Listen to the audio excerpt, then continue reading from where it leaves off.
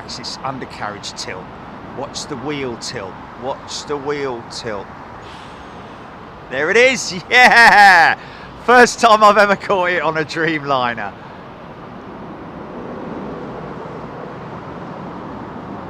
Yes. Happy Sunday, folks. American Airlines. Wow, D-rated. About 4,000 feet already. Crazy. Under 1,000. But a very steep climb out. Normally the Dreamliners take a lot of runway. You're going to see a lot more of that today.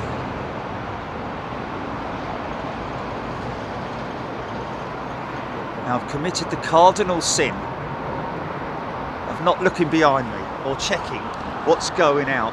Oh, okay.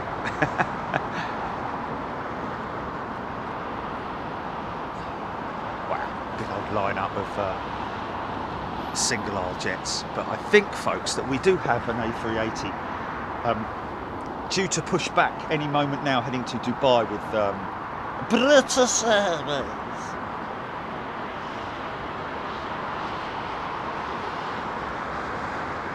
Martin Organ, g'day everyone. Just met a bunch of Aussies down in the reception area, flying back after a international pool competition in Bridlington of all places. Apparently it was great fun, lots of banter, which is what you'd expect. Apparently the English and the Scottish won it or something like that. I think it was a win with the. I said to them, mate, that's all we do, play pool in the boozers. Well, we used to anyway, before they were closed.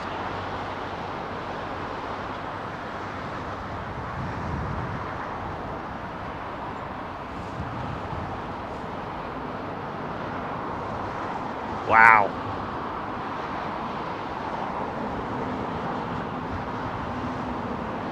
Kind of calm conditions here, folks. Let's just have a look over a couple of CEOs over there. Who knows, they may be destined for returning. They may be, you don't know, do you? You just don't know with these aircraft parked on remote stands. There's another one over there, that's one of their new ones. Or is it? Is that one of the new ones? No, that's that's a CEO as well. Oh, dotting them around all over the airport. Watch the wings flex up on this Dreamliner. Already sort of like 6 or 8 feet flexed.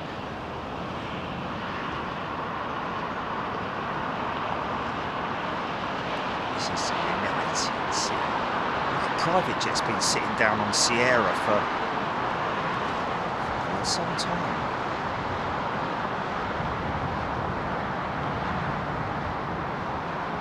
Yeah, love that tilt, man. Love that tilt.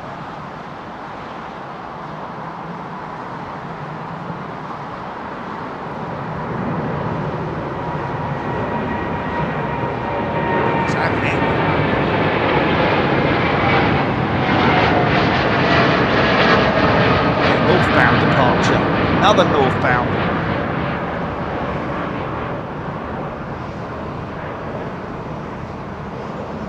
See that flapper on moving there? That's all manual input from the pilot.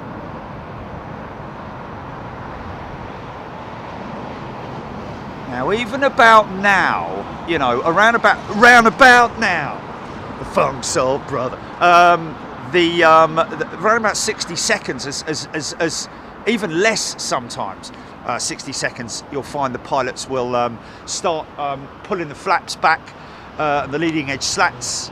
Once they've got that flight nicely configured and they're happy, bang, off it goes into autopilot and away we go. Sit back and monitor. Literally, that's what you got to do, sit back and monitor.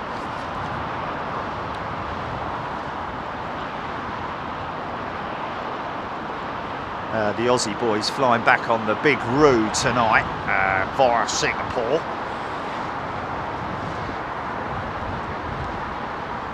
Pliny VC, so someone who's got the Victoria Cross. Wow, that'd be cool, wouldn't it? Guy Gibson VC. Anyone know whose private jet this is? The old boy from JCB. He's got a lot of money, and he's got his logo on the Aston Martins. Talking about that. You can drive the car, Fernando. Yeah. Go on, son. It's quite a low departure. Smoky and all that. Those old IAEs starting to get very old in the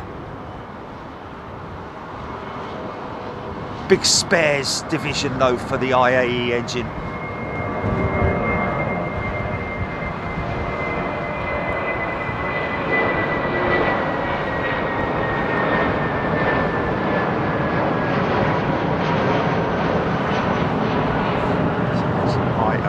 IAE engine, is it? Because it is International Aero Engine. Whose is this then? Who's that? Who's this? Who's that? Oh, say it again.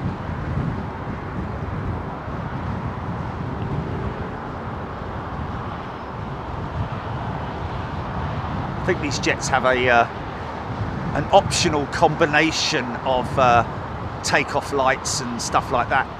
A bit like the old 737s have that flashing light combo option. Look at the wing on that thing, man. You can see why they fly at such high altitude, and wow, look at that. It's gone, mate. So derated. Shh! Wow.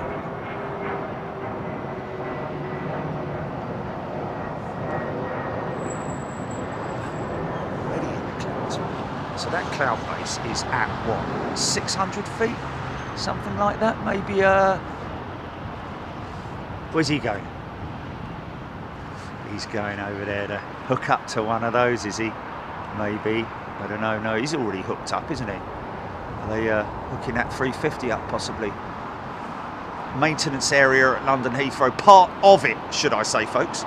Of course, this is British Airways UK hub. The blast wall there for the engine testing. And round the corner from me, out of sight, unfortunately, is a beautiful 777-200 with British Airways. And she is spotless. So she's obviously just had a clean. All very, very, almost like the dog running around shaking itself after it's been in the bath, you know. Chad Hart tuning in from Arizona, abandoned UK. Good afternoon to you. Plane and truck spotting.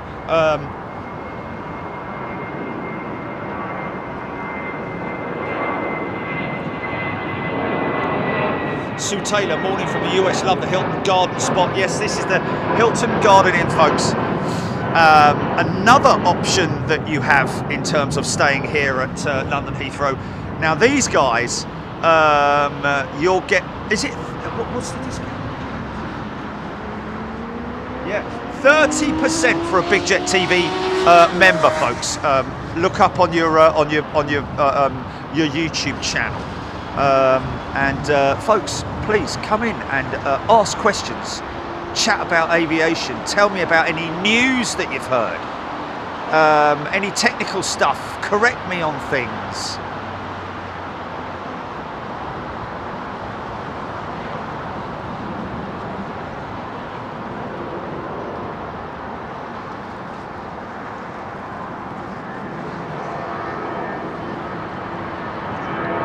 We've got plenty VC, and we've also got Matt Hurley. Welcome back, Matt. Great to see you back here.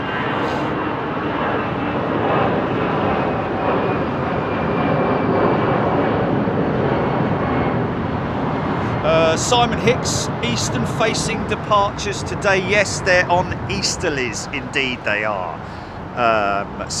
Yes, correct. Niner, runway Niner, as some American pilots may call it. 09 if you're here in the United Kingdom. Big Q, Blair.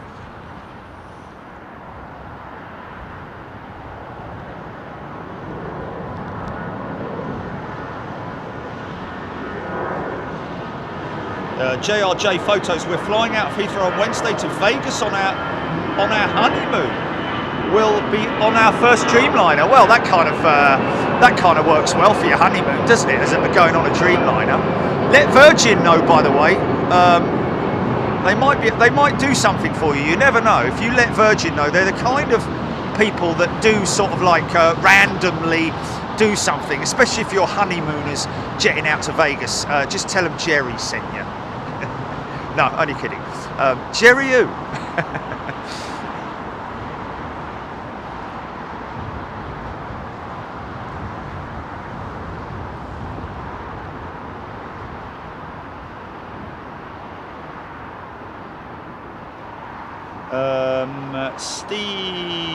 Steve is flying back next Monday, EK 007. He's from India. G'day, Steve. That IAE engine reminds me of the old JT8D in length Chester drawers. Now, you know what Chester drawers? You're absolutely right, because when I first started Big Jet TV, I know what you're saying, but right in the early days, it was difficult for me to distinguish different engine types, because if you look at the A330 CEO engine, it's just a large version, isn't it? The Trent 700. It's like a large version of the IAE. Took me a little bit of a while, because obviously you wouldn't want to bolt a set of Trent 7s to a 320. Nice 767-400. Rake on these things is absolutely incredible.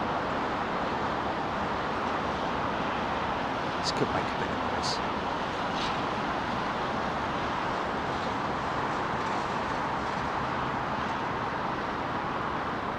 Nope.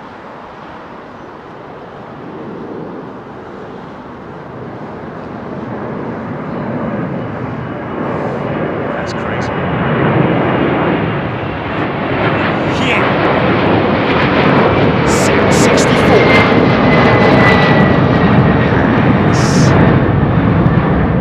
Yeah.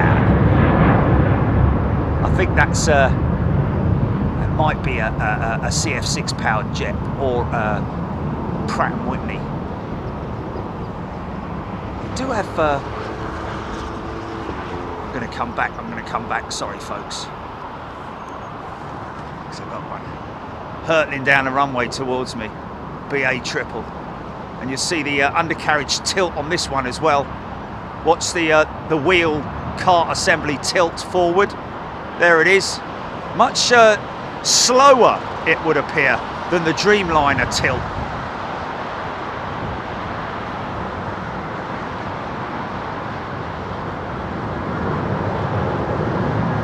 Oh, she's growling, man. Go on, girl. Yeah.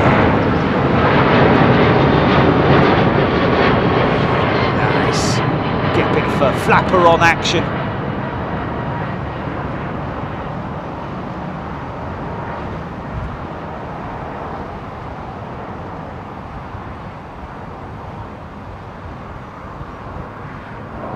That's probably the one that that we've seen before, you know, the one with the cliffs or whatever it is. Well, thank you, everybody. Cliff's making another appearance, okay? Thank you very much. The English Elvis.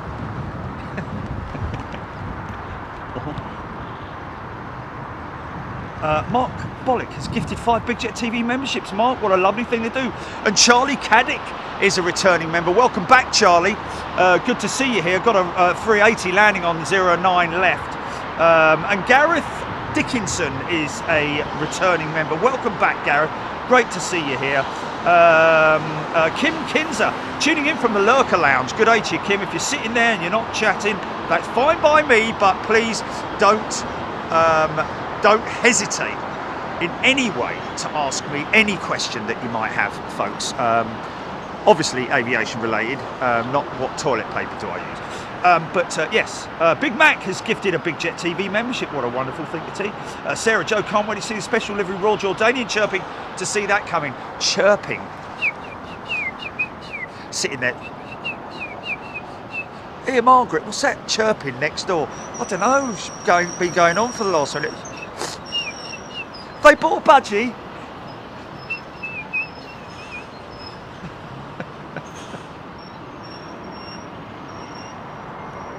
James Beatwell, when you were at Frankfurt, Jerry?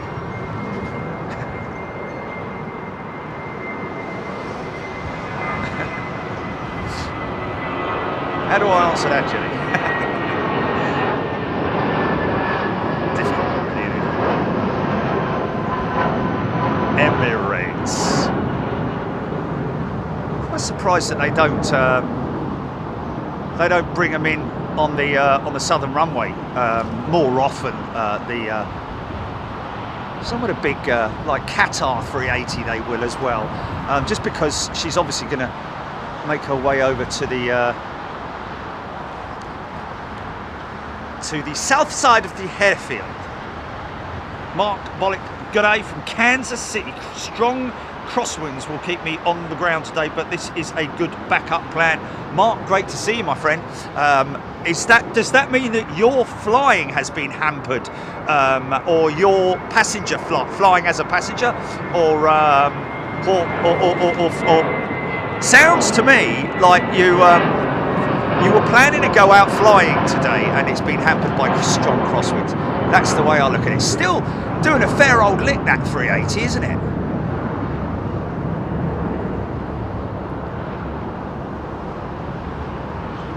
I think that's quite heavy, that aeroplane.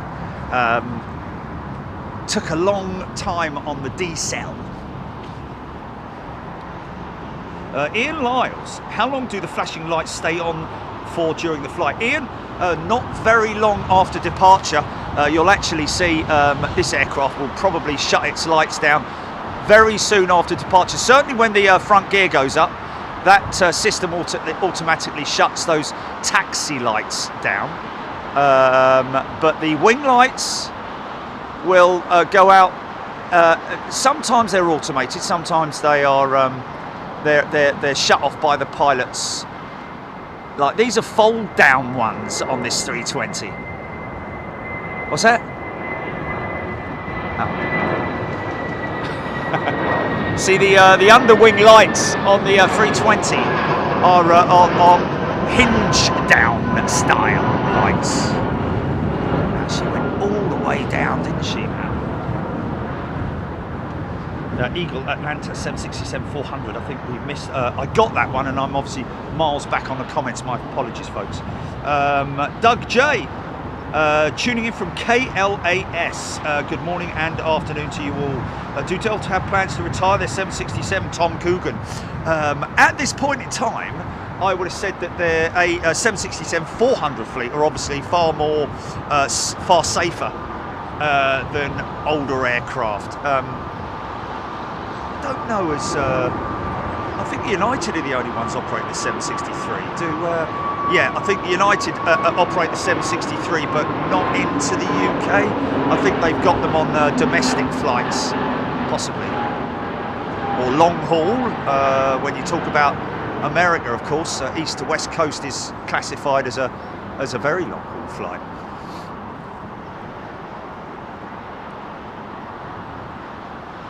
Leighton Killick may be flying out of London Heathrow again in the future. John Sharrett's. New discovery, plasmonic paint. £3 of paint to cover an entire 747. Is that an old April Fool?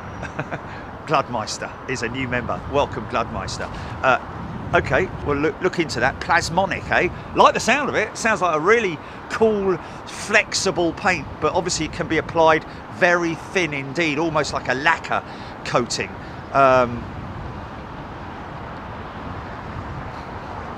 Yeah, there's been talk on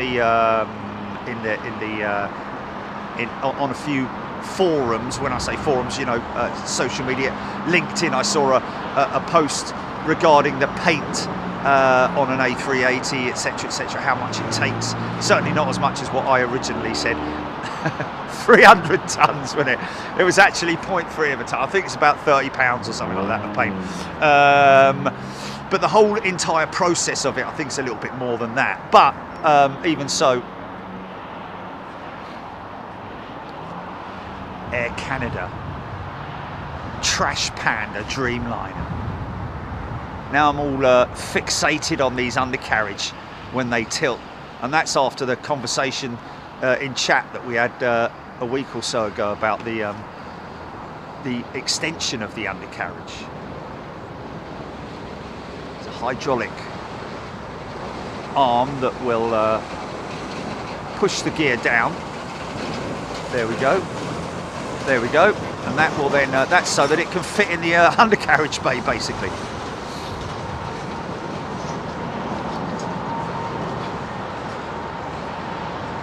So yeah, just getting back to the talking about the lighting.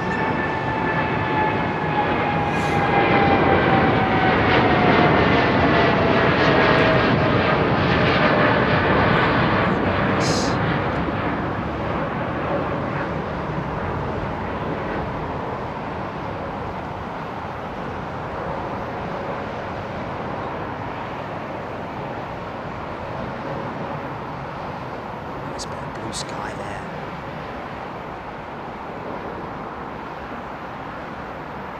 Yeah, liking that.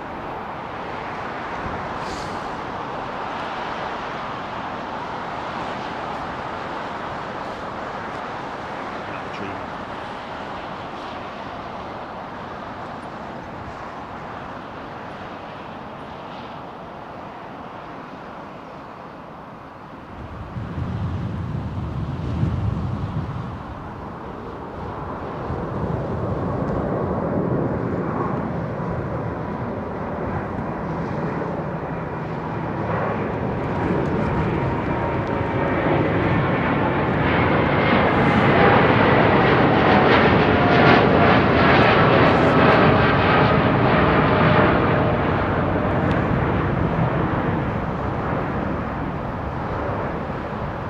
That profile, man. Isn't that amazing, that wing profile?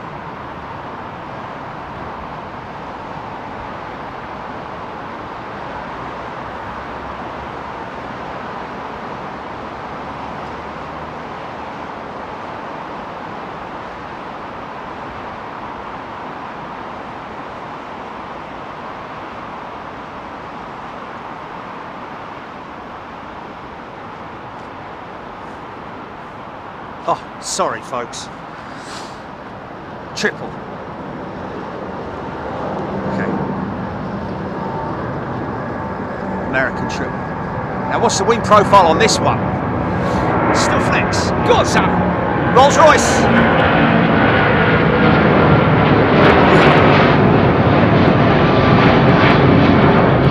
Oh, he's going left. He's going to join the stream north of the airfield.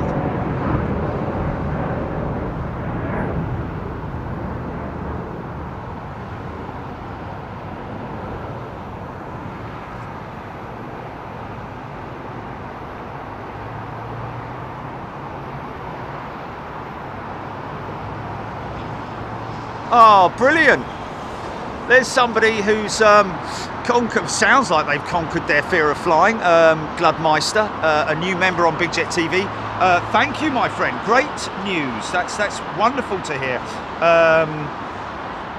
Jerry's just wanted to say a big thank you for your service. I've been suffering from fear of flying my whole life, but watching your shows has helped me more than anything else I've tried. Cheers. Fantastic. Yeah, bottom line is you are very, very safe. Safer than any other form of transport, let's be honest. But obviously not, you know, saying that all other forms of transport are bad, but all I'm saying is statistically, if you look at the number of casualties and so on and so forth, in comparison, which we don't like to talk about, obviously, you know, flying is a very, very safe mode of transport.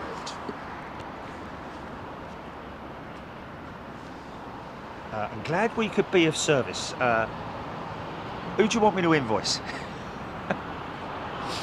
Avro Arrow has gifted a Big Jet TV membership. Thank you, Avro Arrow. Oh, flying a massive Russian-built airplane, Andy B.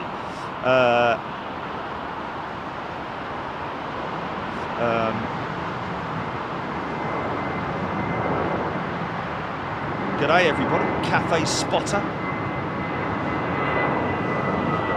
Just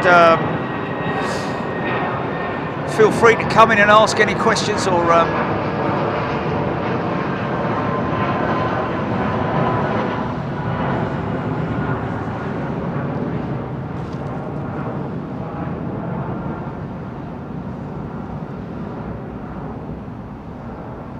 rotate speed around about 160 mile an hour, between 160 and 180 I think it is, 120 to 140 knots depending on weight of the aircraft. It's it or it's it. Okay, got to remember there's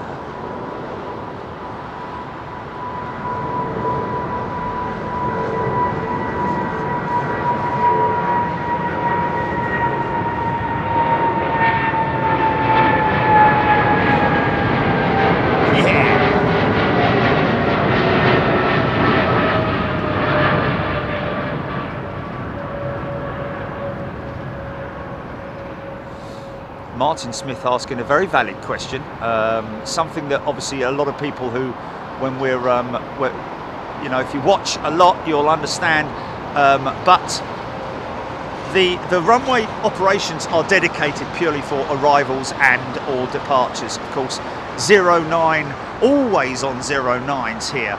It's a little bit complicated, but you kind of have to sort of like know your way around it in terms of like what the regulations are. 09 operations always departing off of this runway and landing on the northern runway, and that is down primarily to the Cranford Agreement. Read all about it. Cranford Agreement. Two men shake hands.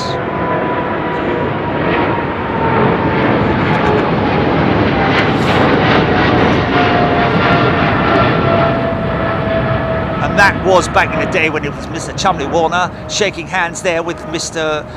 Right Honourable Stephen Smith of the town of Cranford, shaking hands there to agree primarily on future operations here at London Heathrow, where they will be flying large aeroplanes out of this amazing airfield. Here comes one out coming towards us now, is an A380. Sorry, I'll stop that.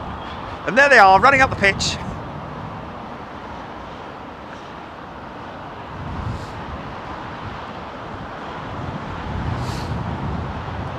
I'm sure if you Google the Cranford Agreement, does that not come up? This is low, mate. Look at this. Go on, son, get up there. This isn't Arthur, is it? Oh, look at those rollers.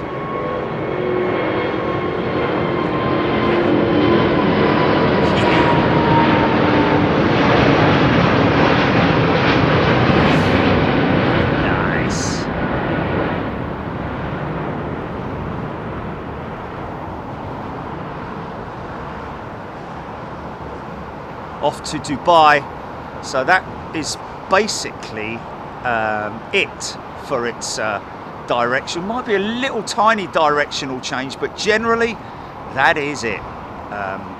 Straight out towards the east. Now I tell you what, got a little one coming out next, so look at that attitude. Oh, here we go. There we go. Might get a bit of floofage on her just before she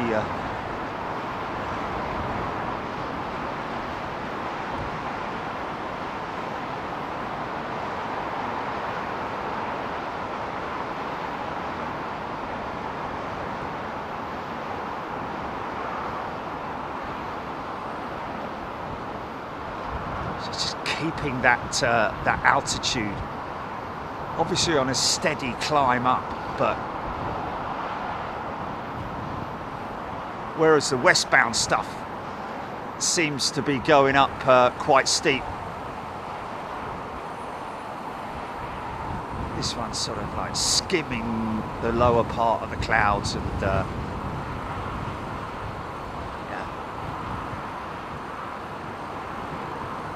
Making a little slight course change. Very small course change.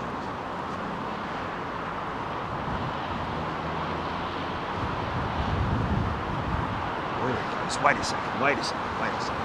There's the climb coming now. Okay. She's gone, isn't she? She's sorry about that. Should have stuck with it, son.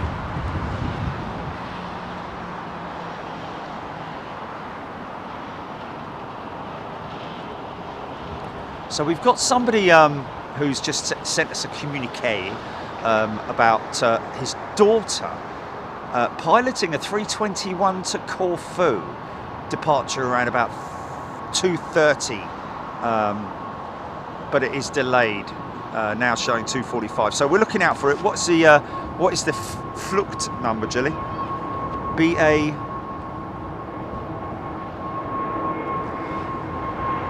Oi, where are you going, mate? Turn around, son. Buzz Flight Yearly is a new member. Welcome, Buzz. Great to see you here. BA648 we're hearing. Malcolm Clinton. What a wonderful thing to do. Thank you, Malcolm. He's gifted 10 Big Jet TV memberships. Please, if you're a new member, folks, if you've been gifted a membership, please come in and say thank you. Tomatime is a new member. Welcome, Tom. Time. Andrew Howard, I'll be at Heathrow next weekend. 4-night stay at the Renaissance. Can't wait. Wow, there we go. And by the way, where we are right now, folks, you can grab yourself a room on the 7th floor. Actually, yeah, it is the 7th floor, right below me. And if you ask for a west-facing room, specifically, I have to say, room 747 is very popular here. I know it sounds crazy, but room 747, and there's room 748 as well. But yeah, great room, great views, and 33% discount, folks. Can you believe it? It's crazy, isn't it?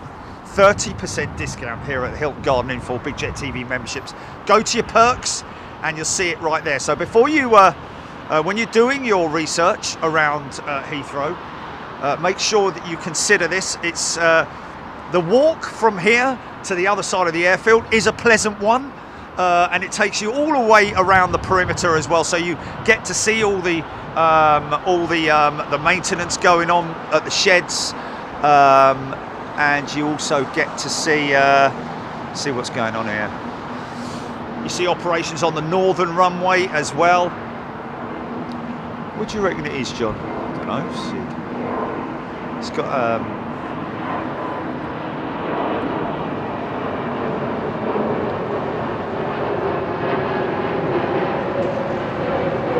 Graham Smith thanking Malcolm for the gifted membership.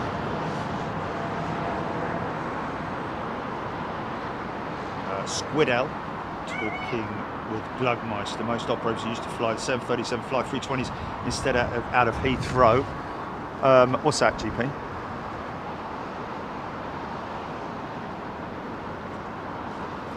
Tomatime, yeah. Tomatime! Can't touch me. Can't touch this.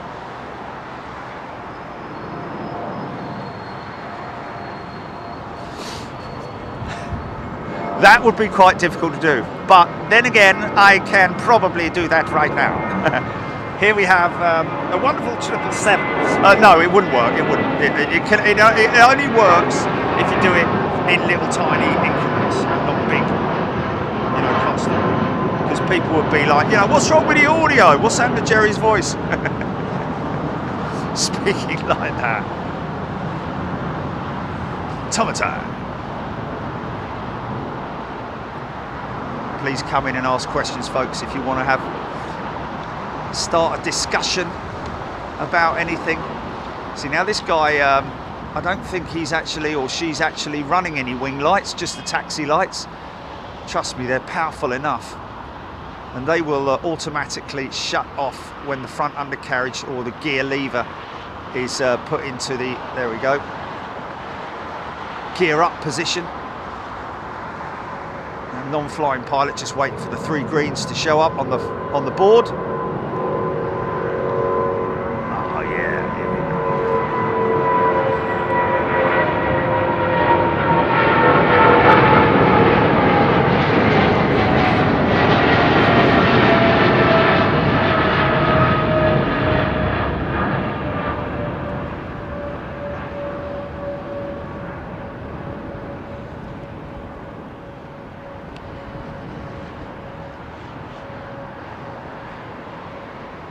Eastbound, may not be eastbound actually, it might be,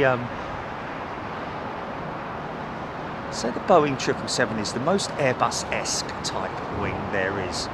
Quite similar to the 350, although the 350 sort of like has more of a straighter edge to the outboard section of the wing. That looks definitely like that's possibly Mumbai or somewhere like that. This big steep climb out for this 350, man. That's a shame you missed that.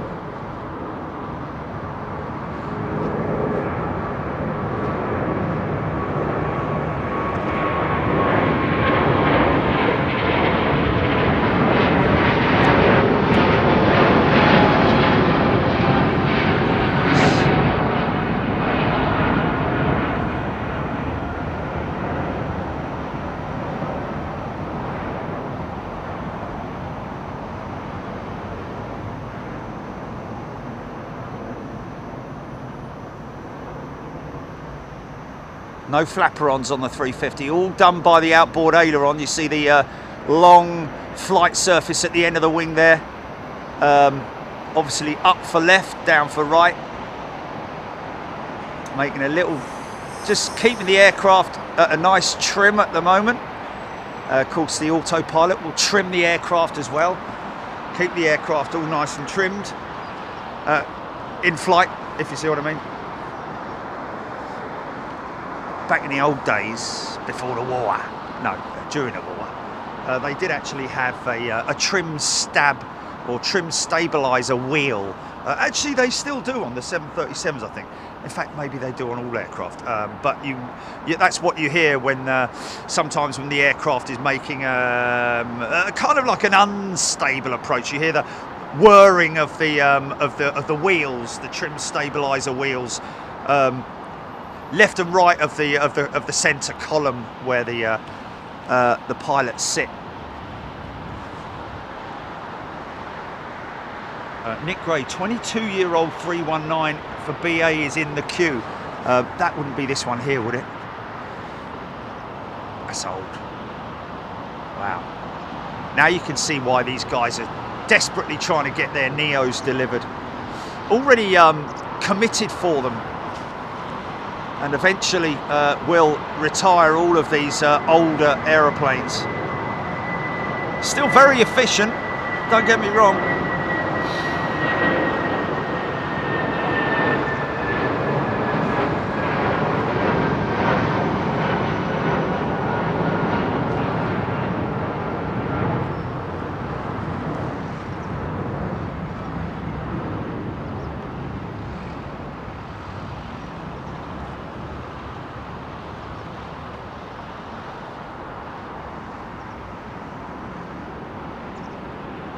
Reg 121, hi Jerry, showing this to my family in central Illinois while taking a break from cleaning up damage from the storms. Yeah, read about that. Hello to everybody out there in Illinois and anywhere else affected, of course, by the storms. Seems it's part of our sort of like, you know, daily lives now that we, you know, I don't know if there's, it's gone beyond the point of being able to, you know, fix it. You know, it's not a quick fix. The only quick fix is to just stop everything. But anyway, whatever. So a very big shout out to you and the family. Hope you're all doing well. JRJ Photo just sent Virgin a polite email asking for a complimentary upgrade for our honeymoon. Well, I don't know if you, well, you know, it's a bit, yeah. I mean, even just mentioning it, looking forward to flying with you on our honeymoon flight to Vegas. they would have probably taken care of it. Asking for an upgrade, bit of a cheeky one, if you know what I mean. But you know, hey, you never know. It's if you don't ask, you don't get. But most definitely just mentioning the fact that you're. I hope you didn't say Jerry said that I get an upgrade. Oi! Brian Stewart. I've been to the Technic Museum Speyer. Technic Museum, or Technic Museum Speyer sounds like a. Certainly sounds like a German museum. Apparently got a 747 outside there on stilts. Interesting story on how they got it there. Yeah, I'd like to look into that. I mean, I think the biggest upheaval in terms of moving an aircraft from one position to another, or to a permanent position, was most definitely the one in Schiphol. The KLM 747 being moved right the way across the runways, the freeways, or a main road complex, that's for sure.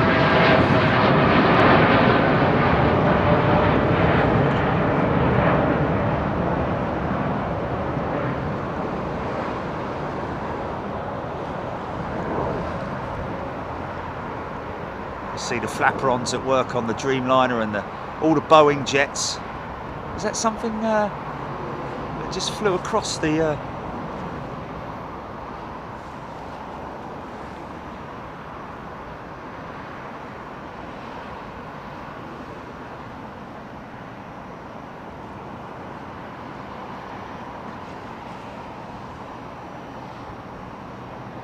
Is he... I don't think he's still not high enough for that cloud base yet, I don't think, maybe.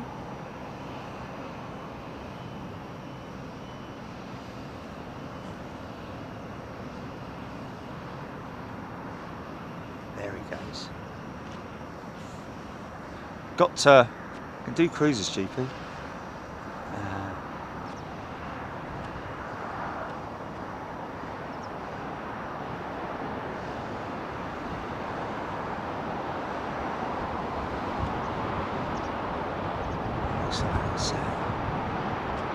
Air Europe A330, not Air Europe. Air Europe. The German airline, the German carrier. Air Europe. Flipping heck, mate. Generation of you in today. Eurowings, yes. Air Europe. Just randomly say it, mate. Just make it up. Make it up. I don't care.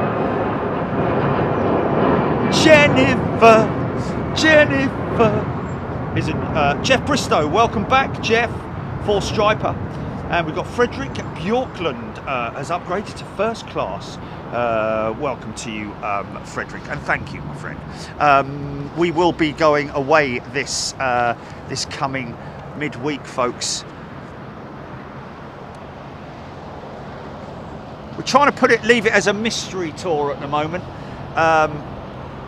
And we will go live when we get there, and then bang, we'll be on. So because what based on all the problems that we're having with British Airways, to be honest with you, and the whole French connection and all that kind of thing, because of the logistics, obviously, of flying down to Toulouse. Yes, we could go from Luton. Yes, we could go from possibly Stansted.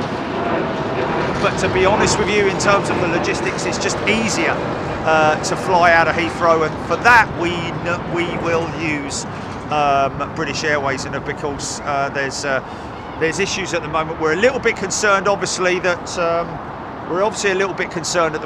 our flight might be cancelled again. So we've decided to postpone the Toulouse trip, but not forever, just for a few weeks or another month or however long it might take. And we're going somewhere else next Wednesday. So, but we're not going to tell you where we're going.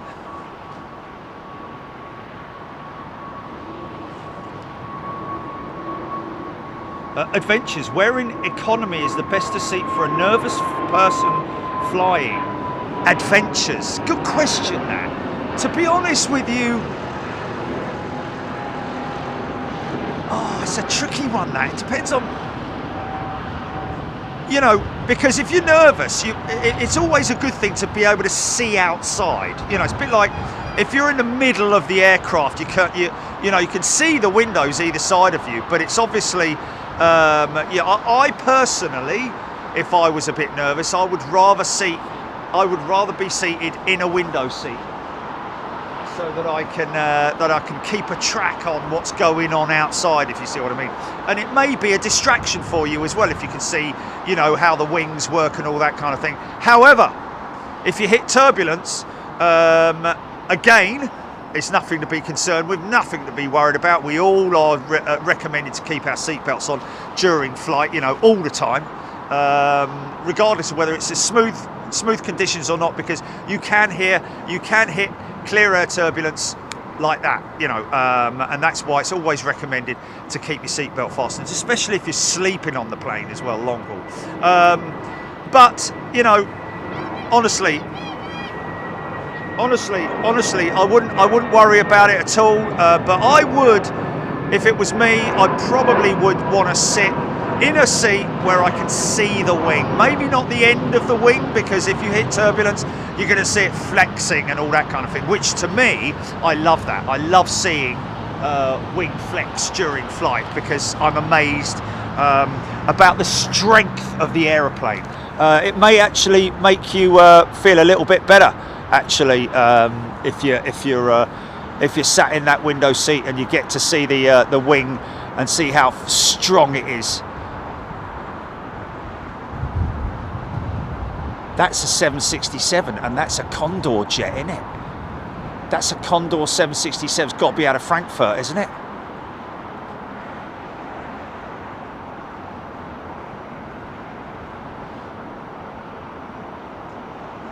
That Condor moment. Puerto Plata. What are they doing? Jennifer. Tim Rotunda, how do you deal with that horrible question? Could you close your shade, please? Yeah, it's a difficult one, that. I mean, obviously, you know, it's what's known as etiquette, to be honest with you. If you're flying at 30, if you're flying over the Atlantic and you're in a left-hand side window seat, then you're going to get battered by the sun all the way across the Atlantic. And so it's always, you know, it's boiling as well when the sun comes through that glass, you know. So I would always close the window shade during a long haul flight.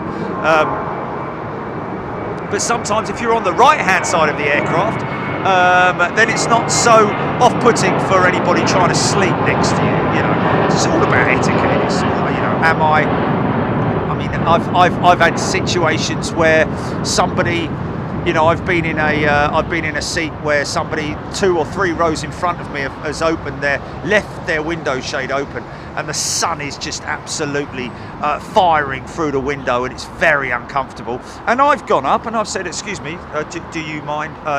Would you mind awfully if you could possibly, a bit like Captain, Wilson from Dad's Army. Excuse me, would you mind awfully?"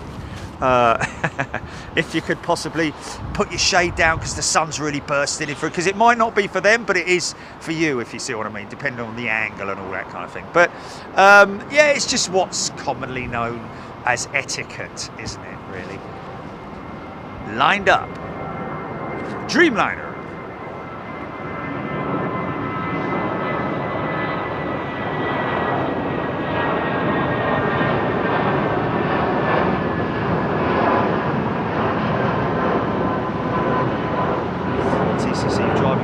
Heathrow on Thursday.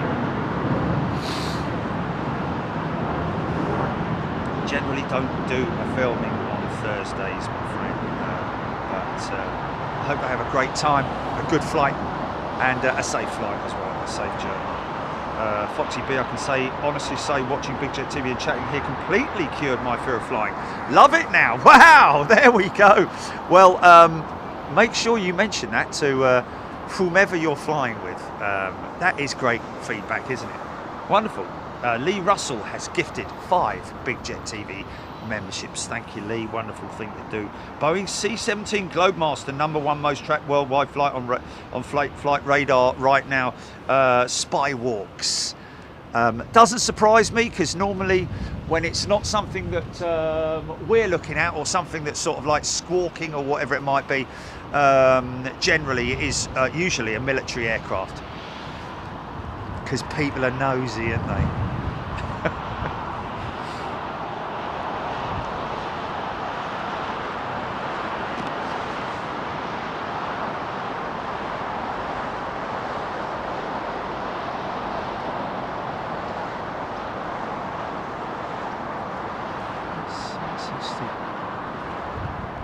Twan Picker saying, I find that seat reclining is normally more inconvenient than the window blind. Well, you know, we've all got the option of doing it. That's why it's there.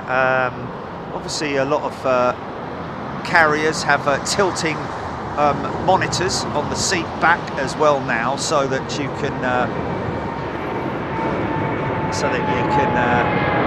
obviously angle the monitor straighter, but you know, really you can't really massively complain about people reclining their seat. We all have the same amount of reclining. I would recommend, though, if you don't like that, I would recommend sitting in an exit row, because then you don't have anyone in front of you, do you? So you can just annoy the person behind you when you recline your seat. That's funny. But yeah, that's what I would recommend. I always like an exit row if I can get one, because then your screen pops out from underneath and you're kind of like very self-sufficient there, rather than obviously having people around you, and it's easier as well to get up and go to the lavatory. If you fancy doing a loo review halfway through the flight.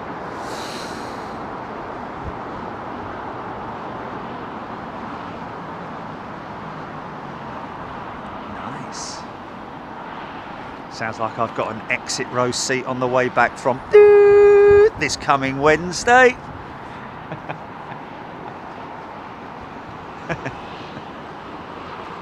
TCC, my great question. Dandy Chickens, good day to you, tuning in from Mississippi. Mississippi.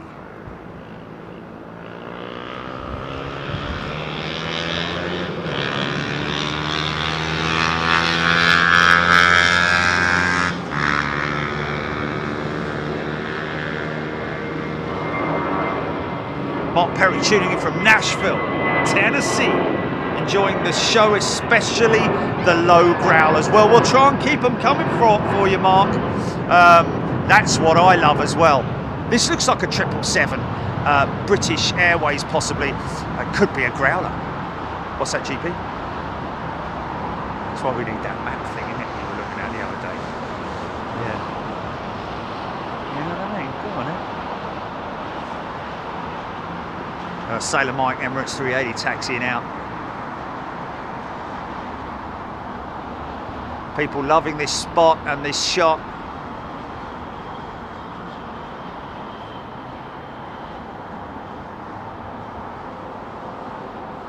This is quite low and all.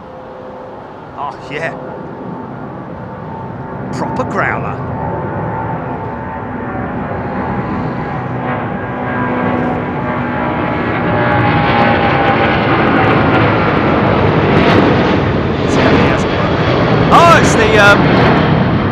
Thingy of Thingy, Festival of Creativity.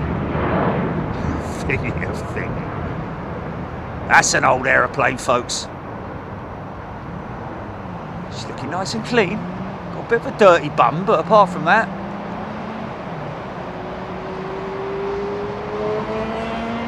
I mean, you've got to appreciate, folks, that these things are built so tough. Number one, you know, you never have, you know, wing failure or a decompression issue in terms of like fuselage cracks and things like that. It's just it's unheard of these days, okay? So you don't have to worry about that. What would be any type of concern would be an engine failure, and then again, you know, these aircraft are all ETOPS. Okay.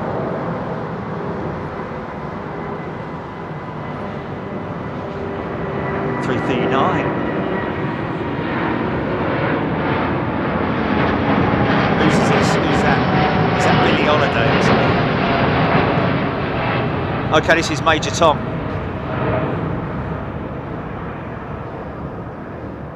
No, it's not. This is Eliza Doolittle. It's a shame it's not Major Tom, because I was going to sing then, but that's the end of that then. Mind you, I'm sure there were songs in Eliza Doolittle, wasn't there? Wasn't that a musical?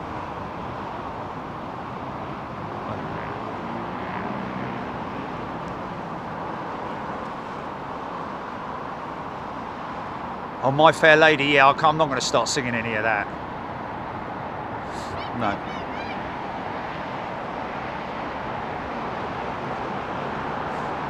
Oh, stand by, sorry. Sorry. This crypto, I had no idea there was a BA380 coming out. Go on, son, get it up there. Look at this gear go up. Look at this gear. 35 tons being pulled right up there. Yeah, go on, girl.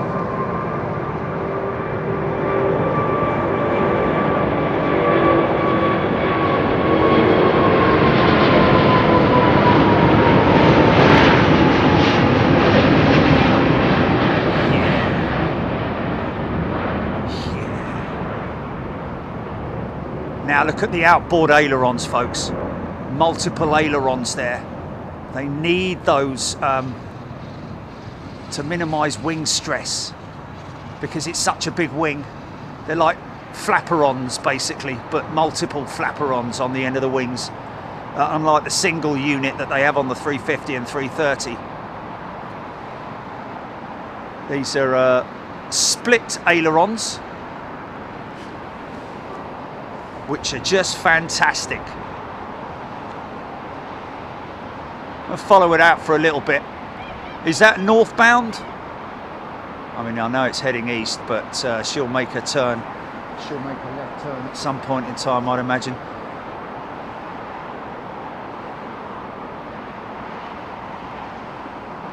Gonna run out of sky before she hits that cloud. Obviously. No, she's going a long way. That could be going out over the top, actually.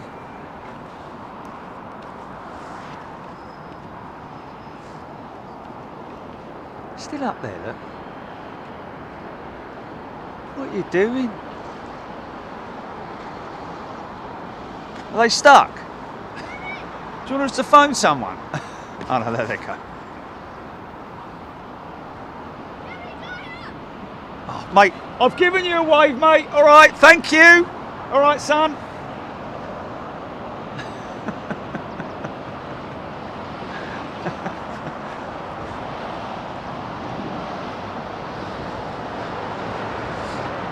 Lose his voice at that rate. Sailor Mike, very light winds today. 020, 7 knots. Oh, I hope it's like that tomorrow.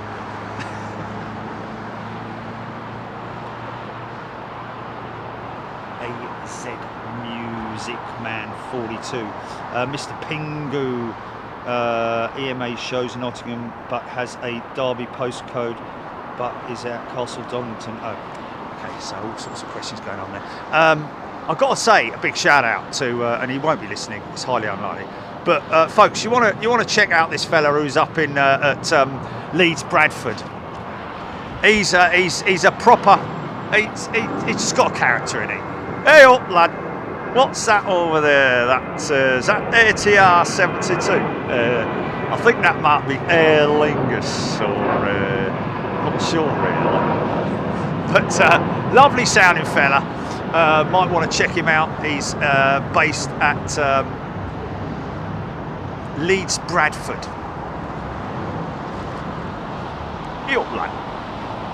Welcome to Planespotting at Leeds Bradford. Leslie Thomas, good day to you. Tuning in from down under, good day. Looks like a beautiful day. Well, it is a good day. It's a decent day, but you've got to be wrapped up. You've got to be honest with you. It's quite nippy.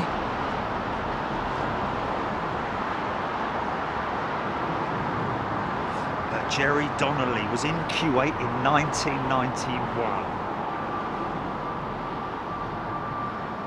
Paul B08, any landings today? Jerry Frederick asking. Only what we can see on the northern runway, Frederick. 09 left arrivals. This runway is purely dedicated for departures. This is the Niners 09 right departures. Always when they're on easterlies, they will always have these operations. Always out of the right-hand runway or southerly runway, and in on the northern runway, the left-hand runway. This looks like a GE powered 300. Watch the undercarriage tilt. Watch this, already done.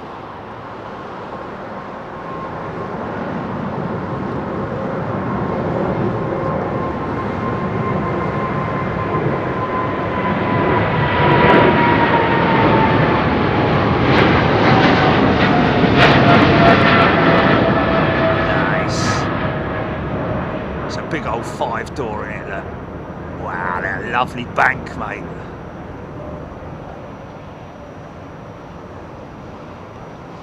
Engine's powered down already.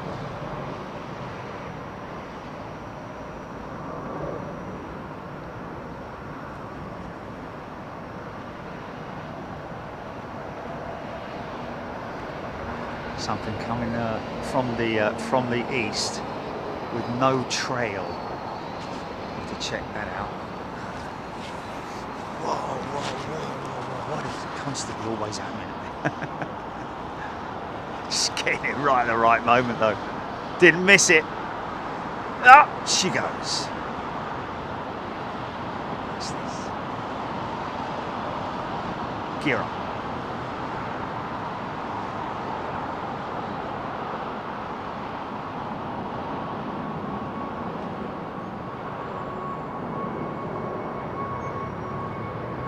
Until this is nice.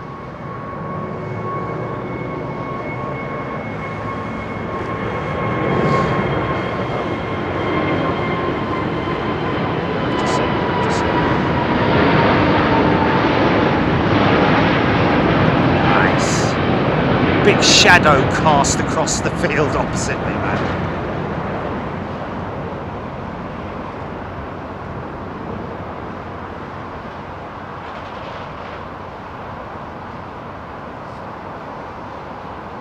See those elevators just feathering the climb, just maintaining a nice smooth ascent.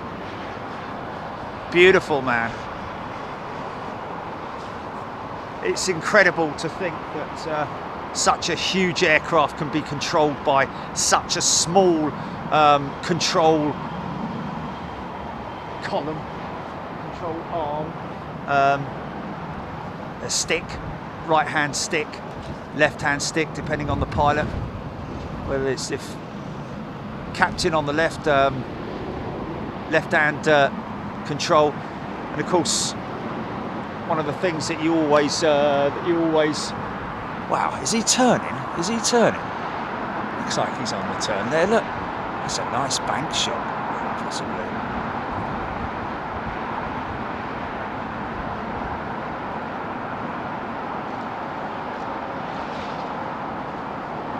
Is that Sky Cargo?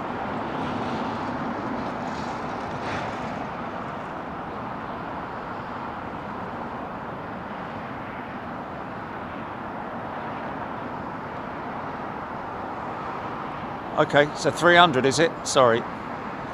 Birmingham to Dubai. From the West Midlands.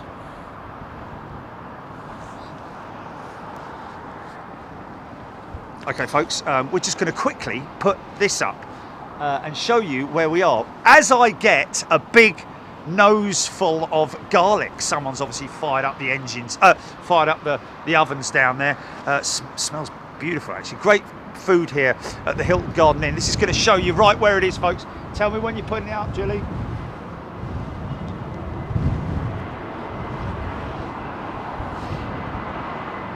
Now, I don't know.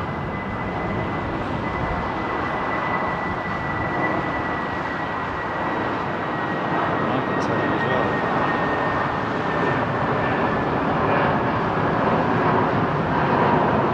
well. Okay, so there we are, folks. That shows you exactly where we are on the eastern end of the airfield. Right next to Hatton Cross, very easy to get here. Okay, take it off now, GP. Oh, okay. Oh, okay. Yeah, we're just giving you a geographical location as to our whereabouts. So there's no point in me filming anything at the moment, is it?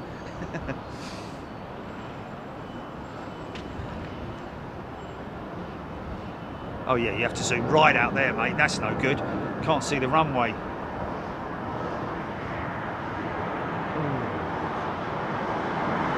Yeah.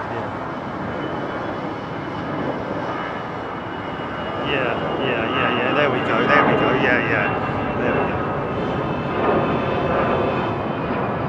go. Terry G garlic powered engine. Dracula has arrived. Yes, it is, kind of. Yeah. The paddock is very close by, folks. Not very far at all. A short walk, shall we say.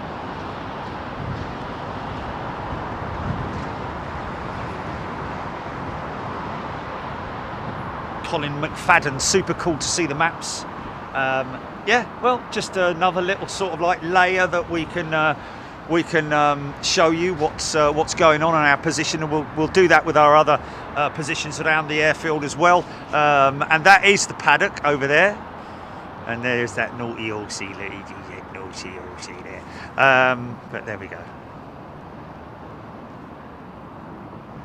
What's that coming out of? Air France 220, nice. I think we're done with the old CEOs with Air France now, aren't we? I think they feel a little bit embarrassed bringing their older jets in. Screaming Emus in the chat, good day to you. Checking before brunch, Nick Gray. Did you see 3 cafes parked up? David Kavanagh, yes. Well, I can see 2 at this stage. There might be another one at another gate. But yeah, just to confirm our sort of like, you know, the airport operations is always, this aircraft is heading in an easterly direction.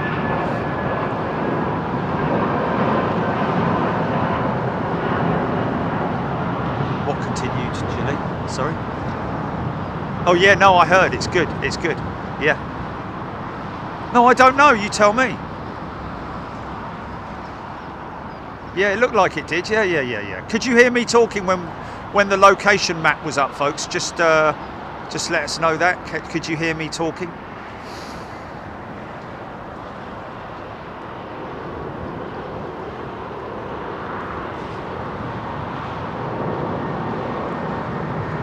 I don't think it just went dead. I think it would sound terrible if it went dead, mate. People would have said something. Yeah, the map looks good, but I can't hear you.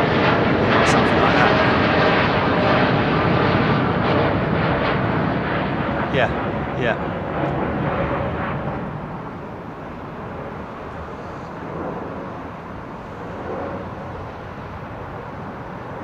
Bank angle. Might have just got that. Awesome. Oh, that's pretty cool. Hello. What's that? What's that?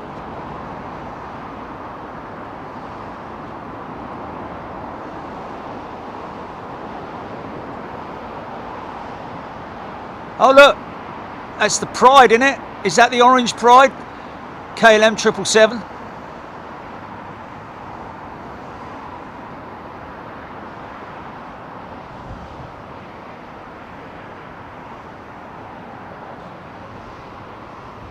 Quite a rare jet, that, folks, because they only have one in the fleet.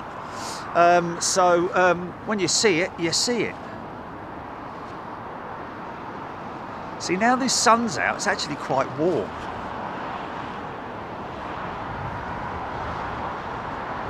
Thank you, Jim Barrel. Early birdie, I hear you always talking, even in my sleep. Tony could hear us all the way from Australia. G'day.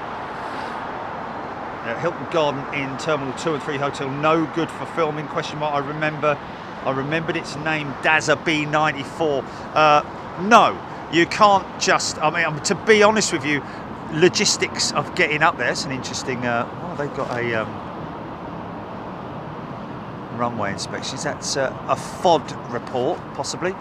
Yeah, Terminal 2 and 3, the Hilton Garden Inn there. First of all, it's absolutely imperative that you're a resident, and to be honest with you, it's the same here. You can't just come up and film from a room without obviously paying for the room, for the privilege.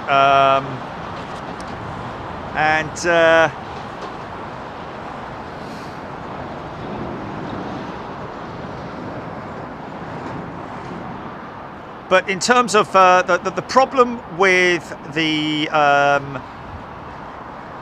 upper deck up there, first of all, we have sort of like been in touch with those folks over there, and to be honest, they're just not interested.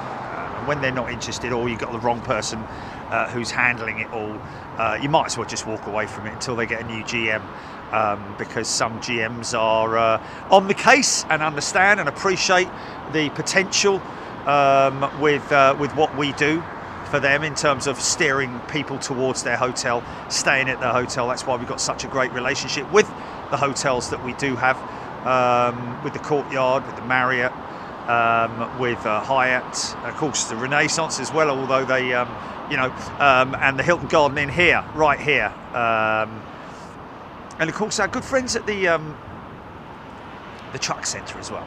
But really shouldn't be talking about other hotels. This is a great place to stay, folks.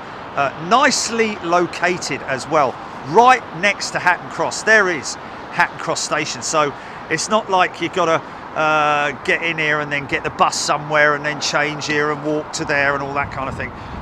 This is a great place to stay with amazing views. Whether they are on 27s or 09s, it really doesn't matter. It don't matter to me.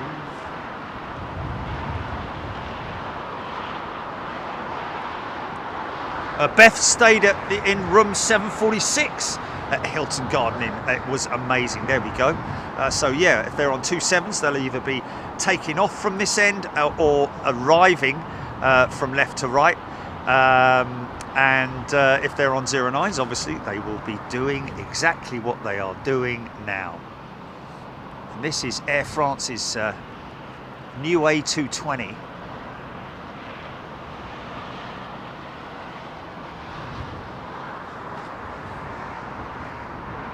Surprised that that's quite a long run.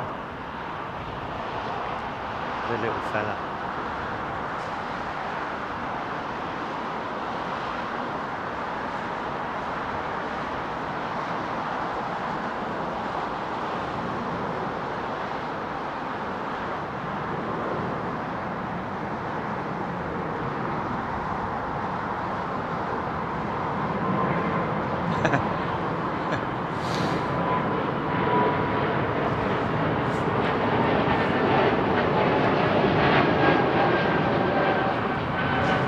The Air France.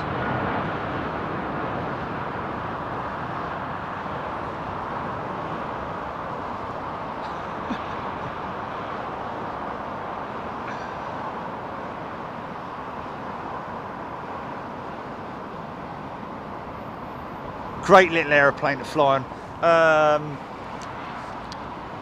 Oh, that's a 737 with a long run in it.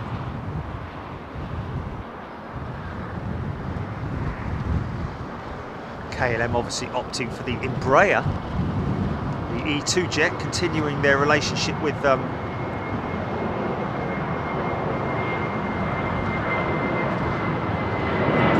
This is 737NG. Wheel covers over the hubs to protect them from the elements, because they're exposed undercarriage on the 737. So much so, the reason being is because they couldn't put undercarriage doors on the 737 because it would actually interfere with the, well, it'd be just too low, and would drag on the runway, or at least interfere They've got little doors on them, but they're fixed doors that are on the that are actually fixed to the undercarriage strut assembly, partial doors, if you know what I mean, protecting the upper section of the undercarriage, but the lower section, just the wheel itself, which, to be honest with you, the hub assembly and all that, it's kind of covered over or protected with the wheel covers.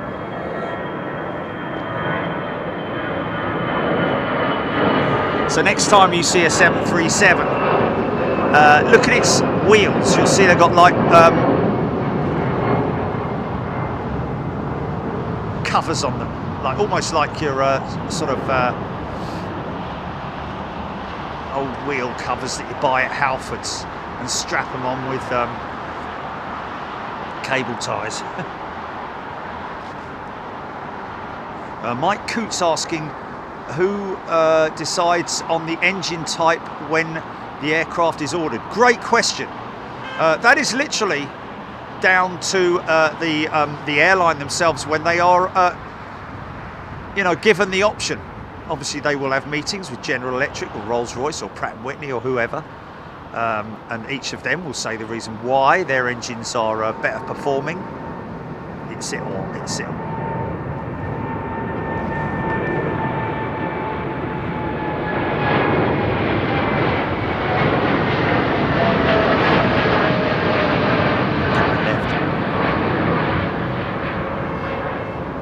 Now.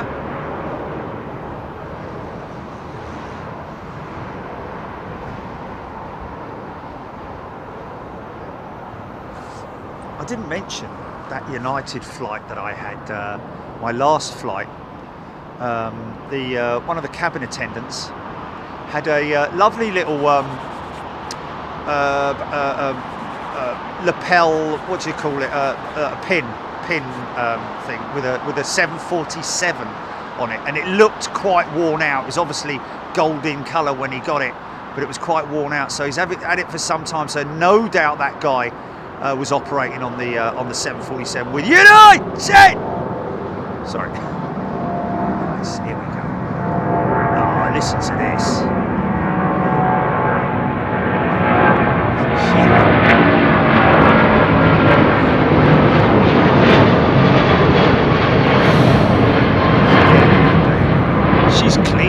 Wow, that's a clean aeroplane. I don't suppose that's the one that's that I saw parked up at, because that's a very clean aeroplane, isn't it? Is that possibly the one that I saw parked up at the maintenance sheds just to my left?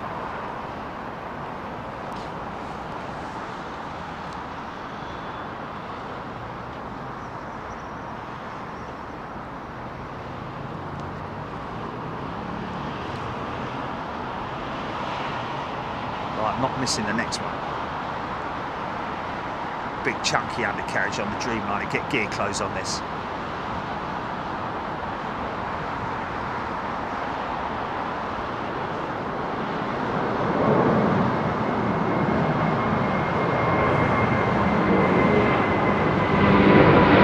Yeah!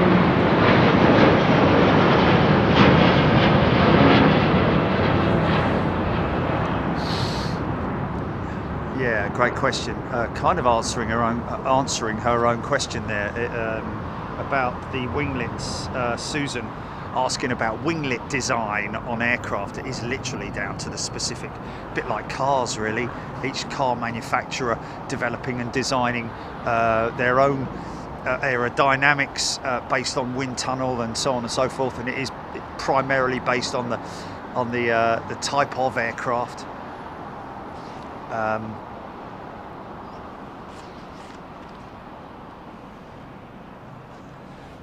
Basically, the best type will clean up the best in terms of drag. The fly just went straight in my bleeding face. Flew into it at full pelt.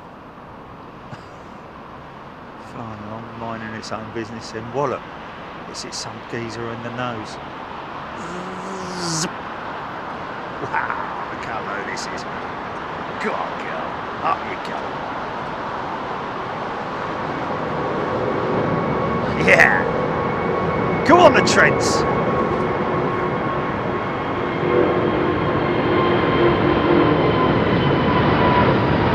Yeah. I wish I could film that shadow, man.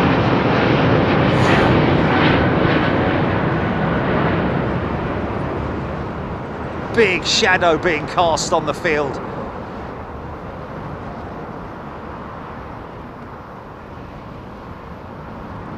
See the elevators still being used there, very slight,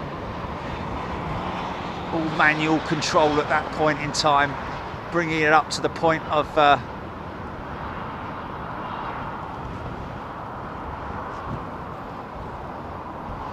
who's that? What's that?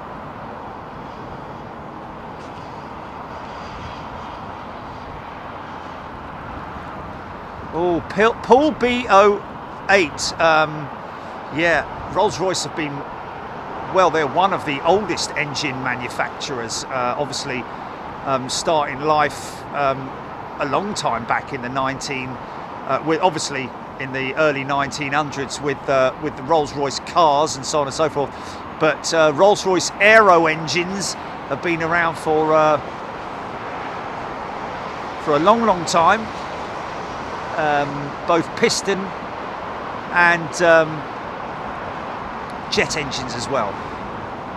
Don't think they ever had a maybe they did in the very early stages, had an air-cooled engine, but most of their engines, piston engines, were all water-cooled.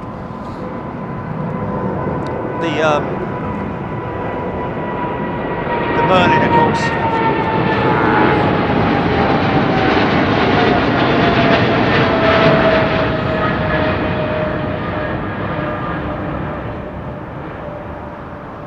Yeah, but nothing majorly sort of like, you know, oh my God, you know, like, yeah, but that, a lot of people, when they talk about aborted takeoffs, they talk about, like, you know, an engine failure when they're just about to take off, or one that's happened when it's taken off and they've had to, you know, circumnavigate their way back around again. The only aborted takeoffs that we filmed have been literally where the aircraft has rolled off the runway very early and gone back for whatever reason it may be. But in terms of engine failure, only that one 757 at Manchester that we caught many moons ago. Was it that day that there was that aircraft with the stuck undercarriage as well, the nose gear that was stuck? It's crazy, wasn't it? Both on the same day, man. Yeah.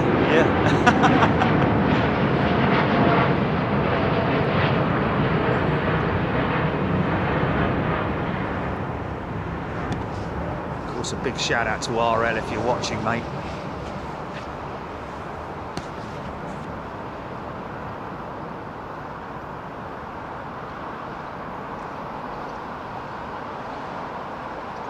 And also to all the folks who write in. Many people are sending in their sticker free, their self-addressed envelopes for their free sticker. Latest batch went out the other day, so whomever you are, you should receive them quite soon. 330, nice. This is Delta 330. Wow. 339. Is it? Yeah, it is.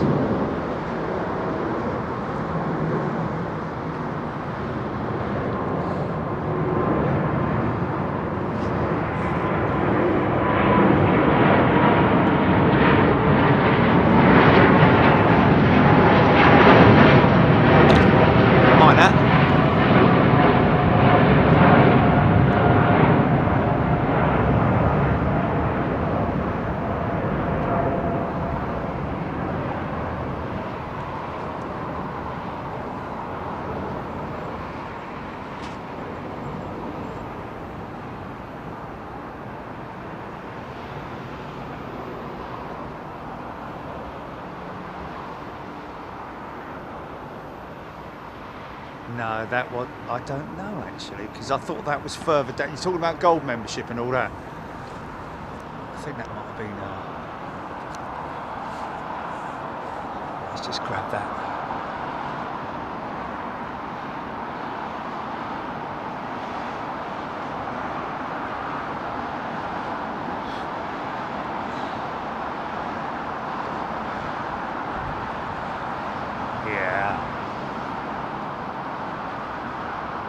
Looks 350-esque that to me, but I can't see properly because I've got quite a lot of glare coming in from the sun, but that wing just looks a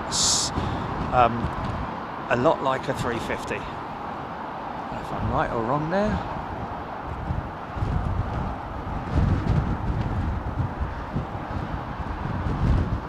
Got a high-flying bird trying to get a look in and all. It's not old matey. Oh, was it? Oh, he's been taxiing around a bit, hasn't he?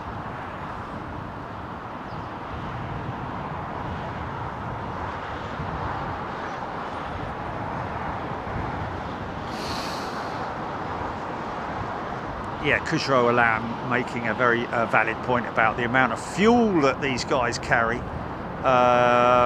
They will calculate their required fuel load prior to departure based on the weights and balance and all that kind of stuff, and bearing in mind that they will allow contingency fuel, as it's known, for diversions and stuff like that. So they always carry enough fuel for them to operate in the case of either a diversion or an extensive holding pattern, a bit like what we had with Virgin Atlantic with that 350 a few weeks back. Crazy amount of holding. 40 minutes, I think we were in the hold, maybe even more than that.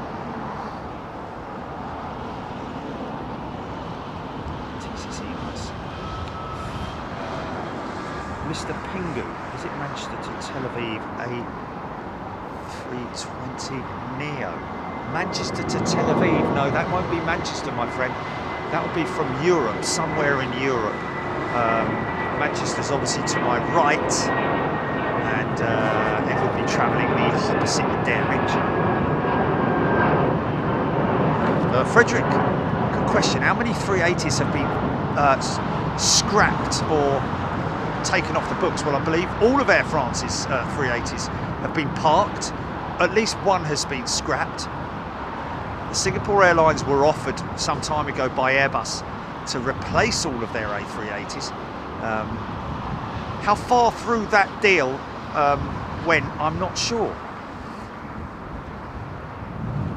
I think that was at the time when they were planning the modified A380.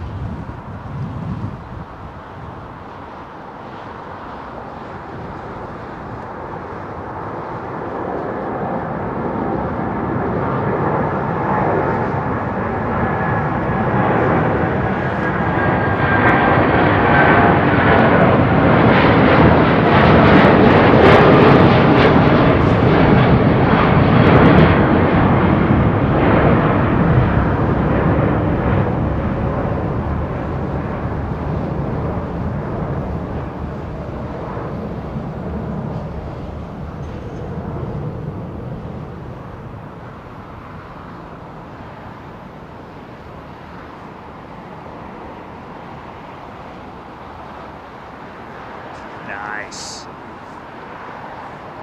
Qatar 380 making its way out, crossing the active runway, coming out as well.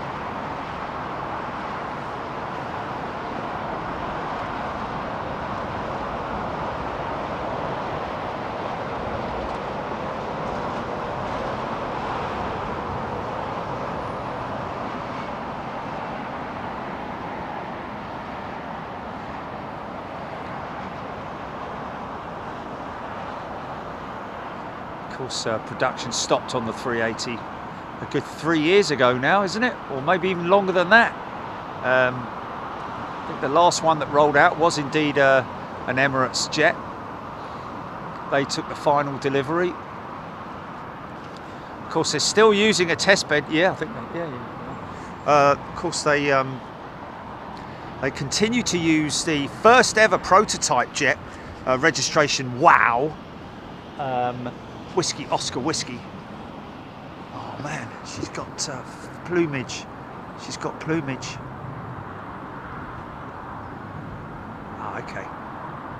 Whatever altitude that's at now. It's passing through a friction layer. Yeah. In the clear as well, man. Oh, look! Good, son!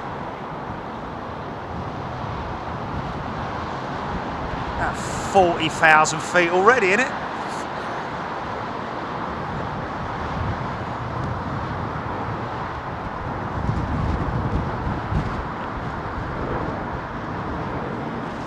ATR.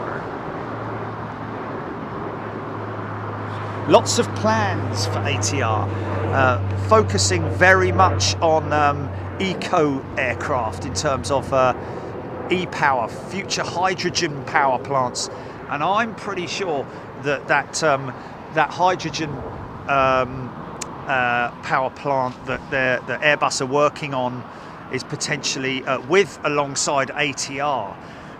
Because that is the plan, and I do know that in New Zealand apparently they are building an all hydrogen airport, believe it or not, obviously for regional aircraft, but amazing, isn't it, to think that in our time there will be regional aircraft that you'll be able to jump on and fly that are powered by hydrogen.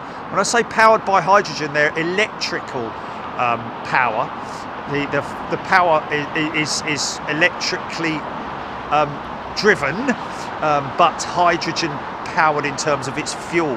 Hydrogen and air mixed together create electricity. The cleanest option for powering an aircraft that's currently out there at the moment. Obviously, sustainable aviation fuel, yes, most definitely an option.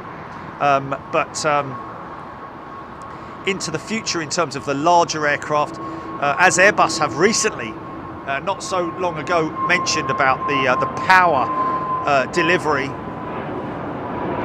with bigger aircraft, it's going to be a long way off into the future before we see any kind of electrically powered large aircraft or long haul flights. Now that will be a combination of the two, where you have sustainable aviation fuel powering the combustion part of the aircraft, the combustion engine, and then once they are at cruise altitude they can then switch to the electrically powered slash hydrogen powered engine, or part of the engine. So it will be sort of like your hybrid car now, where you'll have a switch over, and that's something that's not too far off into the future, I don't think. Lucky folks down at the Esso garage being greeted with the sight of that 330 taxiing down Sierra. Aaron Flood is a returning member. Welcome back, Aaron. Good to see you here. Hope everybody's doing well, having a good Sunday. Aaron Flood, can't wait. ATR will arrive in Microsoft Flight Simulator next month. Wow. Screaming Amy, I was recently talking to a chemical engineer and she was like, hydrogen, yeah, no. Why would you say that? It makes perfect sense when you understand how it operates. Quite simply, instead of having fuel cells that carry fuel, you have fuel cells that carry hydrogen. And that hydrogen is then mixed with air, which then converts into electricity, which then powers the engines. Chemical engineer, maybe that chemical engineer didn't quite understand the full equation, or whatever it is you call it, because I'm sure Airbus probably know a little bit more than her, or Airbus's chemical engineers. It's not really chemicals though, is it? It's hydrogen. Well, I guess that's in chemistry, isn't it? But it's electricity that's created to power the motors, and we all know how powerful and responsive and how much torque an electric motor can deliver. So once that technology is introduced, I really don't understand why TCC is hydrogen going to be stored in some kind of liquid form. I don't really know. I mean, it's tanks, isn't it? So it's a gas, isn't it? Hydrogen's a gas, isn't it? So therefore, it will be. I don't know exactly what obviously be stored in tanks. But is there a liquid form of hydrogen? It's obviously denser. Therefore. Jeremy Smith, sorry, but hydrogen is just not practical in the long term. Jeremy, I'm listening. Tell me why. Tell me why. Why is that? When I have read out that in past about the hydrogen power option, it always makes perfect sense. I wasn't 100% sure on exactly what the conversion was from hydrogen. I didn't realise that it was actually to electricity, but it makes perfect sense. And yeah, I mean, please, let's have a discussion. That's what this is all about. If you're saying that, then where have you read that? Is that just a bloke down the pub? No, that'll never work, mate. No. Got to use 4-star. But yeah, I'm all ears. Literally.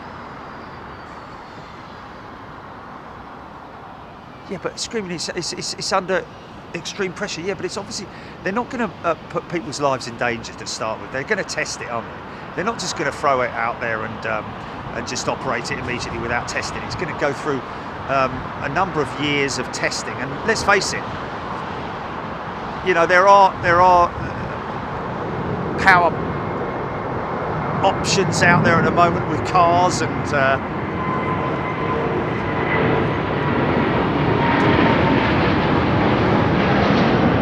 I mean, this thing you're looking at right now has got batteries, big batteries in it, lots of weight with batteries because it's so much of it is electrically powered.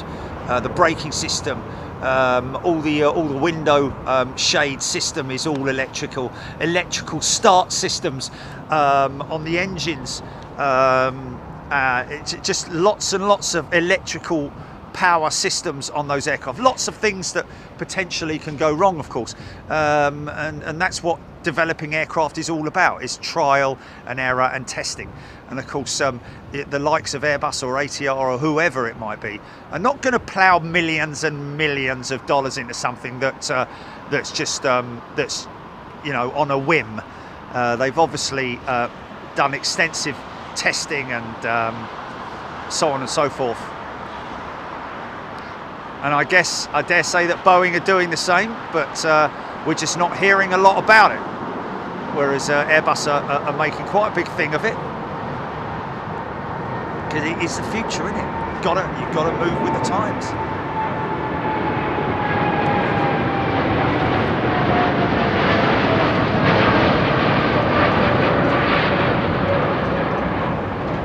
Beautiful livery, isn't it?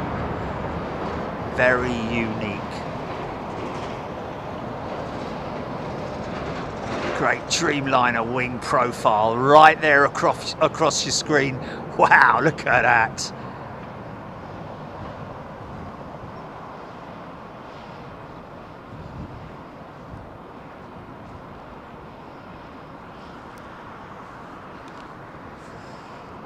Beautiful.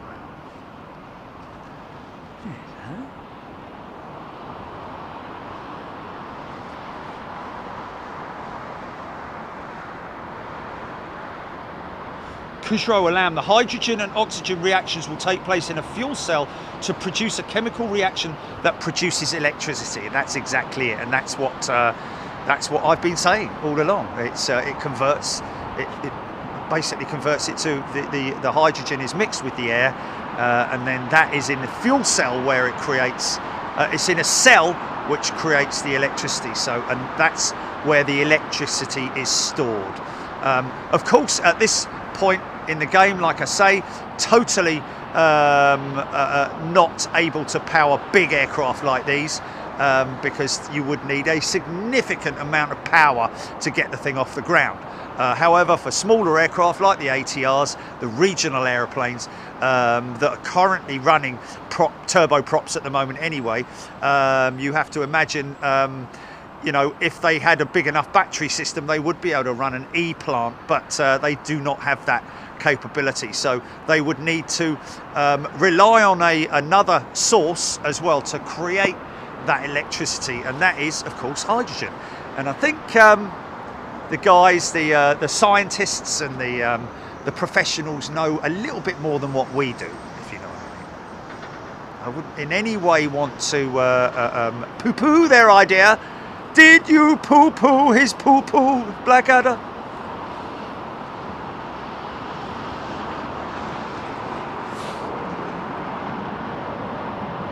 And of course the poo-poo was poo-pooed.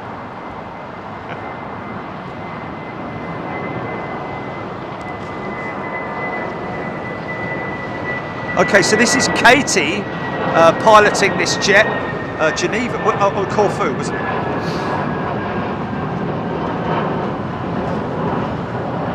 Travel spotter. Status of BA143. Oh, is that this one going out now? Okay, BA648, folks. Got an email from their, from her father, was it? Her mum, dad, or parents?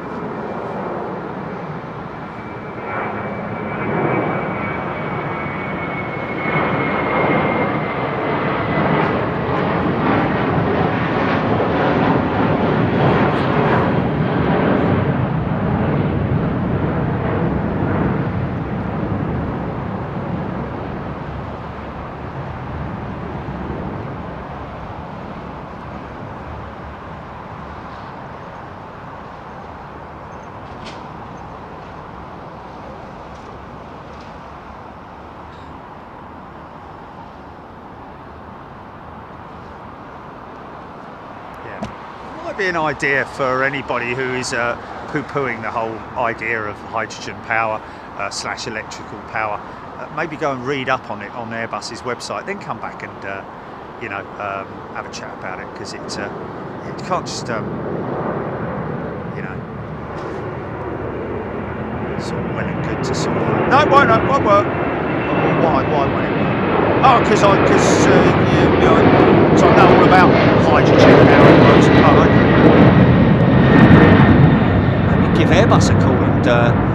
Maybe give Airbus a call and tell them that you know more than them, and then maybe you could you know, get a job with them or something. If you're maybe they've missed something. I don't know. Maybe they spent too much money on Professor Yaffle. Yeah. Lovely 767. 300 with winglets, as it says on your ticket when you buy it. Richard Rosania tuning in from New Jersey. Hey! Melody Challenger was hydrogen. Oh, we're not just this. It's obviously, we're not talking about a rocket. Okay. Oh, hello, RTO. There's an RTO right there, folks. That is what is commonly known as a rejected takeoff, or a, you know, a failed takeoff, whichever way you want to describe it. But that aircraft, for some reason, has reached either of a certain velocity, or just she has they're not ready with her just yet. Now she's got to go right to the back of the queue, haven't they?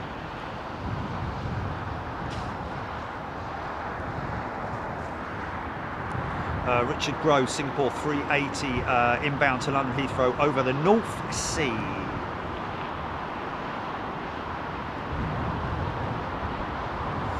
James Wertel, I worked with hydrogen for years in electrical generation. It's impossible to seal hydrogen 100%. Okay, well, again, I'm sure they may have improved that, James. I don't know. Maybe they've improved that the sealing of it. Certainly worked on in a lot of rocket-powered situations, has it not? And it's but when you say 100%, does it need venting? Is what you're saying potentially, which is really not a problem. But I'm sure that over years they will improve the efficiency of storage and so on and so forth. Maybe when they originally discussed the idea of using hydrogen, maybe some of their engineers and specialists were like, no, you can't seal it properly. So they said, right, well, we'll have to find a way to seal it properly. But like Screaming Emu says, it's under immense pressure. Okay, fair enough. I accept that. But isn't the fuselage under immense pressure? And that's all about sealing it.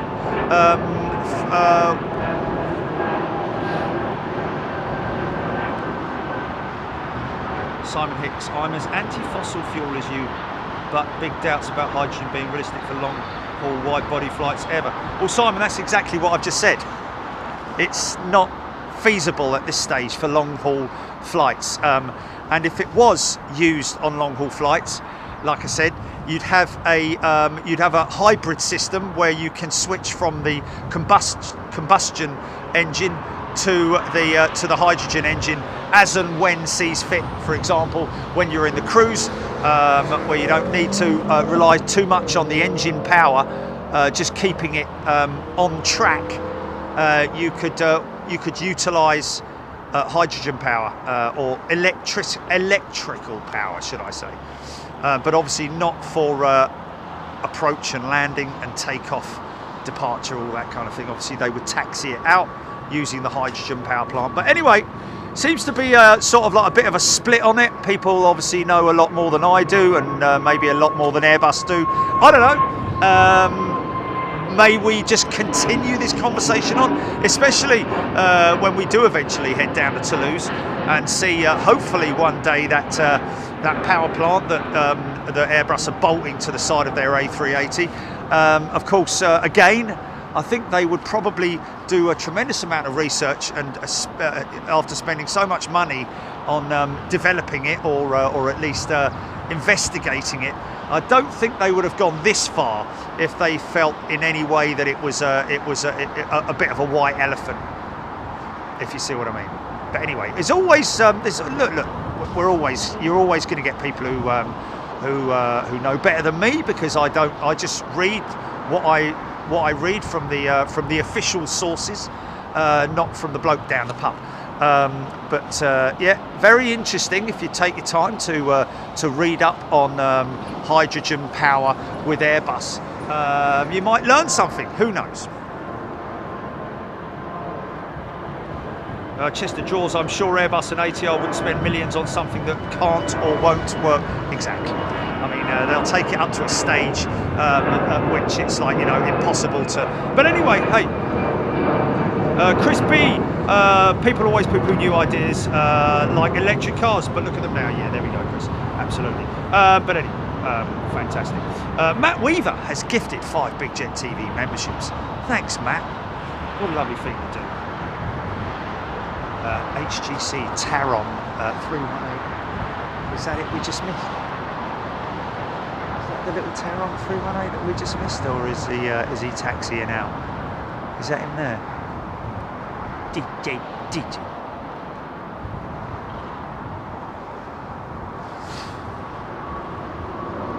Gary Lyon, we will indeed have to see what happens in the future, and whoever's poo-pooing the idea, then fair enough.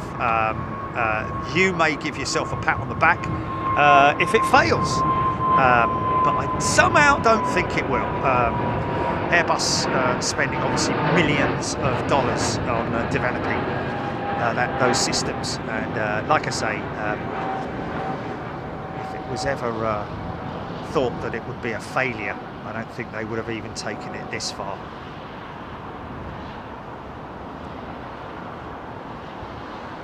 And anybody out there who has worked in the industry before, or currently works in the industry, I fully appreciate and take on what you're saying. Again, I would say, however, there may be something that you may have missed, and maybe look at the plans that Airbus have in terms of the hydrogen power plants, rather than just poo-pooing it straight away. Just go and have a little read of it, and then come back and say, you know, this, what they're saying here won't work for this reason.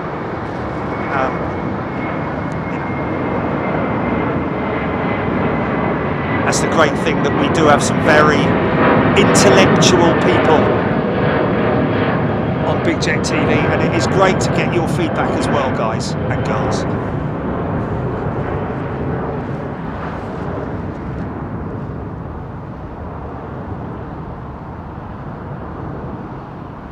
Qatar. Bootle lad, what happened to the used cooking oils project? Well, that kind of is still in full motion, isn't it? Bootle lad, that's sustainable aviation fuel, but there's they're flying on about 2% SAF at the moment, these aircraft.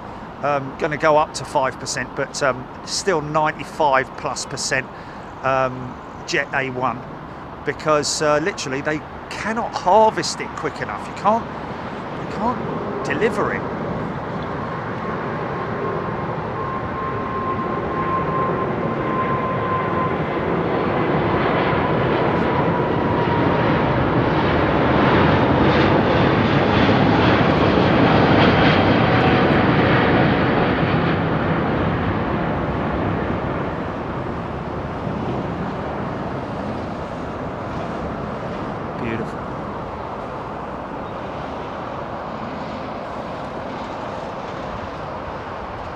Settled down for an easterly departure. There she goes. Ailerons. Got that. Look at the angle of attack that she has. That's why if you sit at the back of the aircraft, it's always amazing to see. It is literally at this stage of the game, if you got up and walked out of your seat to the front, you'd be literally walking up a hill. There have been times, I think it was one of my American internal flights where the seatbelt sign came off pretty damn quick, and I had to jump up to go to the loo, but he was still quite steep in the climb, and it was a bit of I had to go back to the loo, and it was literally, I had to sort of like stop myself from tumbling down the through the aisle.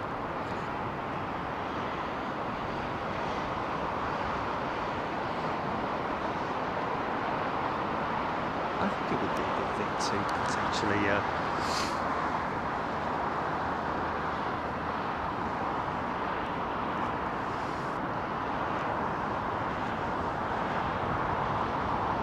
why would anybody be dead set against it as well? We need to clean the environment, and we need to welcome with open arms any new power system that is cleaner for the environment, don't we? Just write it off, say it will never work.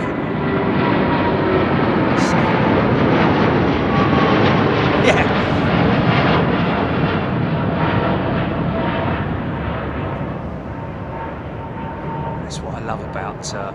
That's what I love about this channel, having these discussions, because it is they are great discussion points. Some of them, what some people might see as controversial, others welcoming it, discussing it.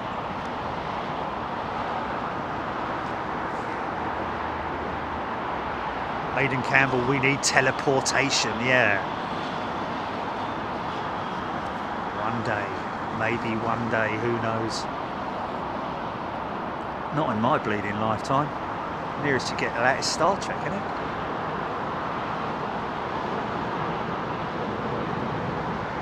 Imagine that though. Okay, Jilly, beam me up, will you?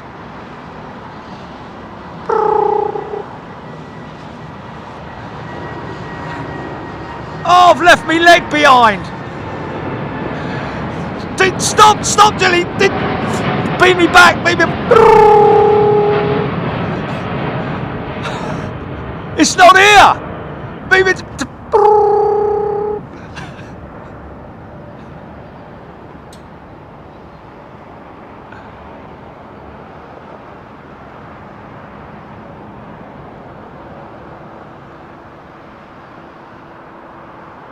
What do you mean it's at my house? I said beam me up to your place. Flipping it. Go and get me that.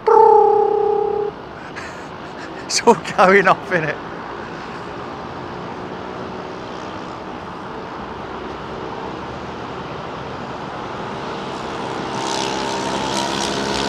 Which aircraft are we talking about? It's delayed it, man. I mean, there's a lot of talk going on about it. What is it?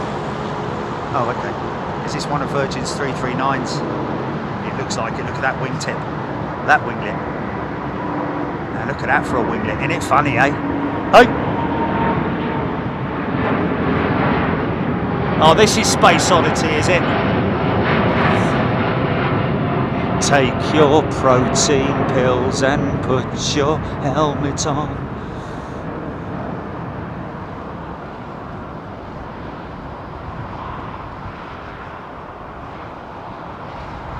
Press ignition and may God's love be with you.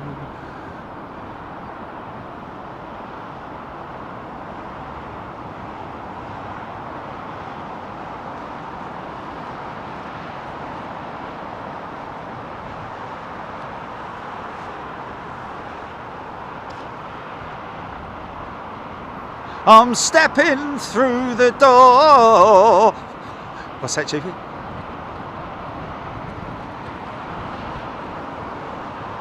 Oh, okay. Oh, what the what? Oh, the Dreamliner. The one that we just had. Oh, okay. Okay, this is our RTO, I think.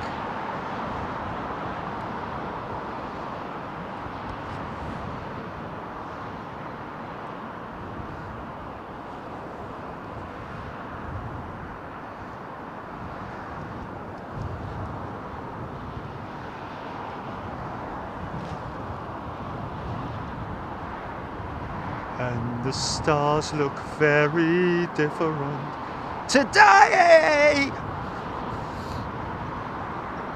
Ground control to Major Tom. There's something. Can you hear me, Major Tom? Sorry.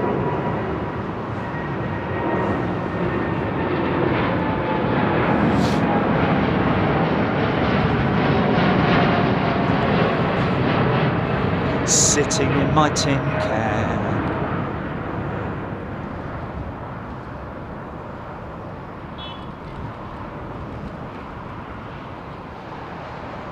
Yeah, I know.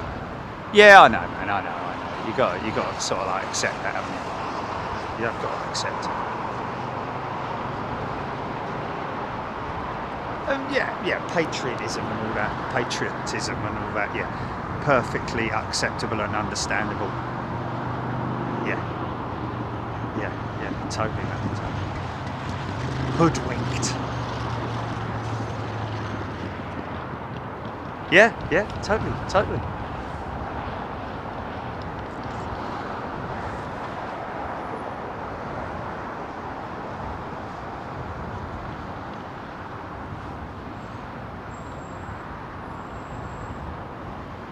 The singing, man, the singing. It's a joke, mate. It's a joke. God's sake.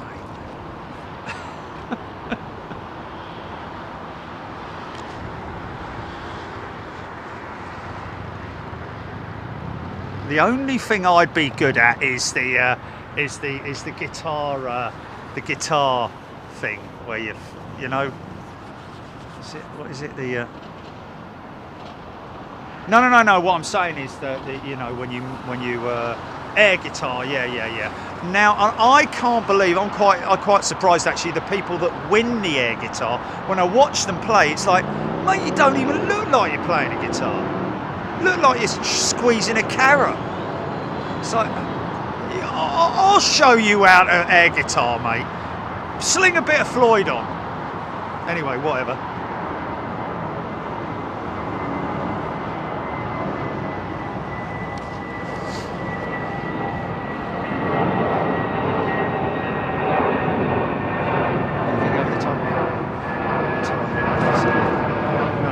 No, I don't want to do all that. I'm not interested in all that. Just all I'm saying is, yeah, I know. Yeah, but yeah, but you don't get points for your what do you call it, the style. Yeah, because that's what it's all about. I don't care how many buttons I can push and how this, that, and the other. I'm more interested in, you know, the fact that I look like I'm actually playing a guitar and not, you know. I just, some of the winners of that.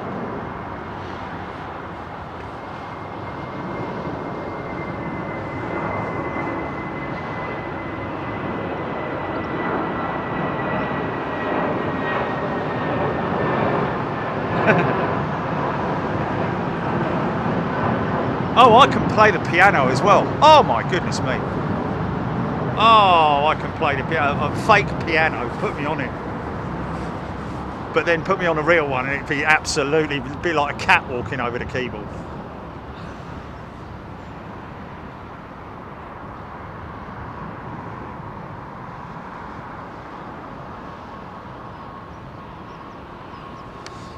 Mikoto, I like working on 320s. They're easy to look after. Yeah, no surprises there. Small aircraft, but yeah, but wouldn't you rather, Mikoto, down there in Bristol, wouldn't you rather work a 757, or, you know, just to be able to walk under that thing and calling all cars, calling all cars. Nice 777-2, I think, lined up. Let's have a little look.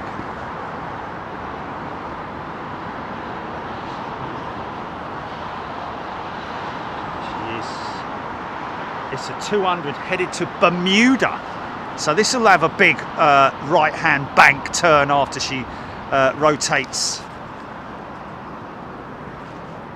Are they holding that 380 until the other one pushes back? Is there another 380 on radar?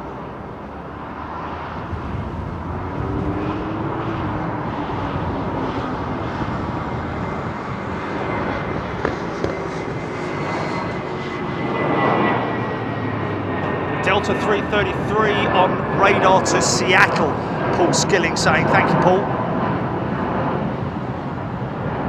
Should see that coming out of as we have another 380 on approach on the northern runway.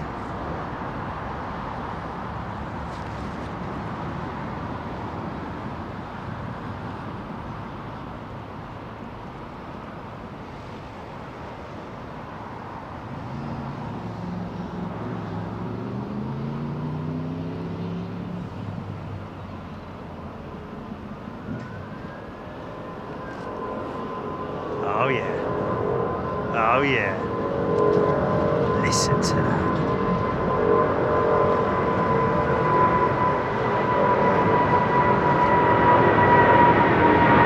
Yeah.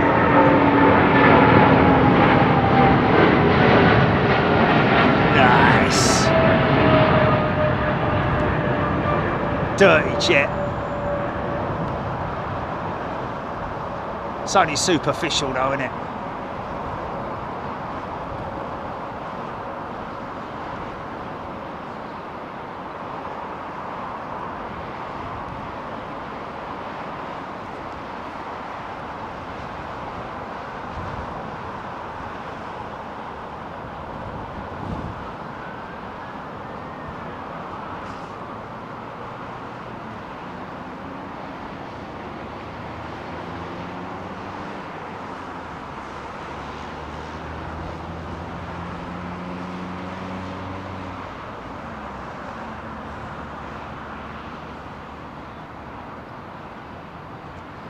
Let the children boogie. Let the children use it. Let all the children boogie.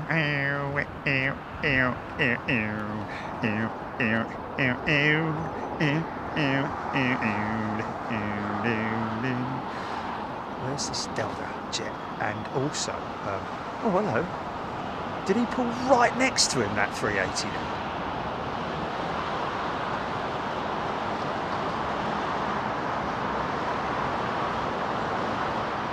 Fixed with a breaker reset, Nick Gray saying. What's that? What was fixed with a breaker reset? Hey, is that... Hey, it is, isn't it? Look. Uzbekistan, isn't it?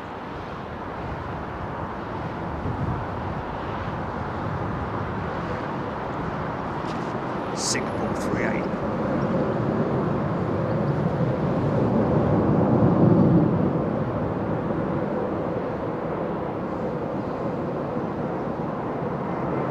Yeah.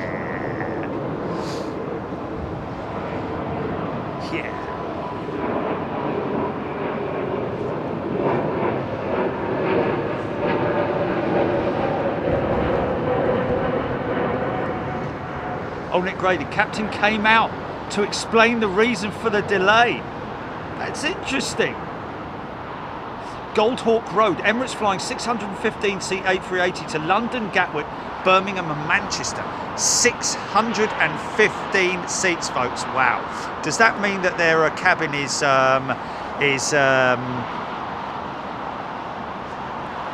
more high density than the Heathrow route? Would that be right in would I be right in saying that? I mean, God blimey, they've got 118 odd 380s, so they can definitely afford to swap out the configuration in terms of swap the jets out. Not obviously swap the seats out every 5 minutes. Reedy loving the roar of that 380. Ted Tours, smaller plane, more fun. There's your 330. That's a CEO.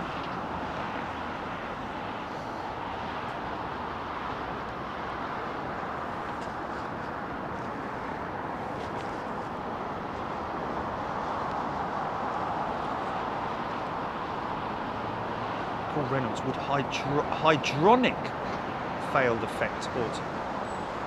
Is he talking about hydraulic failure? Paul Reynolds asking.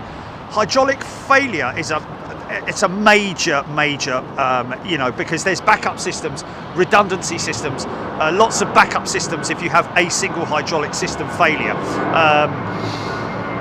Electrical system failures as well. There's obviously, you know, always the ram air turbine dropout propeller, which controls an electrical system, which powers electrical system, which then would potentially power hydraulic pumps and so on and so forth. So there is always a fail-safe mechanism in place on these aircraft. So, you know, it would have to be something absolutely major for a huge systems hydraulic failure.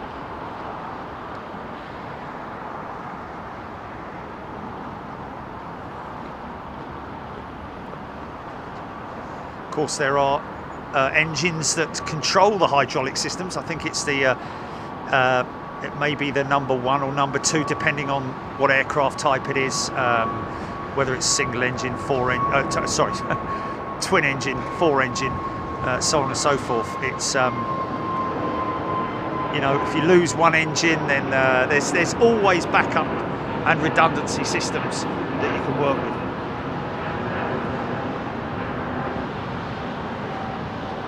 TCC, a few Qatars today. Nick Gray, I guess there's no gravity backup for lavatory failures. Yeah, I mean, the air pressure system, which I believe the reason why it's such a big noise when you flush the toilet on an aeroplane is because it's the outside pressure that's sucking the waste into the tank. Very clever system of using the outside pressure. Obviously opens a valve, which, you know,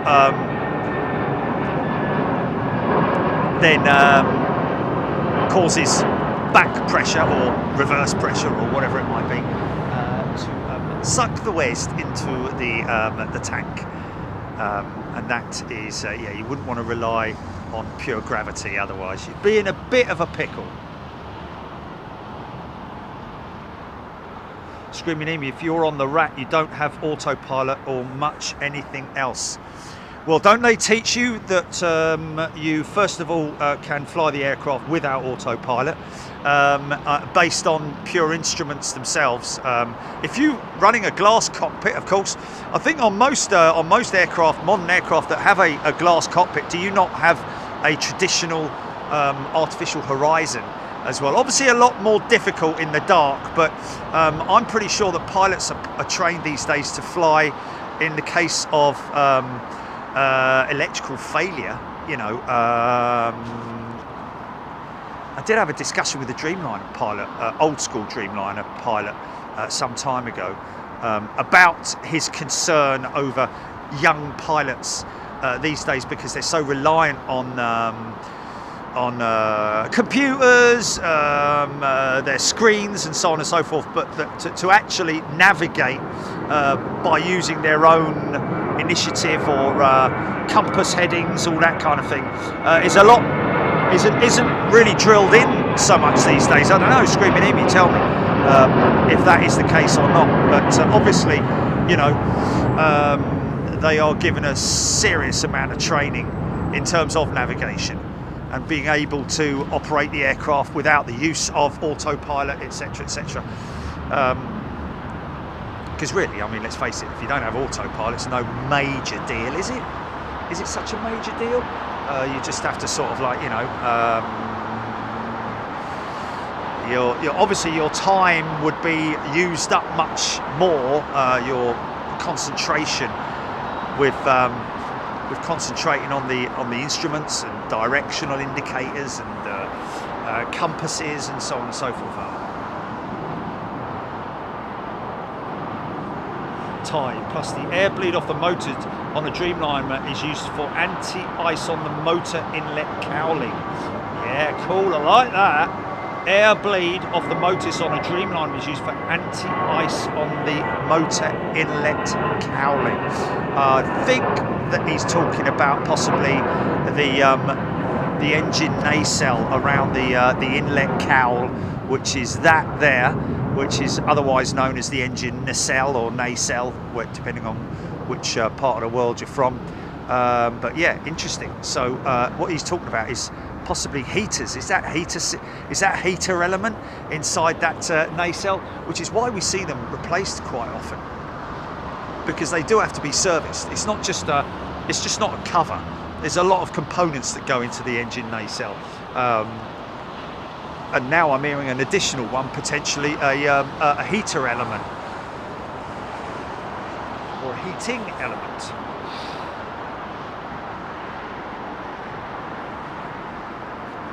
Screaming Emu, I agree 100% with that. I learned VORs and NDBs and steam gauges. Is that steam or steam? Which I think is how you should learn. Kids now begin and end with glass and GPS. Yeah, there we go.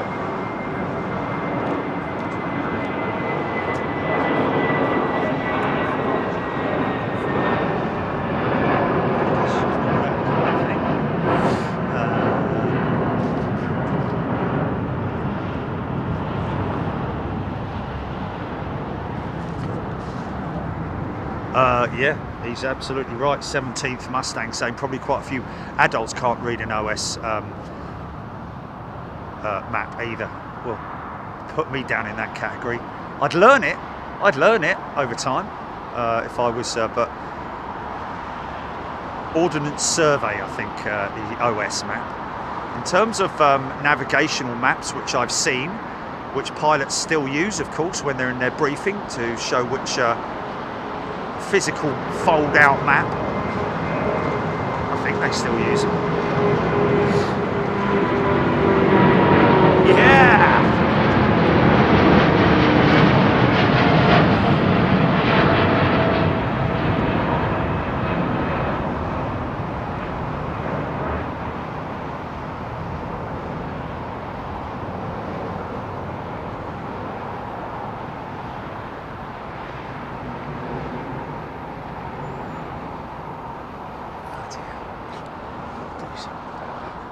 gotta do so.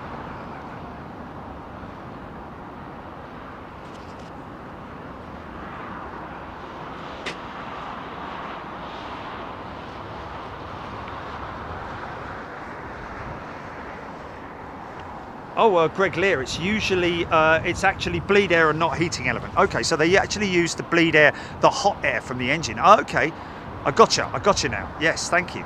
Makes sense, of course.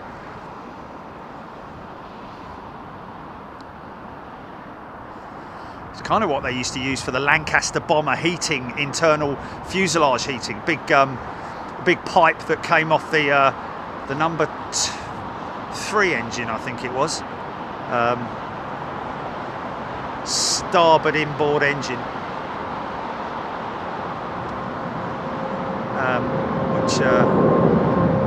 wow, listen to this thing.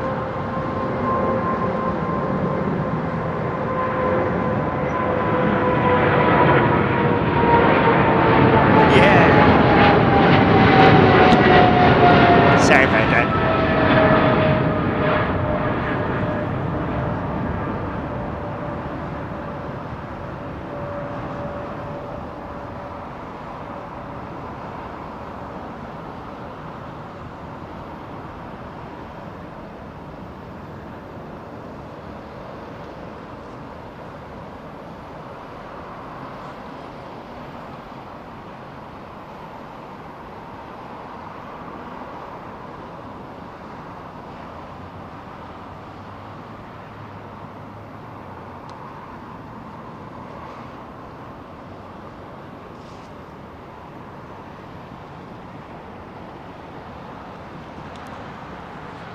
So, nice long run for this dream.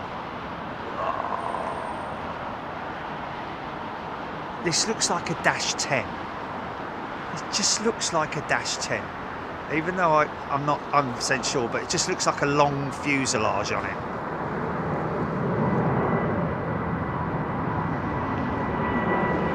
I think it is. Looking spanking new and all.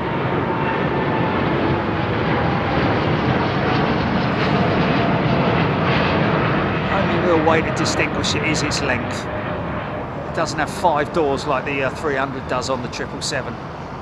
Still 4 doors, same as the Boeing 787-9 and -8. You just literally tell it by its length. Oh, I say.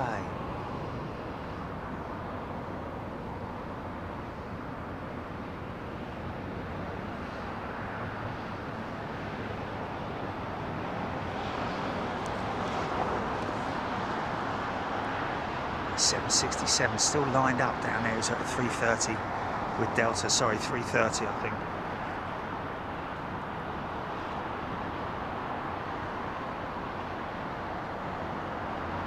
Daniel Burns, navigating London with an A to Z was a nightmare. Shit, bleeding well was. The A to Z, but hey, listen, I used it.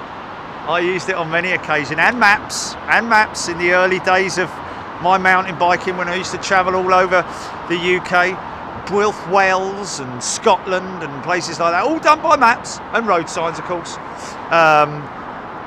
So I've been there, seen it, and done it. And but hey, listen, Waze, what a wonderful thing it is. You know, that's the navigational system that I use for my motor vehicle is Waze. Never done anything else. Google Maps, none of that. Not interested in it. It's Waze is a community-based navigation platform, which is just absolutely awesome. Les Donaldson, loved geography at school, but somehow took history instead. I loved geography, but our geography was a different kind of geography. Difficult one to explain, really. Yeah, that's probably why I'm so bad at it.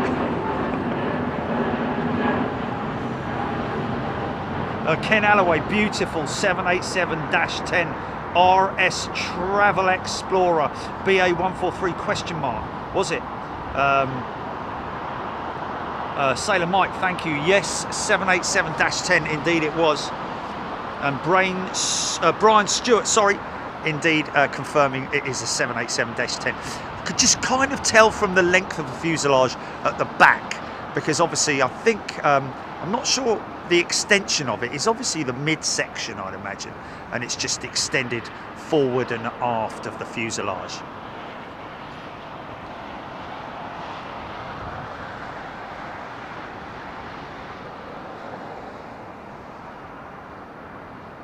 Lummoxing great big undercarriage on this 330.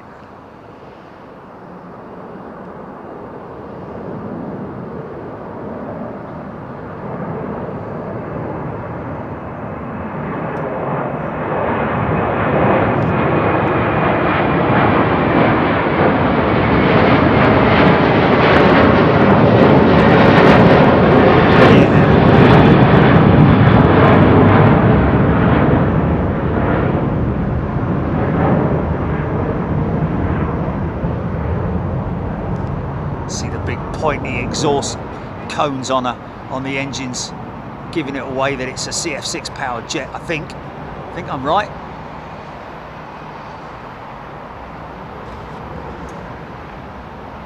How far out is it? Look at the angle of it, man. It's an angle of attack, man. Look at that.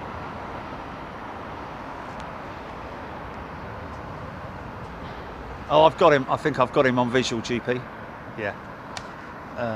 South of me, though. South of me, yeah. Oh, really? Yeah, I know. Southwest.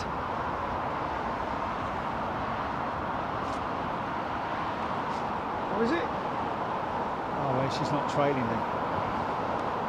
I see that.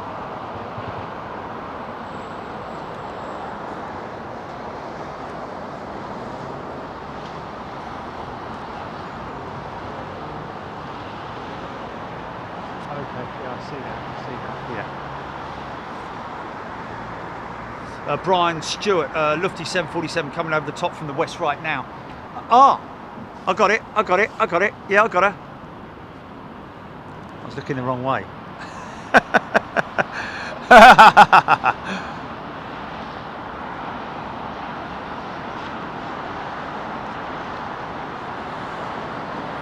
Bit of a ghost ship at the moment because of the sun glare. But we'll come back to that. Make sure I don't miss that. I don't want to forget that. Keep an eye out on her. She's doing about 600 mile an hour right now, so she won't be long over the top. Derek Thompson, good morning. Tuning in from KBGM. Good morning, welcome, KBGM. We're live. Scotty 2, you can tell by the number, the windows at the front of the 787. Yeah, unfortunately, you ain't got that opportunity to see that kind of number when you're panning, when she's on the ground. Yeah, different thing altogether. And of course, you can tell quite clearly there a 787-8, which is on the left, and a 787-9, which is on the right there. Quite clearly see how stubby the 800 is. Tiny little thing. But then look at the 320 next to it. So it does go to show, doesn't it? Hey, go show what?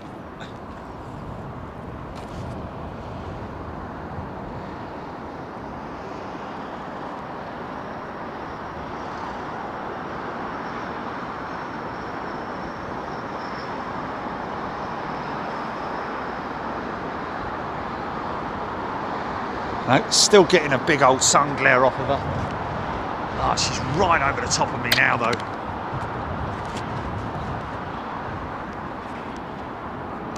Hold on a minute, let's just grab this one first. We'll get it.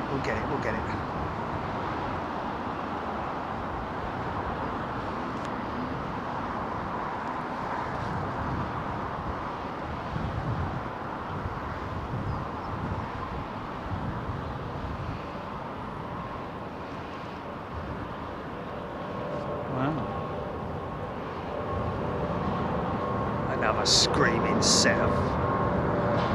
I don't know yet. Sound like Rolls Royce.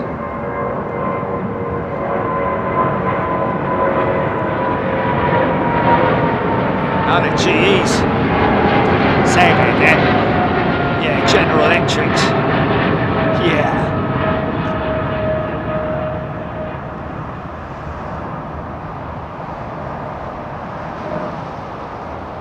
Nice.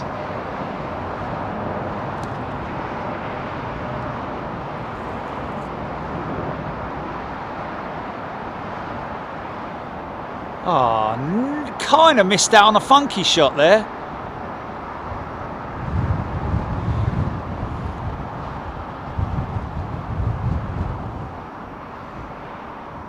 Something approaching it from the north.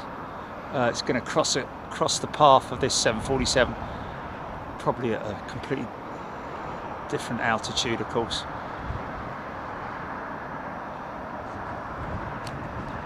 Okay, only 2,000 foot separation then. You join in behind him. Come on, son. Where is he? Maybe not. Did you look at Jenny? Okay. Just give me a heads up on his location, if you would, please. Stephen is a new member. Welcome, Stephen.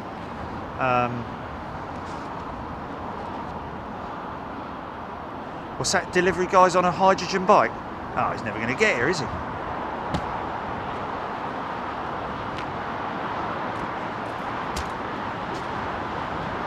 Tell him to pedal a bit harder.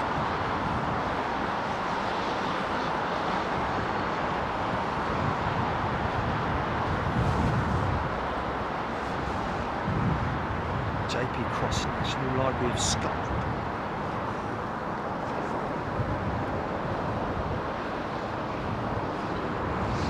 Aviation in 4K. Bit wobbly wing action there. Nice. Bit of flexi wing.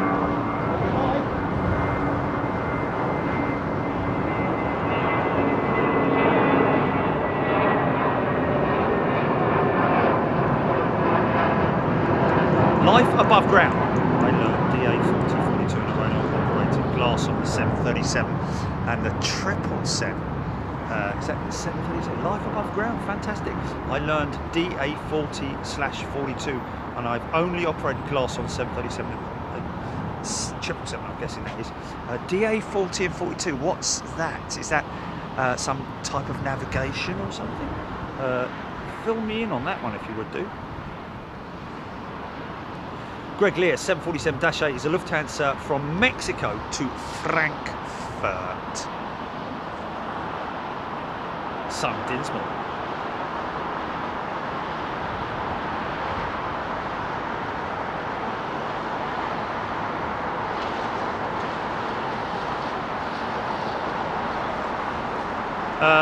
Fezzy16V watching the show live from Dalaman, Turkey. Yeah. Love that. Very warm welcome to you, Fezzy. Hope everything is well.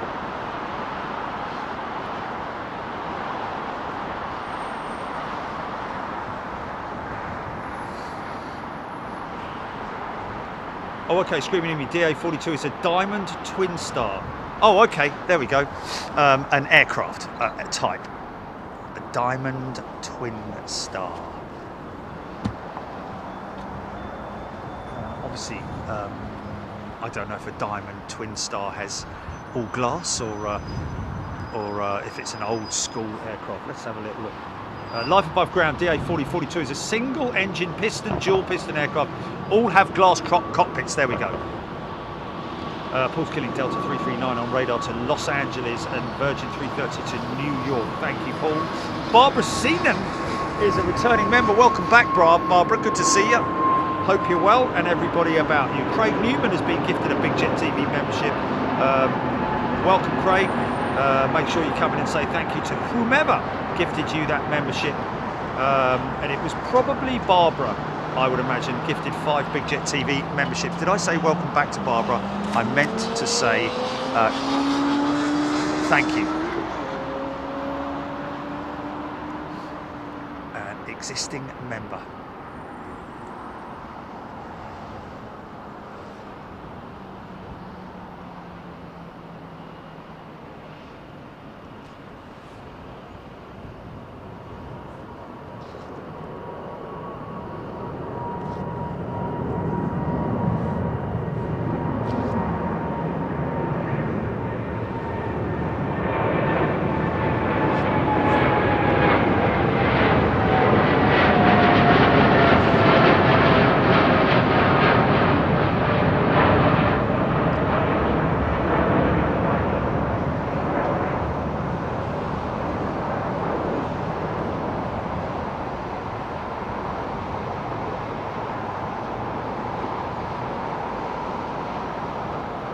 Yeah, I think old Channel 5 must have been a little bit desperate of... oh, wow, that's a shame, isn't it? We kind of would have got a bit of a funky shot.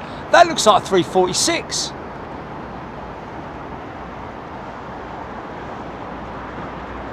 Bleeding well, isn't all? Mind you, years ago could have said that looks like a DC-8, 71. Looks like a Lufthansa old livery, A330. Is that A340-600? Looks long enough. Looks too long for a 300. A340-600. Wow, look at that, folks. What a beautiful airliner. Is that A346 GP? Right, north of me.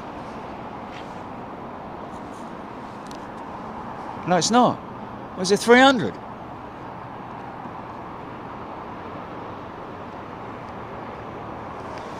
Munich to Boston, 346. Beautiful. Trent 500s. Haven't heard that word said for a long time, have we? Trent 500s. Powering E346.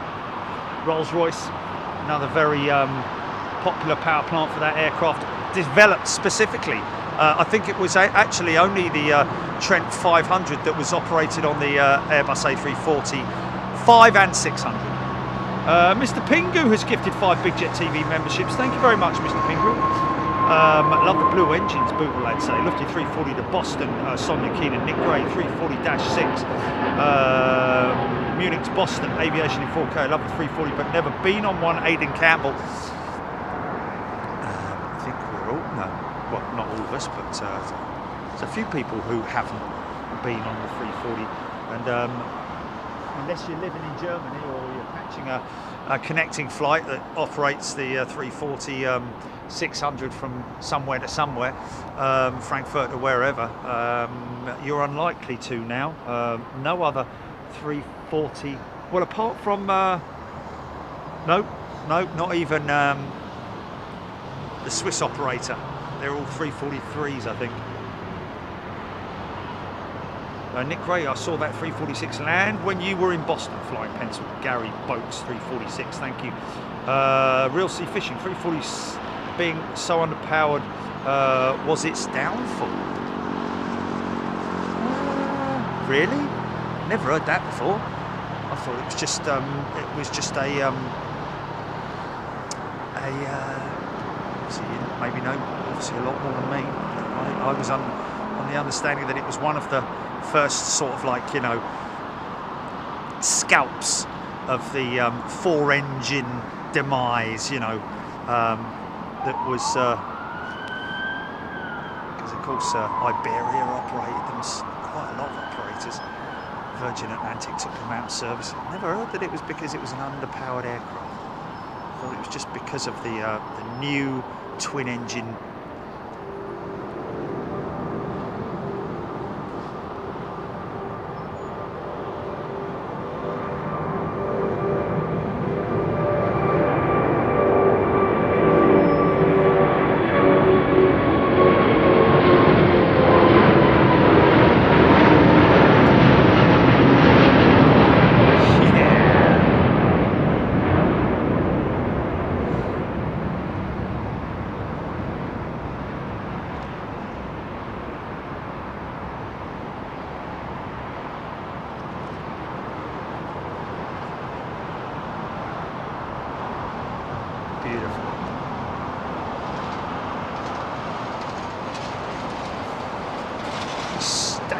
Did a tight enough turn, we'd actually start seeing the flaps retracting.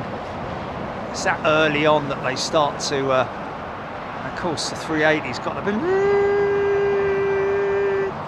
big long, big set of flight surfaces.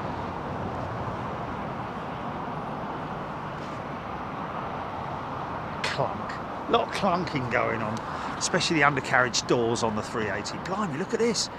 We've wrung them all out. Do some filling, mate.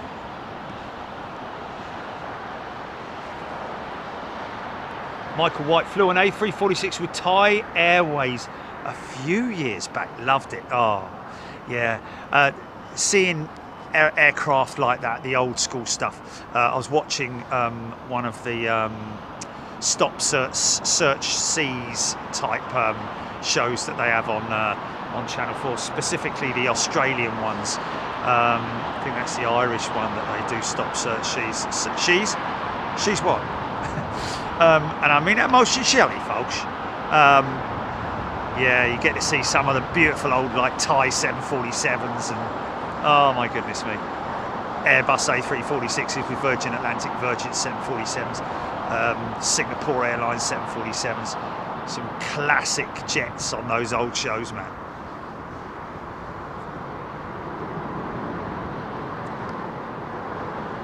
Which never really grow old, even though they're sort of like nearly 20 years old, some of them.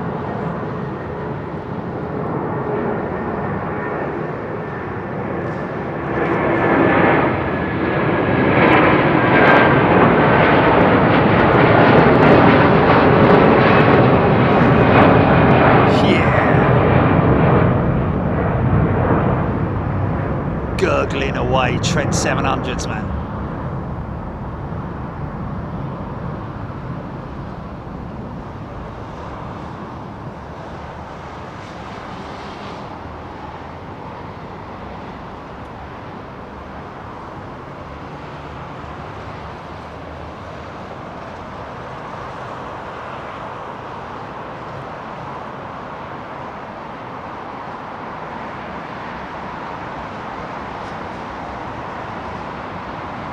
Is it?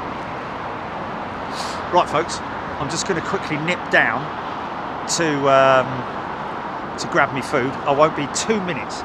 You can count it if you want.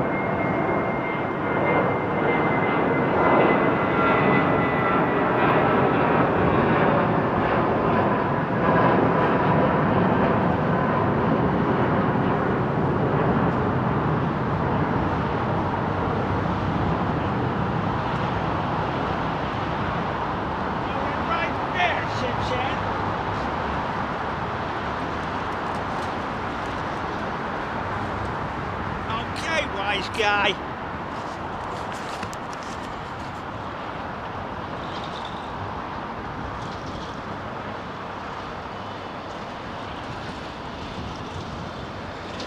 Yeah, nice little gap to open me coffee up after this one.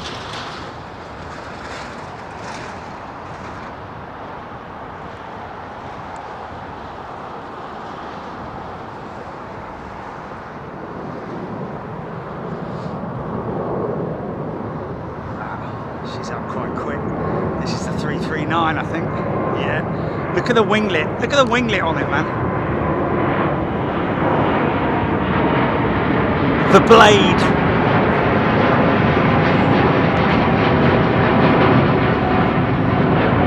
I think the designers gave it the word "the blade" because it's very much like a fan blade.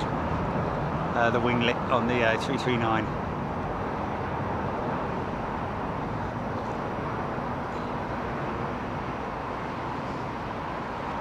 Nice. 339. This is a bull selector. Bull selector. That's 777 around the corner from me. Is not the one we saw going out earlier because it's still there. Good evening.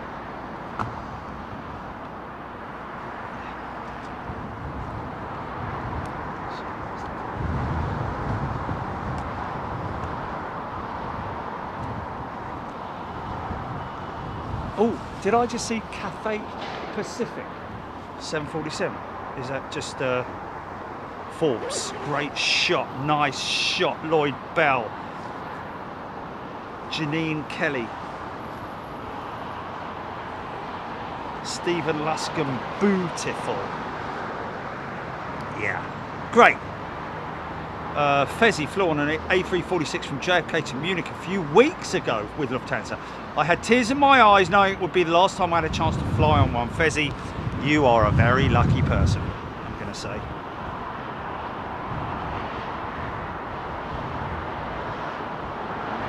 Aviation in 4K. Jet photos, why is it asking me to verify my account? Well, just verify your account. And if you don't have one, you might need it.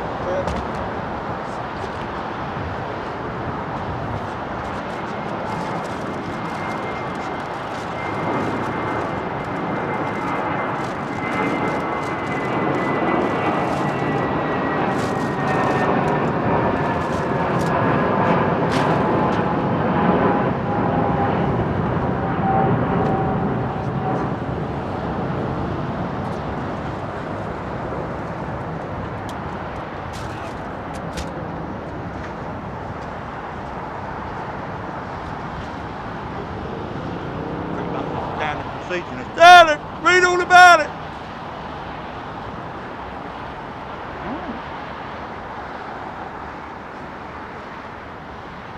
Kevin saying, why would there be two Turkish airline planes, 321 and 330 inbound from Istanbul, both coming into London Heathrow, almost following each other? Well, that's just a passenger demand, I'm guessing.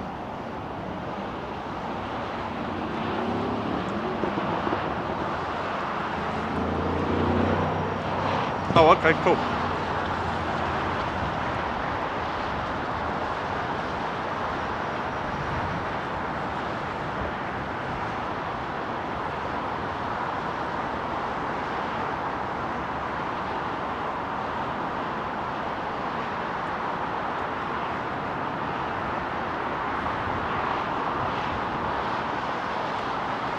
Melanie Harrodine, thank you, 747, due in 1 hour. We'll check that now.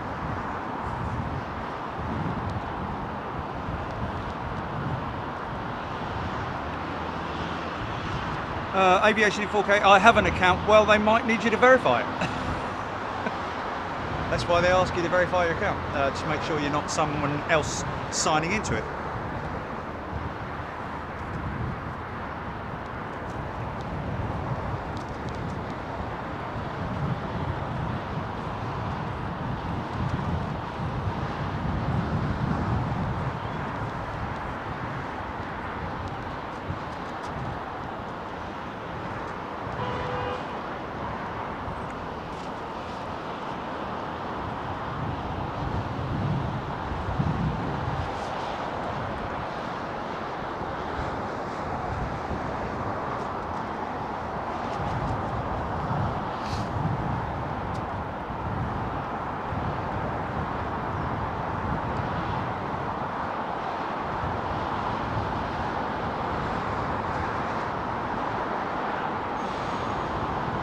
very old 320 CEOs.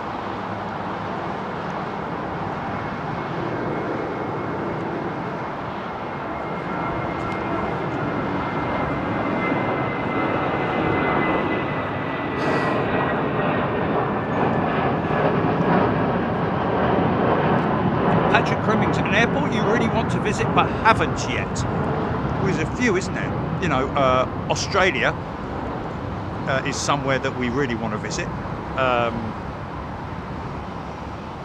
The Far East. Haneda is somewhere that we're looking to visit in around about May time, we're planning.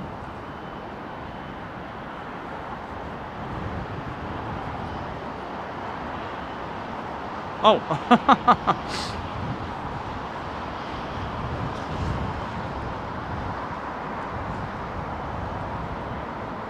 well, next month then, yeah. And the reason why we've left it till then is because of the weather.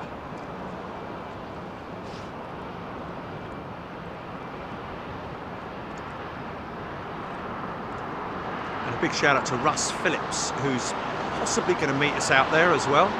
He knows all the areas around Haneda, which is always a massive help when you're visiting a place for the first time.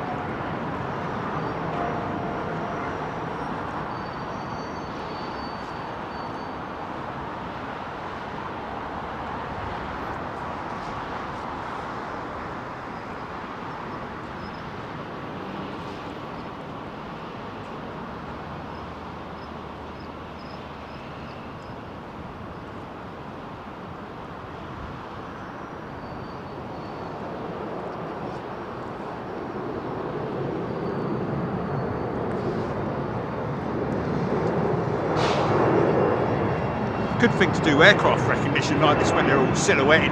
767, 300.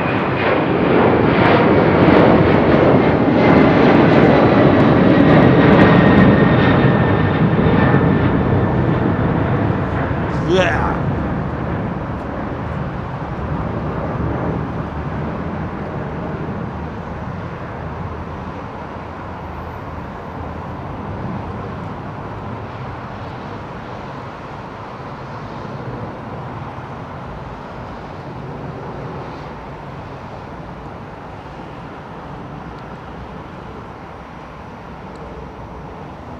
Don't forget, folks,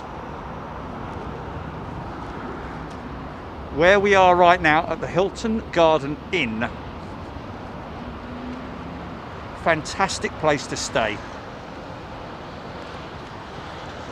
And you get a 33% discount if you stay here as a Big Jet TV membership. Check your perks for more information.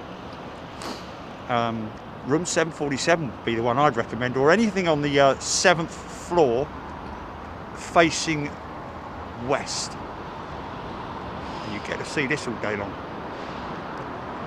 If they're on the 9s, if they're on 27s.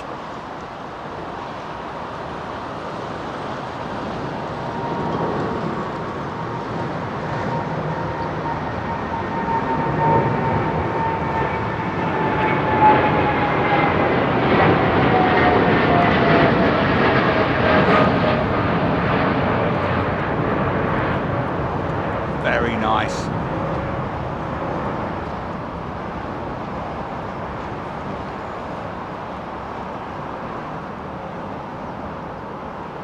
Got to give it to Boeing, haven't you? The first to experiment with the carbon wings, and very successfully too. Although there were huge delay issues with the 787 program, but that wasn't really. In fact, it was nothing to do with the the design of the aircraft in terms of wings and empennage, fuselage, etc., etc. It's more a technical issues with electrical systems and, well, mainly all electrics, mate.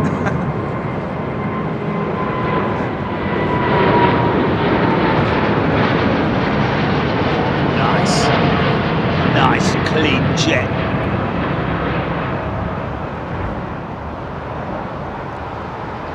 Look how clean she is, man.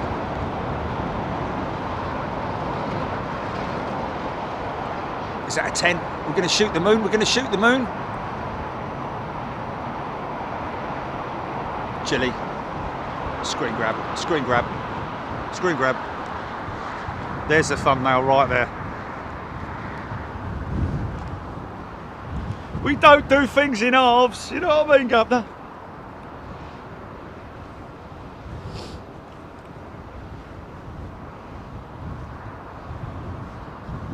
Matt and Fam Adams, when you go to paddock, it's just for random last minute shows.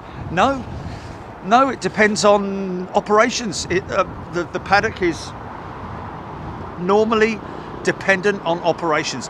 We prefer the paddock when there are when there is a crosswind element, and when they're on 27 operations, obviously 27 arrivals on the southern runway, so it'll either be in the morning or the afternoon. It really does depend, and we are always the last minute.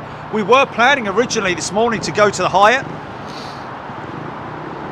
but literally on my way here I said to Ginny, listen, it's been a long time since we did something from the Hilton. Visibility's good, so why don't we do the Hilton? The only one issue, bless you, the only one issue when you have here for filming is the fact that the sun's in front of you, and therefore you're getting silhouettes, but you're still getting tremendously good sort of like shots, the banking shots and stuff like that. Good for aircraft recognition when you look at stuff like this, because it's all silhouetted, isn't it? So this is a... oh, say it there, Dad.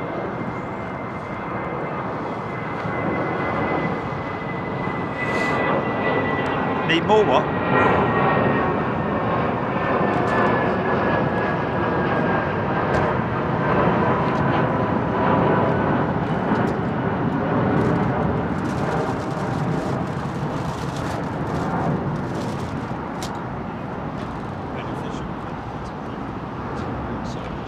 Which is with the sun behind you.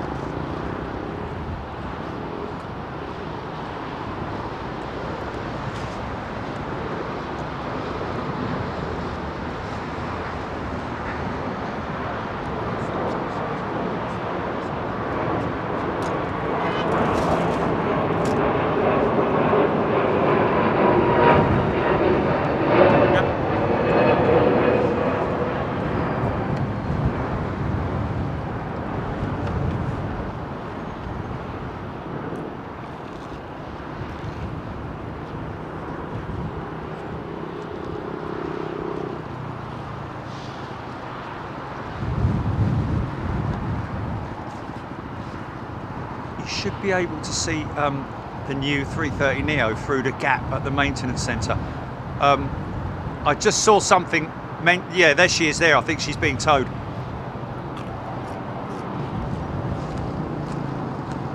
Blimey.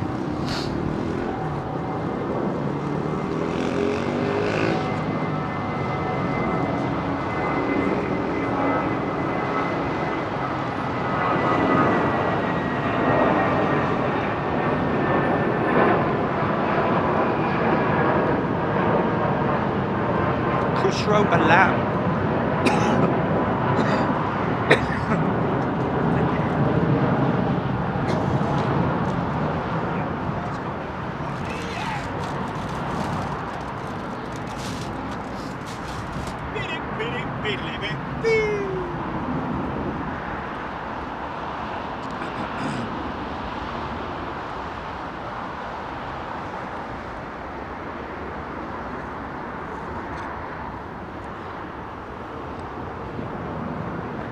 Is that, excuse me, is that the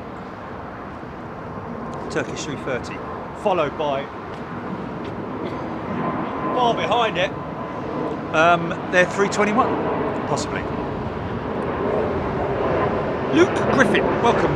No, Luke has gifted.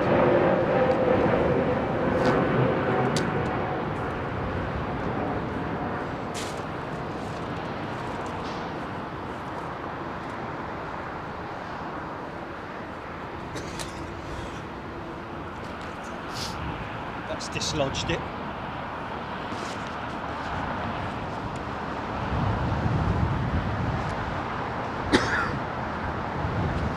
Actually, no, there it is there. So that's the 330 with Turkish.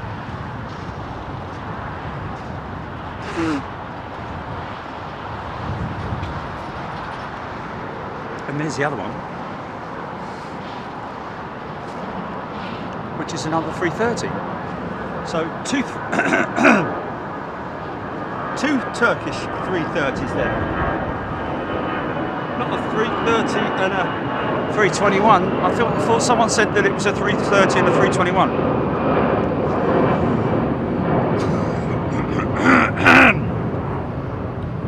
Hello. What was his name? Bob Fleming here. Now, normally what I do when I hook the when I make these when I make these hooks up, I generally I allow it for Bob Fleming. You had to be there. Les, good day to you, and goodbye. All the very best, my friend.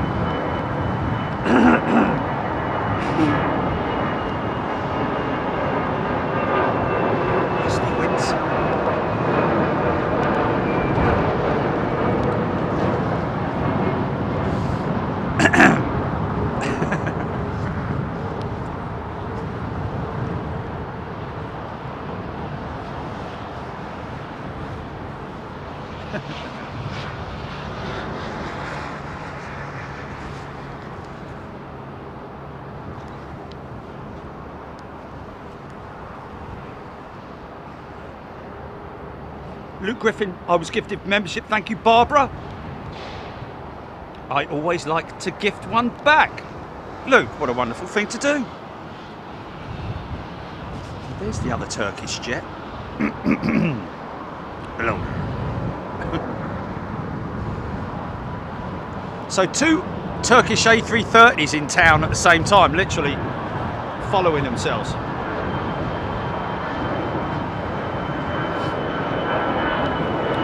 Oh, okay, Kev, FB, Turkish 321 landed a short while ago.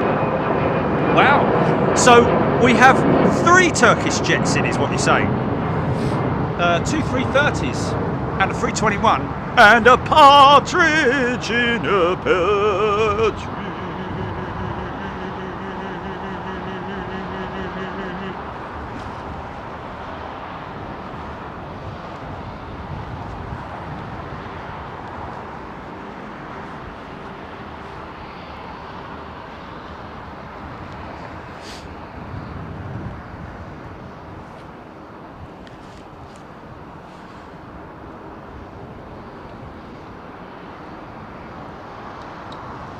Quiet.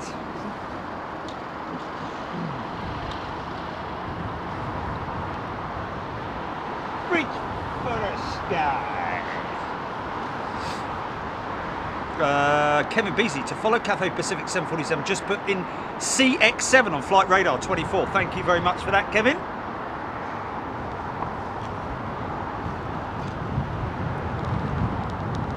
Nigel Gale.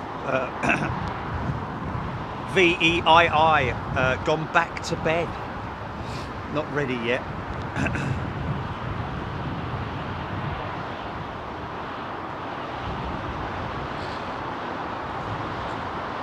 Yeah, people wondering what the hell I'm talking about with Bob Fleming. Fast Show. Very funny series.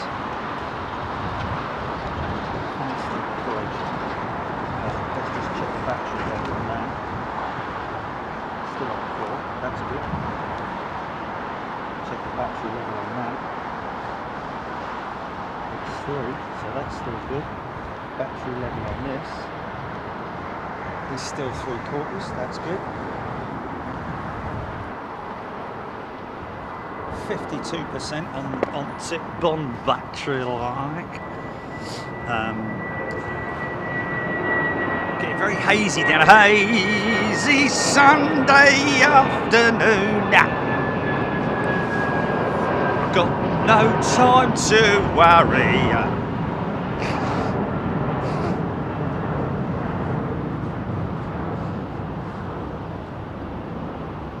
A-rum-de-dum-de-die, a-rum-de-dum-de-die-do.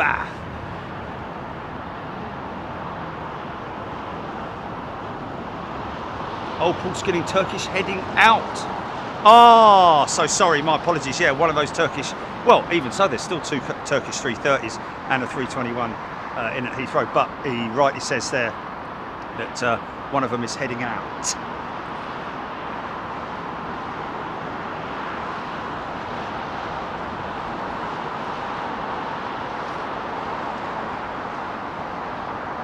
Blame Mad Dean only just switched on. Did you know that there was an ETA 350 at London Heathrow yesterday? Well, we've missed it a couple of times, and I have no doubt that at some point in time we will catch her. Of course, if you tuned in to the moments at Farnborough when we actually had a signal for all of 5 minutes, you would have seen I did a walk around of the ETA 350. Beautiful aeroplane up close, gotta say. What's that, GP?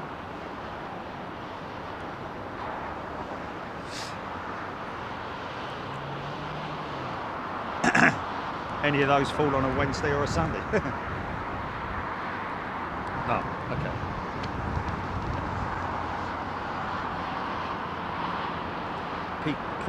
Peter K, driving down the M25, the NA Bird 777 or A350, new one now on my break, and London Victoria.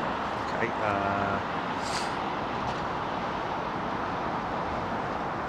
fully understanding on that. I'm flying it, right? Come on! What are you hanging around for?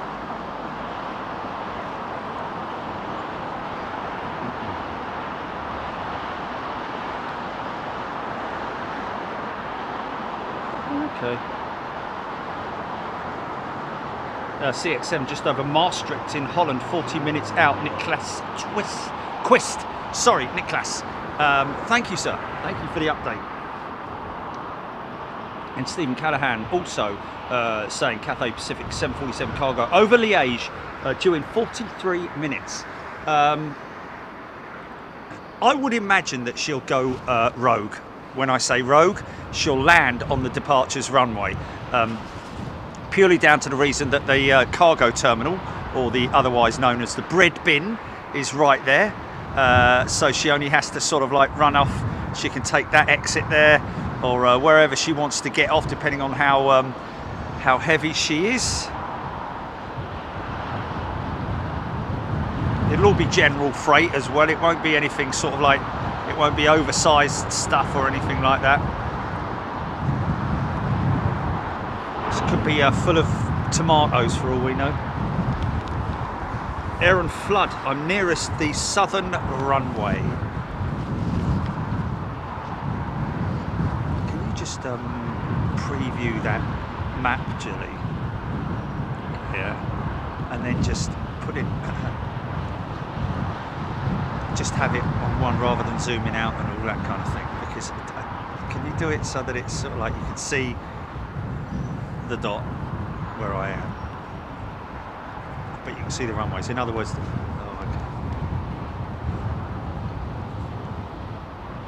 That's right, that's right.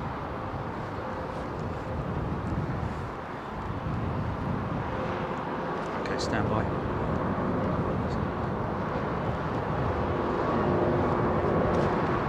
Like they did yesterday. We need to be a little bit more sort of like create a picture. Just one picture that we can, not zooming in and out, maybe not a live picture, if you know what I mean. outlining the runways and maybe a compass as well, just to show where we are in terms of our compass position. No, I know. Are you able to queue up the image though that you've got at the moment, or not? Yes, I know. That's why I'm saying, right? Well, yeah. So queue it up. Forget about zooming straight in on where I am, because that's absolutely useless for anybody. It just needs to be one image, which is indicating the. It's like the last one that you did. Like the last, you zoomed out and zoomed out and zoomed out, and that was the last one that you did, yeah? Exactly, that's what I'm saying. So when I say anything, when we queue it up, when we throw it up, it's just one image. And you're not sort of like, you know, zooming in, zooming out, moving it to the left, moving it to the right, moving it.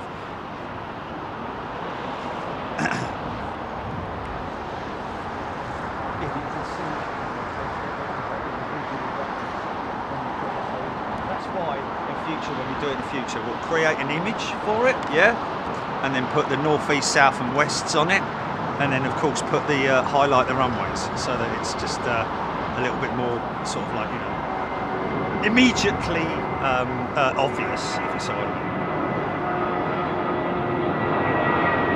mean. Lord Petrolhead.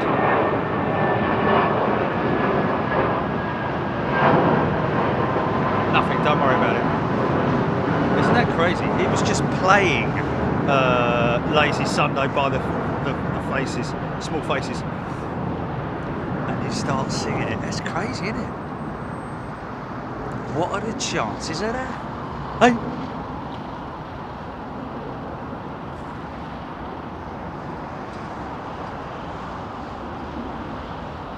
No, we'll just refine it, GP.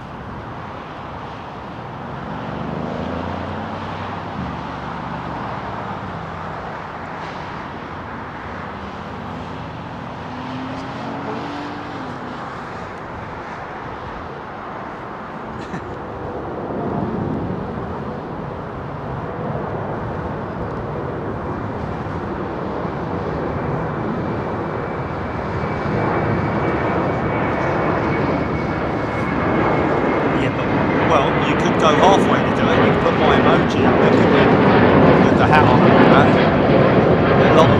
A lot more viewable. That's that Turkish 330 going out. A lot more identifiable than just a circle with the logo in it, possibly.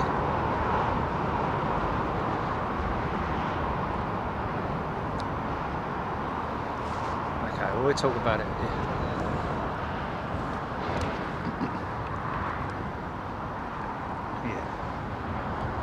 Well, we'll create the image so that we've got one for each location, and then that's it. It's done, in it.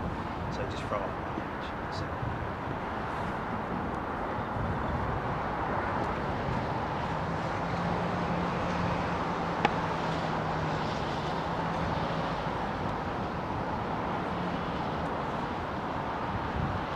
No. Just do it.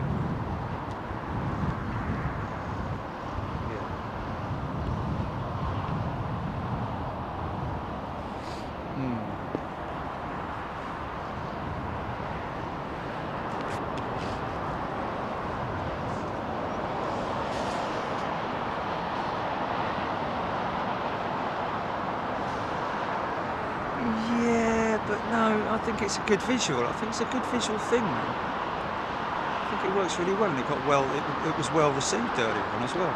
People really liked it. Okay. Maybe I'll do it, and then I can ask you to put it up, yeah? No? Just not going to do it, no?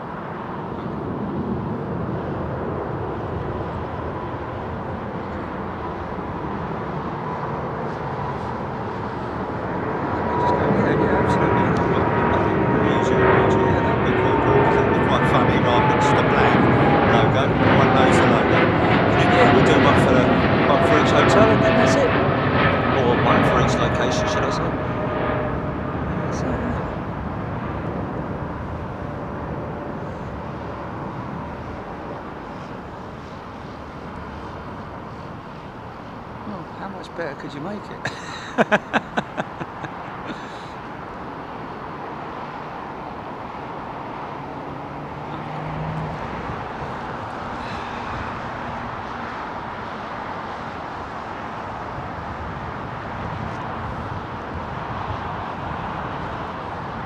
Yeah. Well, yeah, okay. If you want to do other places, then yeah, you can do that. Places that we know, if you know what I mean. You know, like Schiphol or Frankfurt or Dublin or wherever. It's a very easy thing to do. And all you're doing is using a map and putting a logo on it. That's it. That's what you're doing. Picture, screenshot, create it, Photoshop, put an emoji on it, Bob's your own all stuff. Highlight the runways, put the number of the runways on there because you can't see it on. You can't normally see it on Google Earth and all that unless you zoom right in. So you know, and then just put your north, east, souths and wests on. And then if people can't figure it out from there, then you know they'll have to sort of like screenshot it themselves and maybe do a little bit of deeper research. But I will explain it whilst the image is up.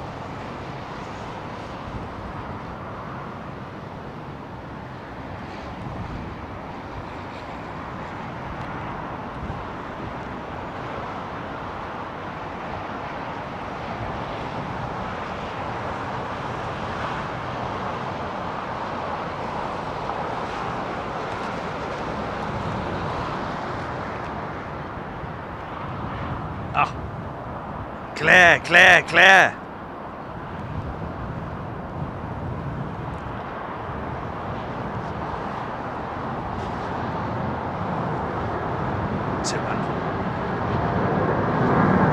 She's a screamer.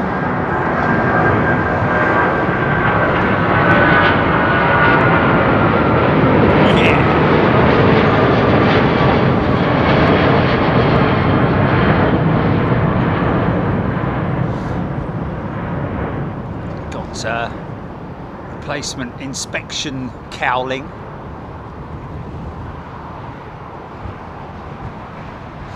Quite well insulated, really thick insulation on those engine cowls.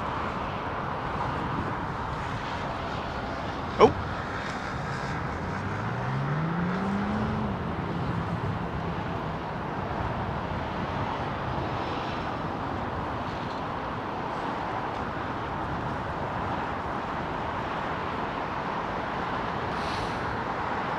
Ben Holder loving that. Paul Skilling Crowler, yeah.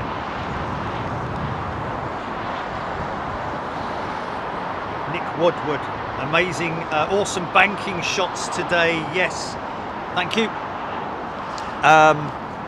That is the good thing about a little while ago. Yeah, not just that one there, not that one just there.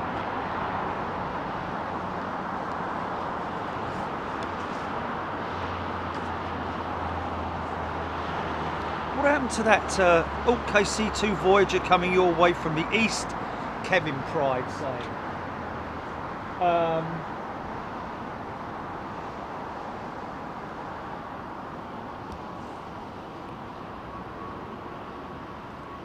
Tobias, there we go. Thank you, Tobias. Matt and Fam Adams, do you ever get upgraded by airlines or are you happy in economy? To be honest with you, Matt, I'm happy in economy. If it's premium economy, we might spend a couple of £100 on upgrade just to get a bigger seat. If it's a long haul flight, obviously.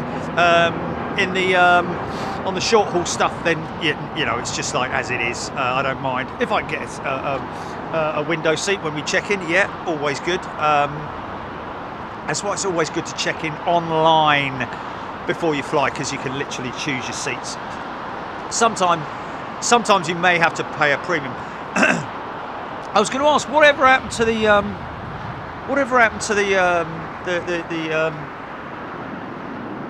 Iceland Air 757? Ken Alloway, no sightings of the new Emirates livery at Heathrow just yet. I'm sure we will catch it at some point. Here's a rogue arrival on the southern runway that we can see here on approach. to the southern runway. Why it is, I don't know. It might be an operator who... God, this sun is so flipping glary on my...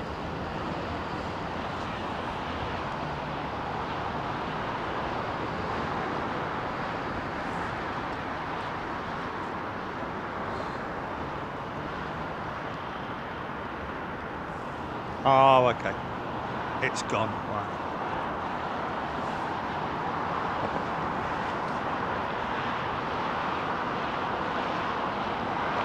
Looks like a 777, possibly. Oh, actually, you know what? Kind of looks like a 757 maybe or something on approach, or a 76. In the meantime.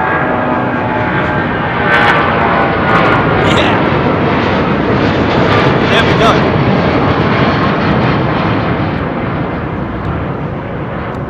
DHL 767.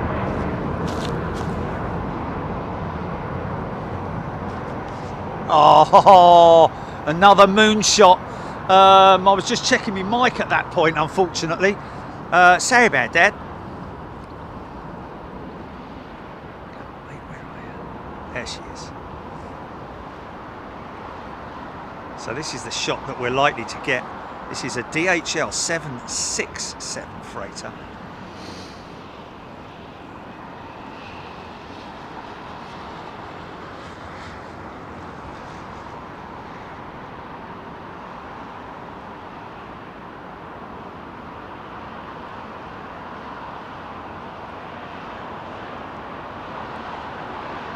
Wow.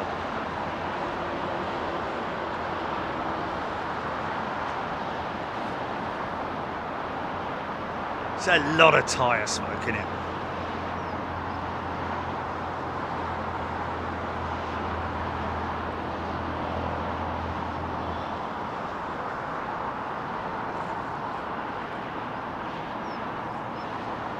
Nick Gray, moonshot at 17:24. There was one earlier as well, which we're probably going to use as the thumbnail for today's show. But there might be another one. It's got to be a kind of northbound departure, not one that is westbound. So we're looking for northbound departures.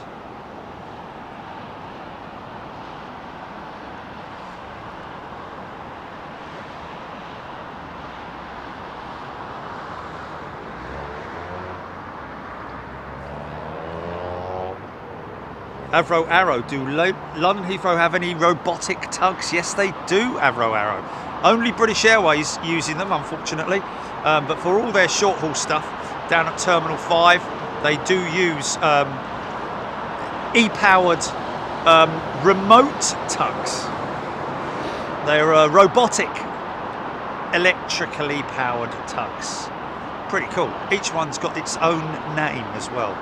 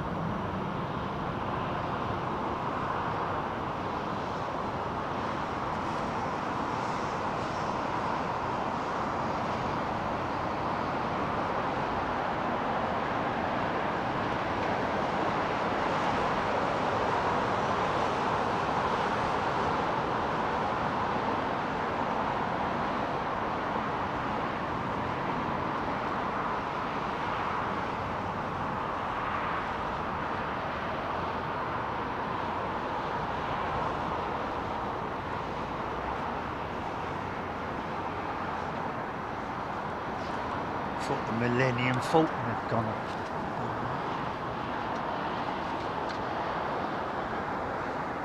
Is that the... I'm guessing that's Emirates heading out for departure, is it?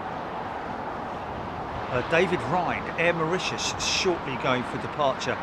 Air Mauritius, and I mean Air Mauritius, folks. Yeah, there she is, parked up on Sierra.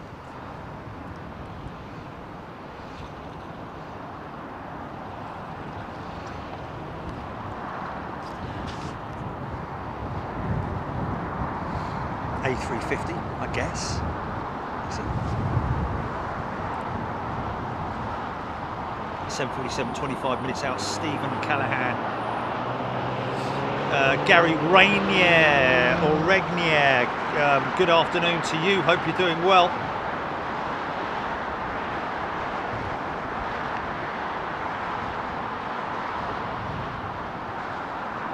Aviation in 4K RAF is going to be retiring their C-130s. Yes, at some point they will, in favour of the C-17 Globemaster.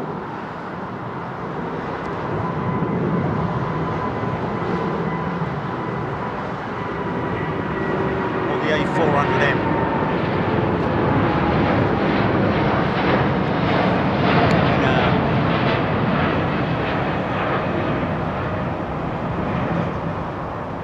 RAF are going C-17, aren't they?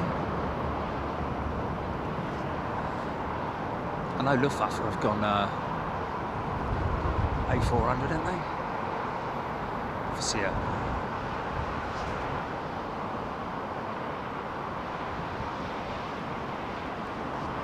or are RAF going with both types?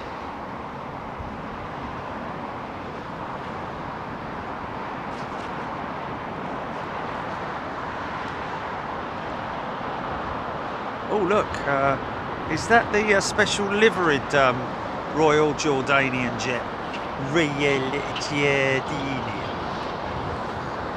I can't see. Aviation in 4K, do you think it would be cool if they put, the Virgin put some, the Falcon livery on one of their jets? Well, the Walt Disney contract has long expired now, I'm afraid, which is a great shame. It's the only time that Virgin really did do something apart from the big thank you written down the side of one of their 346s. That didn't last long, did it? We caught it here on Big Jet TV though.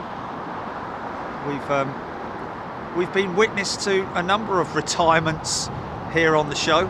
767 with British Airways, 747 with British Airways, A346s, 747s with Virgin Atlantic. Air New Zealand 777 service out of London Heathrow. LAX service, that is. What a great show, man. The silence of that 350, man. Clean looking jetliner. See how bulbous that midsection is underneath the wing, obviously to store the undercarriage. They've had to obviously come down so that they still are able to utilise the space above the undercarriage bay to house, to store freight and so on and other stuff. I think that on some A330s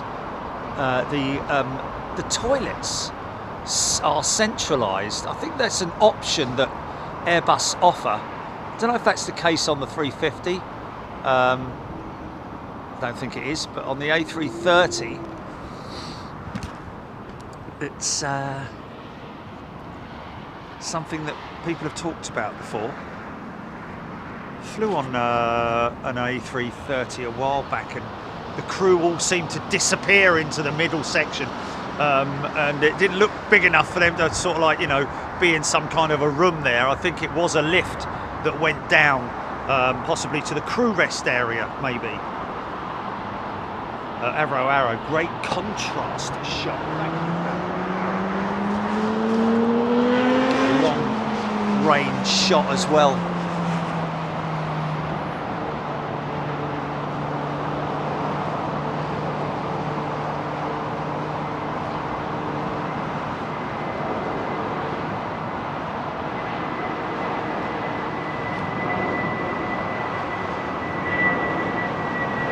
See how flexy the wing is, man.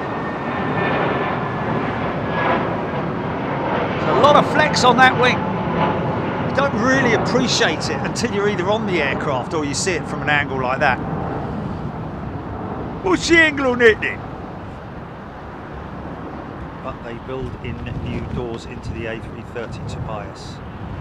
Okay. Joanna B has a 70s vibe about it, the Jordanian livery. Okay.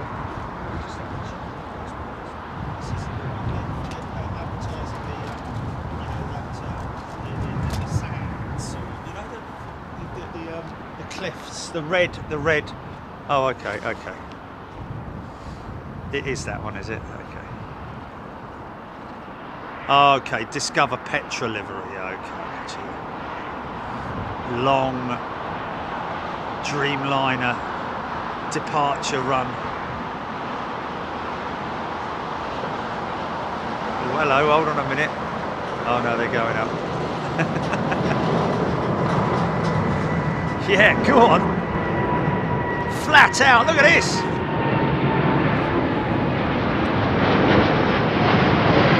Yeah, beautiful, man.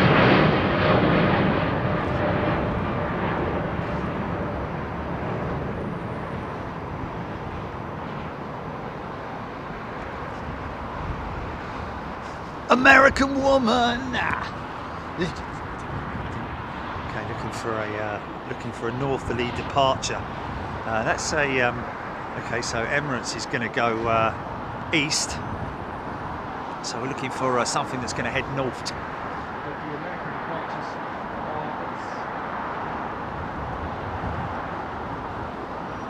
are Nick Woodward CXM just passing Clacton. BA380 on approach from San Fran. Husky Dog.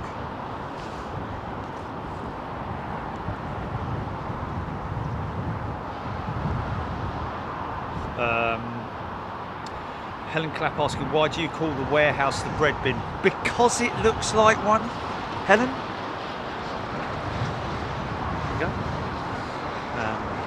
Unless you own a bread bin, not a lot of people do these days, do they really? Or is that just me being bread bin offensive?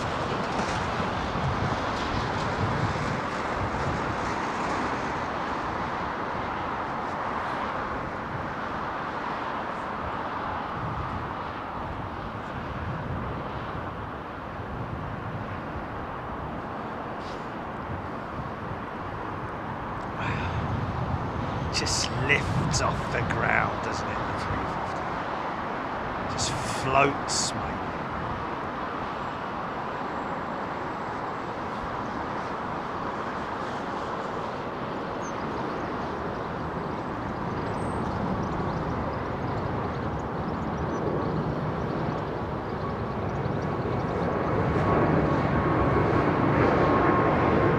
Wow. Steep climb out. Pacific. Beautiful.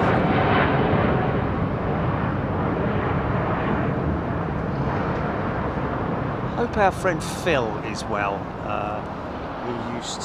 We used to keep in contact quite a lot with Cathay Pacific. I'm not sure if he's still flying for them, to be honest with you. Certainly during the pandemic, he was in a right old 2&8 with all the worries for more or less all of the Cathay Pacific crews, cabin on flight, of course all the ground workers and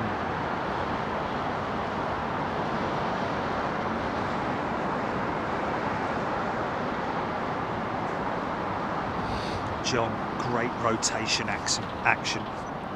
Well, watch this one, John. You're gonna like this. Not a lot. You're gonna like it.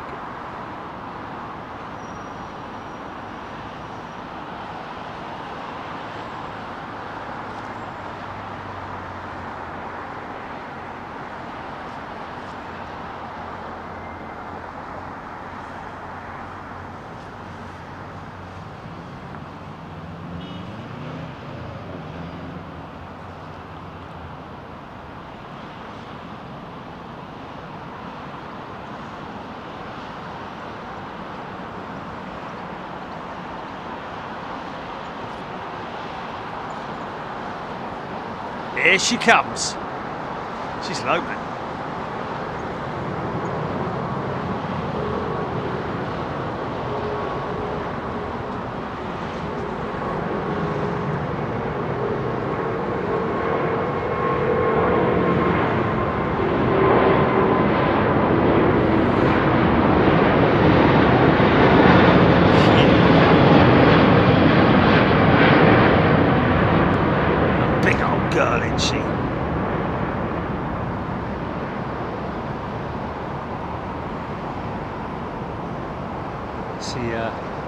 Outboard ailerons going to settle down soon. There we go, there they go, settling down now. Tiny little course adjustment, there we go.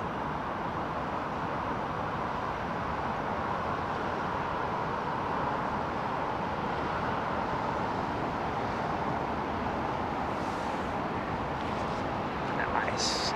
Off into the big blue yonder. Haven't seen an Air China jet for quite some time.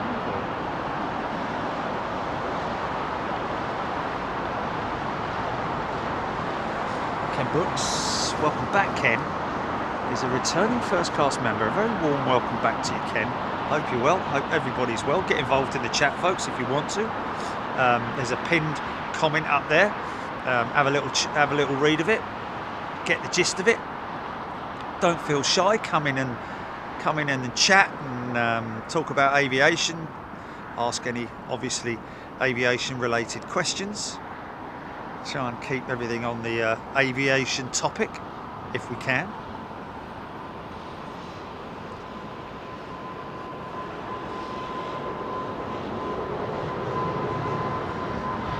Hardened aviation fans.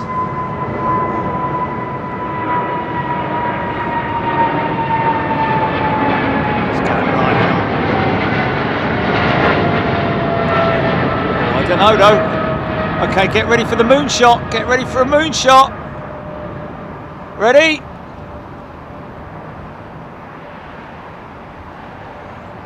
Oh. He's hiding behind the clouds, look. What are you doing behind there?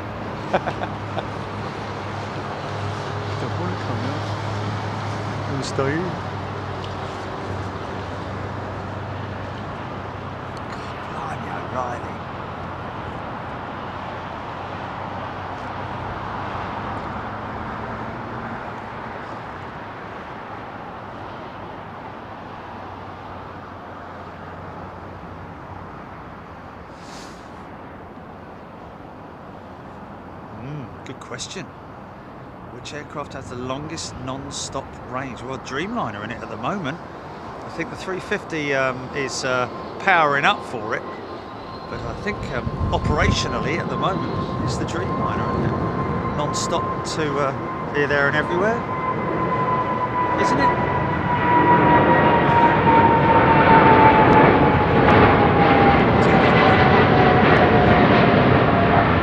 Another shot at it? No.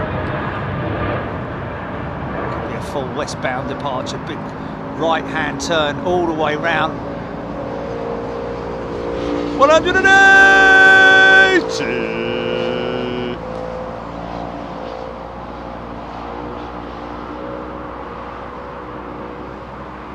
That's eastbound, isn't it? Long haul, obviously.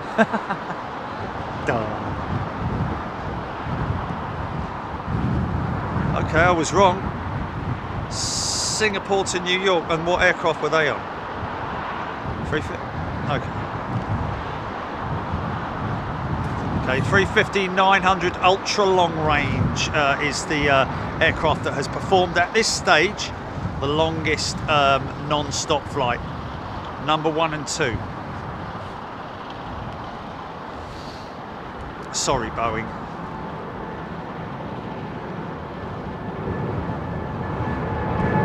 Yeah.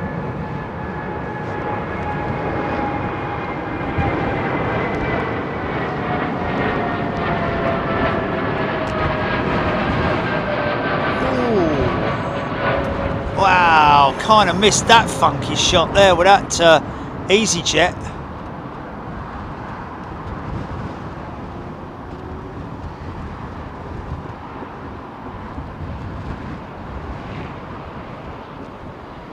Cathay 747 imminent. What is she, upwind? Is she over the top, up north? Okay, okay. Has she turned? Is she turning, or is she still not? Okay, okay. Well, I'm not seeing her.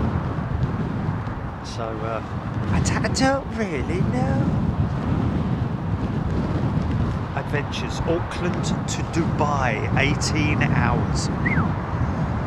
No, thank you very much indeed.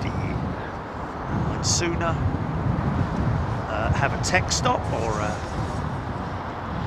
flight transfer or...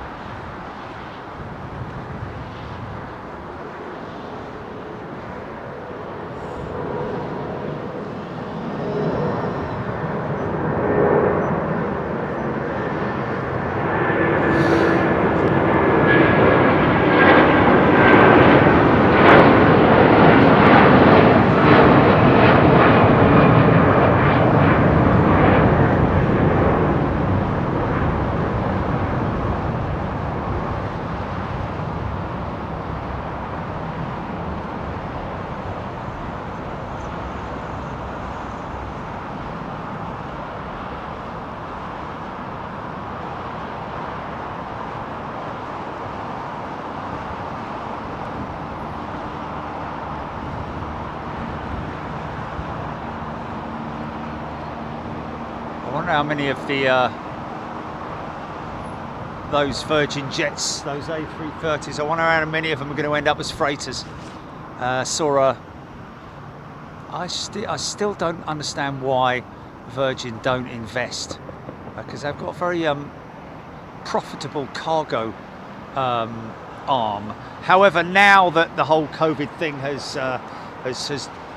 you know, sort of downgraded the whole cargo demand thing. It went absolutely mental during COVID. Obviously, if you had a freighter, you would make a lot of money. Of course, now not so much in demand, but they're still in demand, if you see what I mean. So I think that Virgin's cargo has mainly now obviously gone back to being belly freight.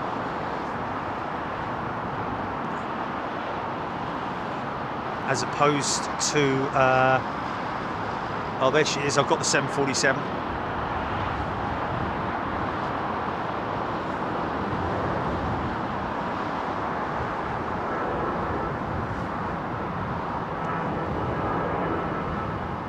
You've got to get all aspects of flight, haven't you?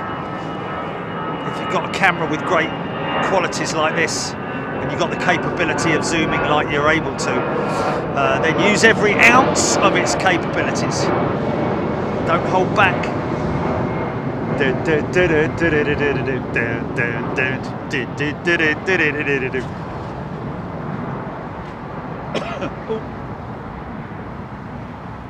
Sue Taylor, 18 hours in business, no problem. I mean, unless you have a great sleep, I mean, the most you can sleep for is going to be 9 hours, isn't it?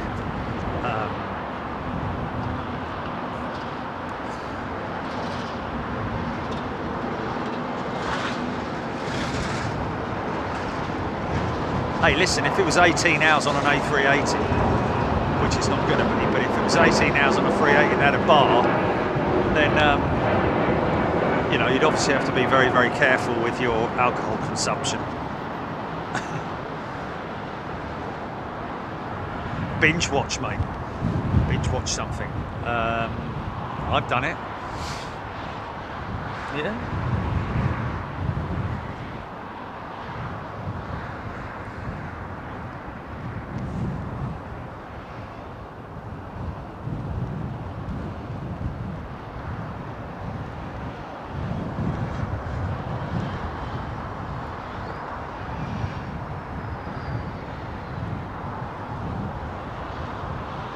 Only did what once?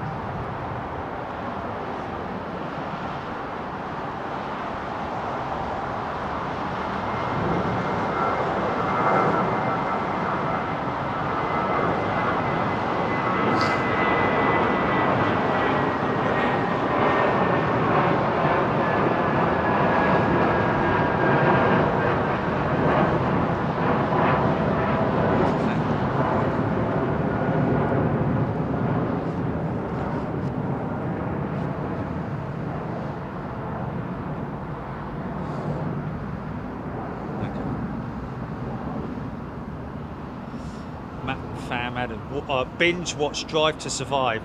What did I binge watch? It was the House of Dragons, wasn't it, or something like that? That I binge watched all the way across Atlantic. Very easy to do, and of course on the return flight, always when I'm flying back from the US, I always try my best to get a night flight. In order to sleep, and I normally sleep for between 7 and 8 hours when I'm flying back. Very easy to do. Glass of Jack and Coke, pillow behind the head, put the seat back, bosh, you're out.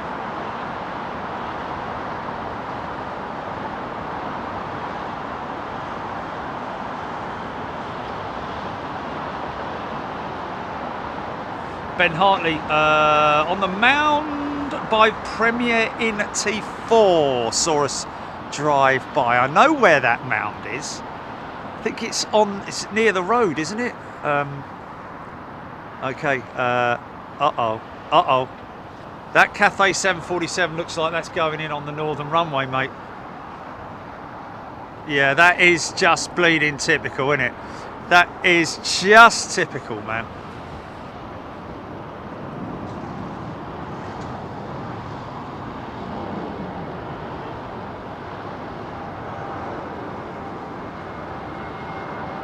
Skilling Cafe 09 left.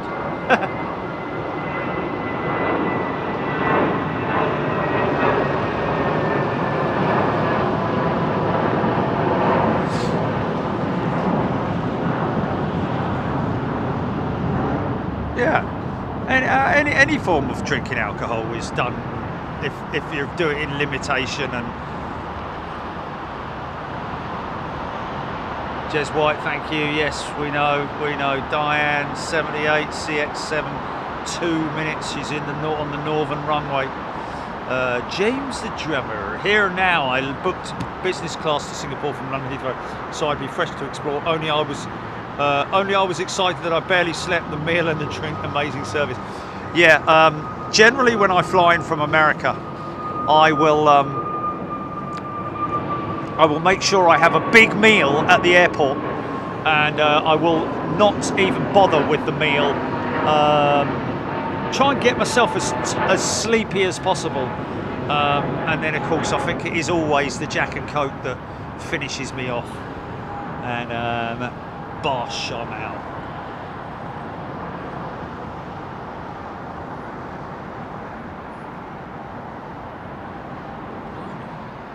JF Bryson, lasagna at 1 AM on the Accra to Amsterdam flight.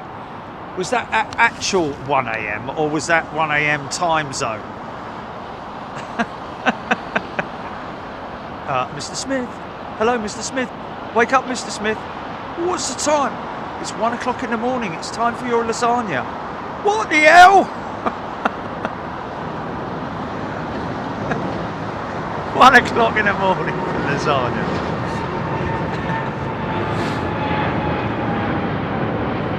Oh, look at that. Royal Brunei 787. Don't often see that at this time of night, do you? Or is that now the changed time with the Royal Brunei flight?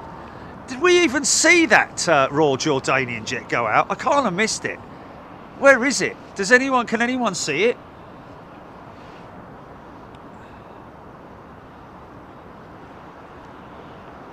Lord Petrolhead.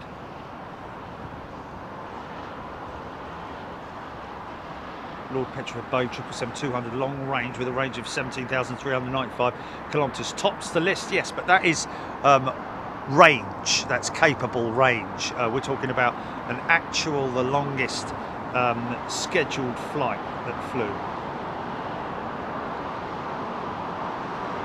But thank you for all that, Lord Petrolhead.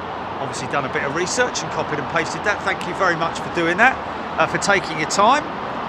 Always appreciate it when people do a little bit of research and come back with some official figures.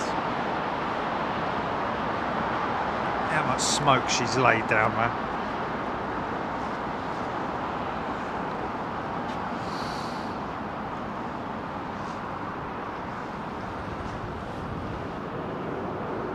Still making a load of noise as well.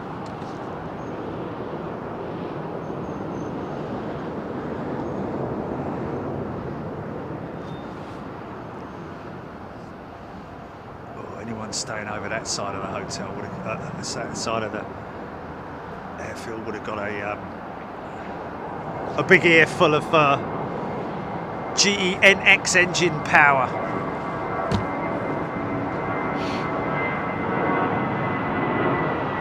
Oh, it's gone apparently. Brian saying, just realised got my red star today. 3 years already.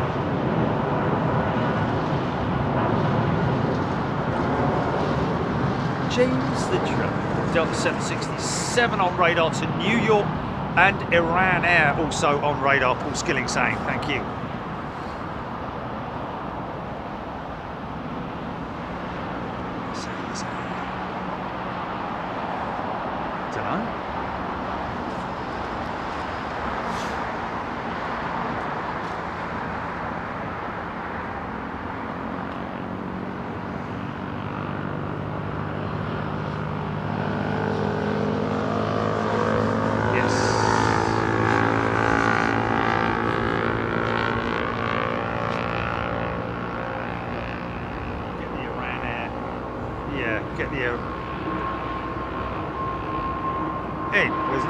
Oh, no, not going out, mate. It's not going to be going out till 8 o'clock, 9 o'clock, I would have thought.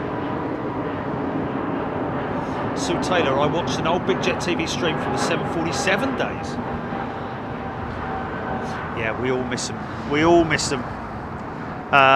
You can still reminisce, of course, from back in the day with the 747s. We had lots of shows and took them all for granted, those jumbos, didn't we?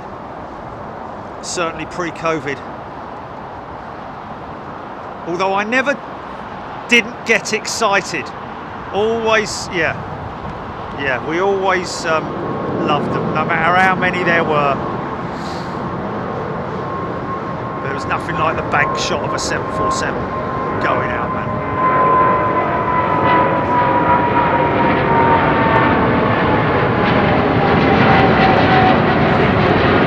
Oh, could get up. Oh, here we go. Here we go, ready? Oh, yeah! What a shot, man. Is it? That's why I leave it still, so you can get a screen grab from it. Do to it, Jacobs. Good afternoon to you, new member on Big Jet TV. A very warm welcome to you, Do to it, Jacobs. John, Moroccan 737 Max.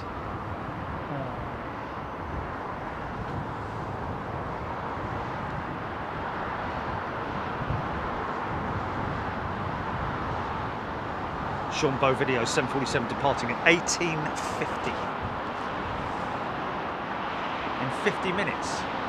Really? You're going to get her out that quick?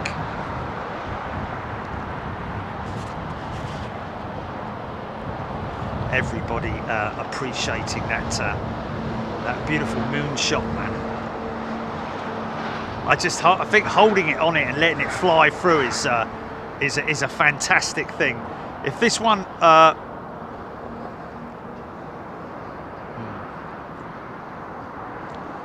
bet that'll be more like 7:30.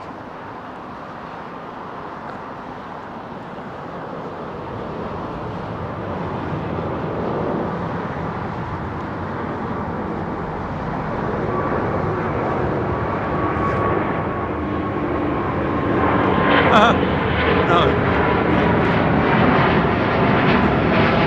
Oh, we got another one. We got another one. Get ready. Get ready. Well, I'm gonna put it on the moon. I'm gonna put it on the moon and see what happens. Yeah!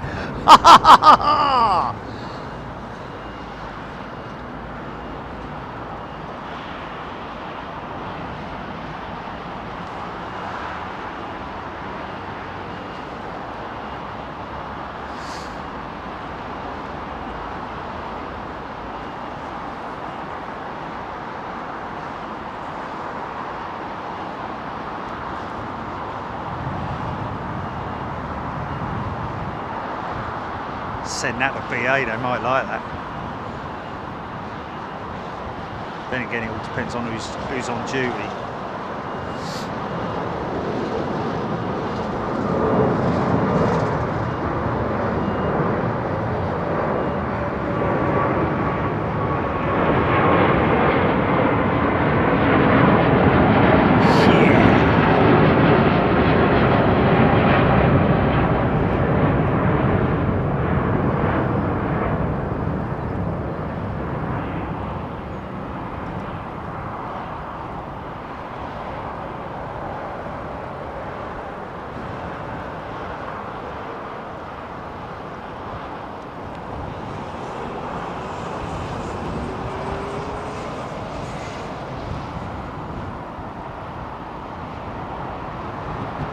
Fly me to the moon.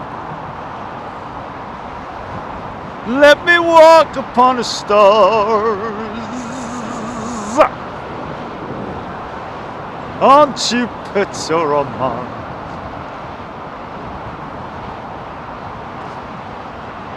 Yeah.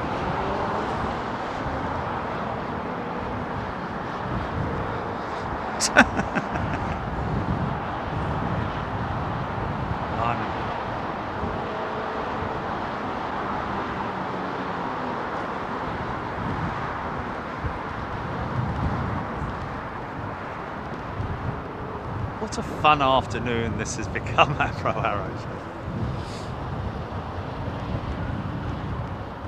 Paul Schneider.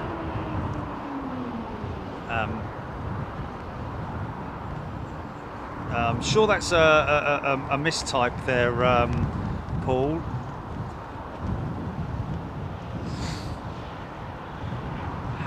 What would Bluebird be replacing?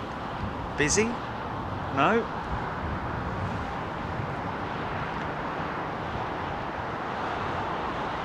Rebecca.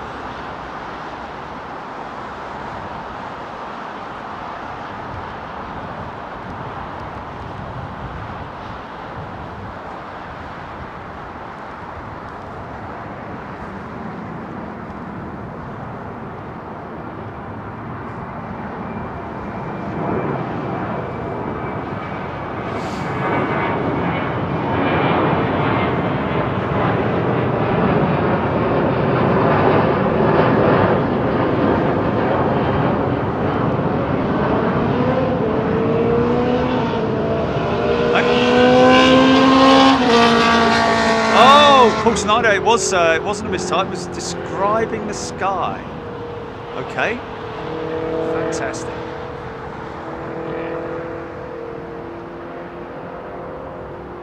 Alan Robbins, Qantas 18 hours 26 minutes on the 380.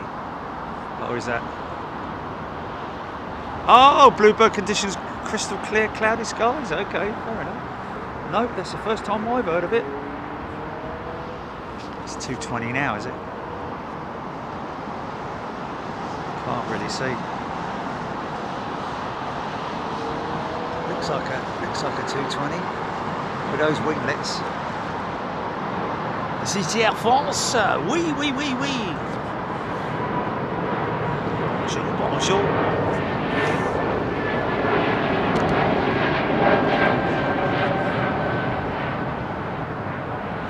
Parce qu'on rigolait, mon fils rigolait, le grand terre. Ben oui.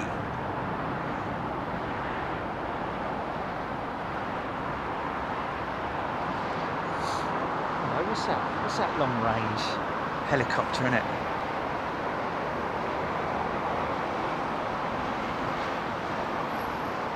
Not the usual. It's over London. That's military. That's military. No, it's not actually. I don't know if it is. Oh, I don't know. Maybe it is. Yeah, I think that's military over East London. Shut it! Yeah, I think that is a Westie. I think you might be right, Chilly. Adventures 46 gone past. Aviation 4K. Air France 220s are taking over.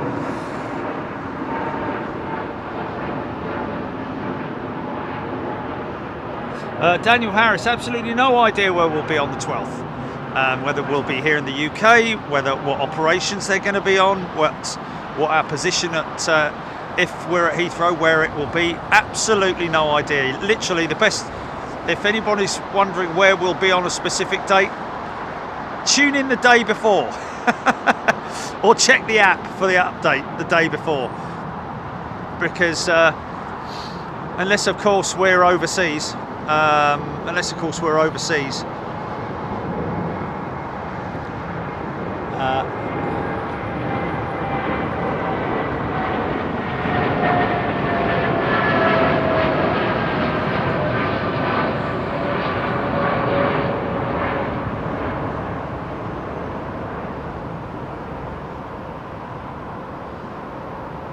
It looked like a Merlin though, it does look like a Merlin. Yeah, private.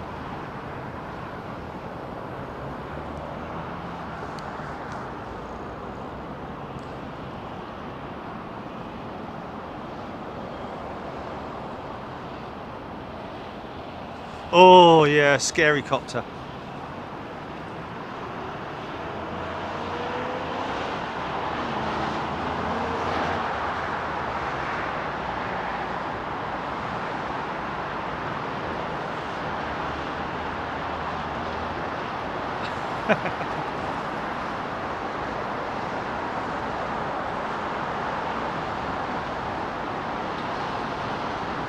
Yeah, probably stuck up halfway up the stairs on my Stanner stair lift.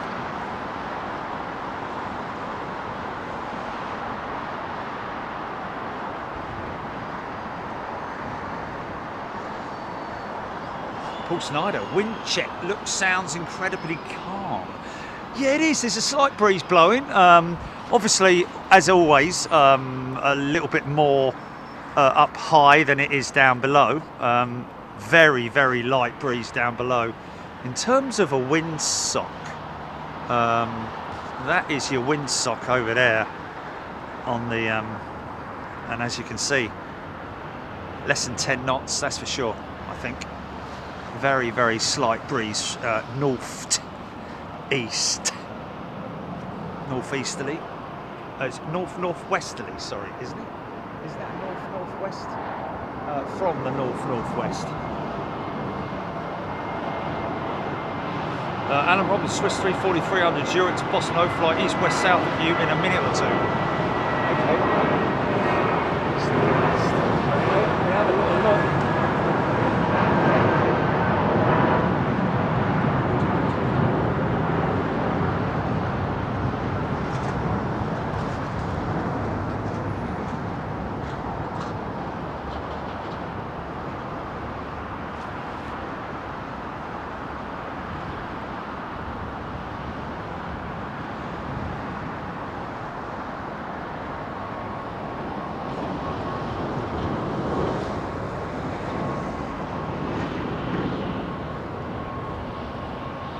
Only a couple of times we've had that 747 in town, and they've opened up the nose.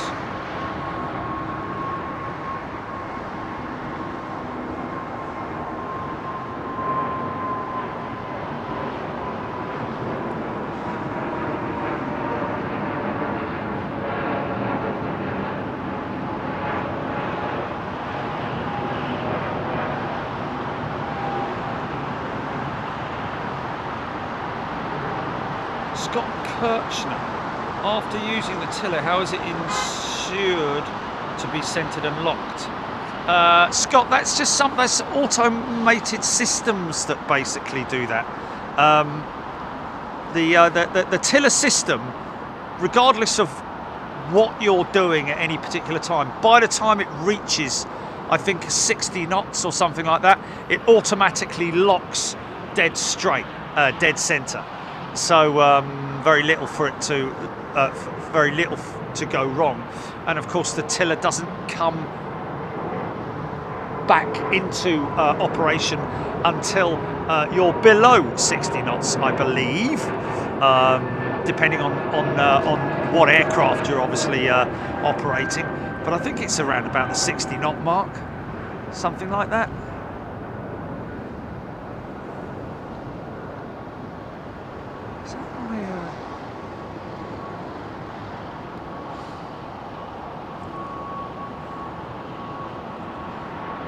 Great example, as I was showing you earlier on, folks, a great example of the different types, different variants, or marks, should I say, the 787-9 and the 787-8. As you can see there, the 8, very, very short indeed. Still got 4 doors on her, same as the 787-9, and interestingly enough, the 787-10 also has 4 doors on her. It's just that, I think it's just the midsection is more or less the same.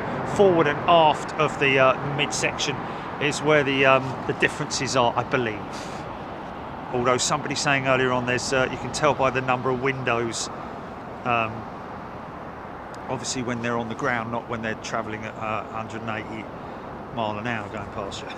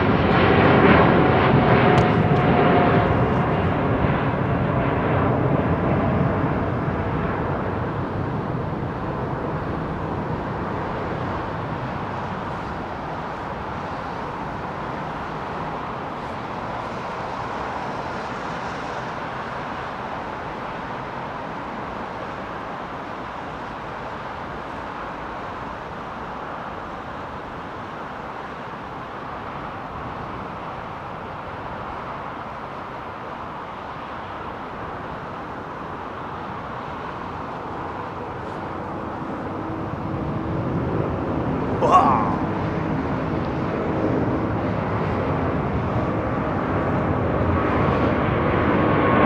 Moonshot, gonna get a moonshot, are we? There we go. Yeah, bloody well should, mate. Are we? Not too far away, innit? Yeah.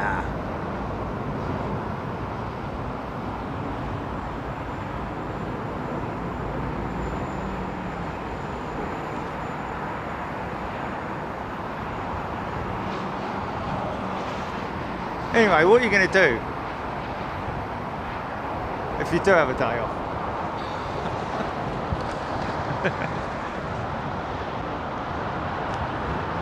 Exactly.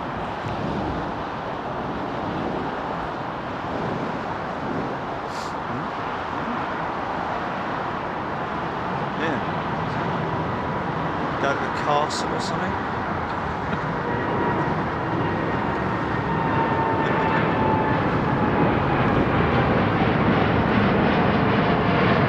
Well, I didn't do anything there, mate. I didn't touch it. But it's not something visible on screen, no? It's not something that people are seeing. Oh, really? What, like a glitch? Well, are you sure that's not cable related then?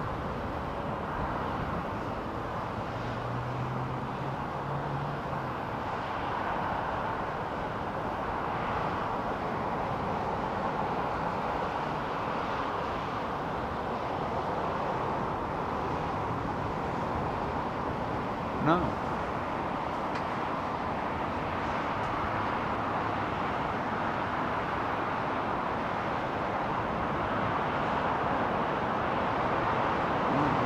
Well, I didn't zoom in then.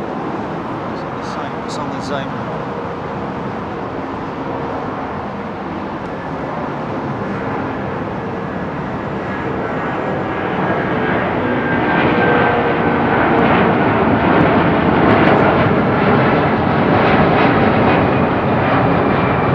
Nice.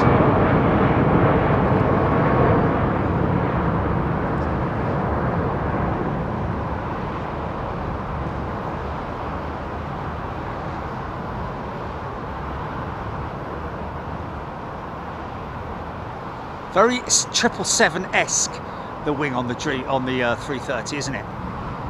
It's quite got that sort of like, you know, 777, Boeing 777 look about it. Rear profile, that is. 767. Here we go.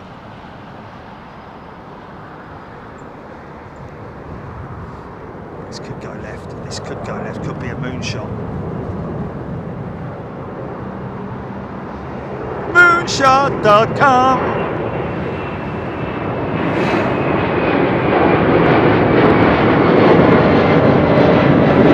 Go left. He's going to go left. He's going to go left. Here we go. Moonshot. Moonshot.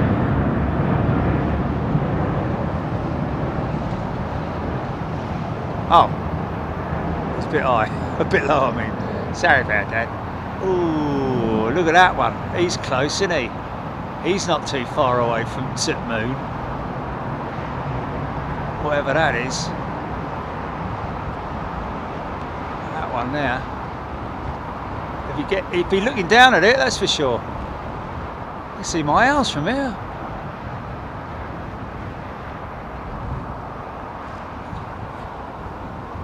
Is it 34 million miles or something like that? It's a postcode.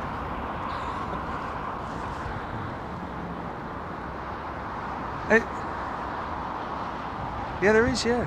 Yeah, there is. Oh, I can't do this. Just people flipping like kids on their phones. Pinging out. Yeah, but even then you get the idiots there, don't you?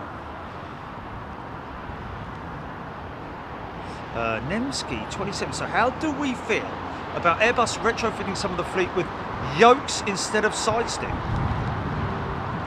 That's the first I've heard of that. You didn't read that in a April Fool or something like that, did you, Nemski? Airbus retrofitting some of the fleet with yokes.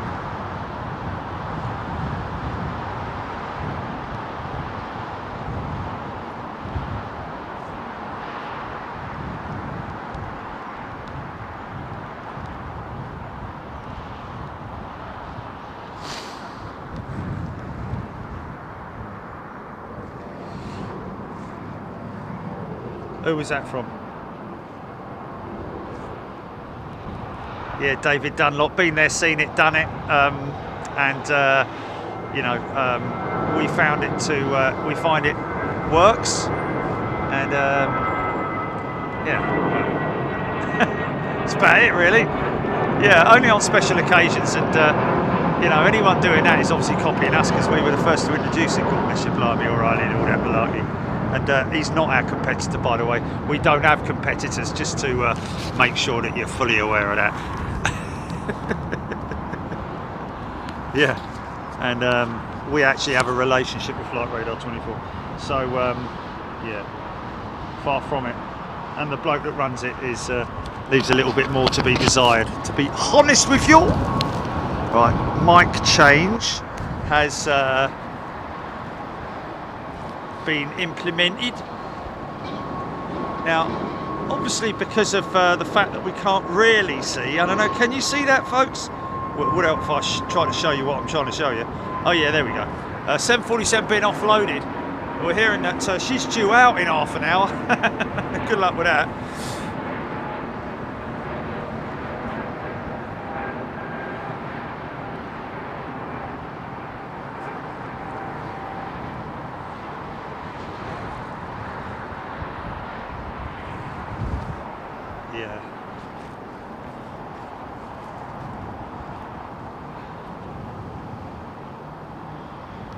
Who? I just told him that's an April Fool, mate. Yeah, I told him that's an April Fool. Either that or he's trying. Either that. Oh, okay. But maybe he was trying to catch us out. In which case, it's a little bit late because it's the 2nd of April. Yeah.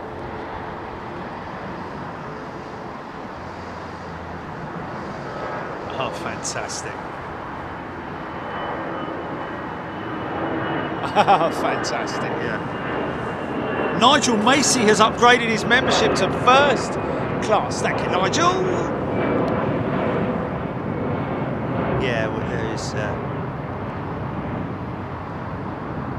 Yeah, we don't have competition. Won't damn it because there isn't anyone to damn. Apart from the idiots. Of whom there are a few.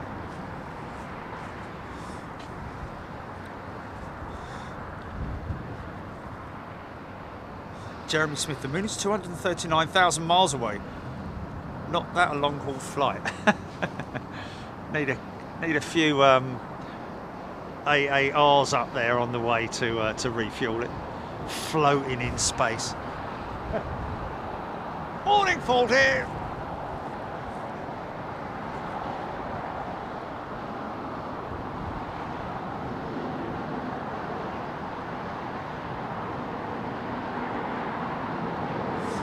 Adding windmill blades to the GPO tower had me kidded.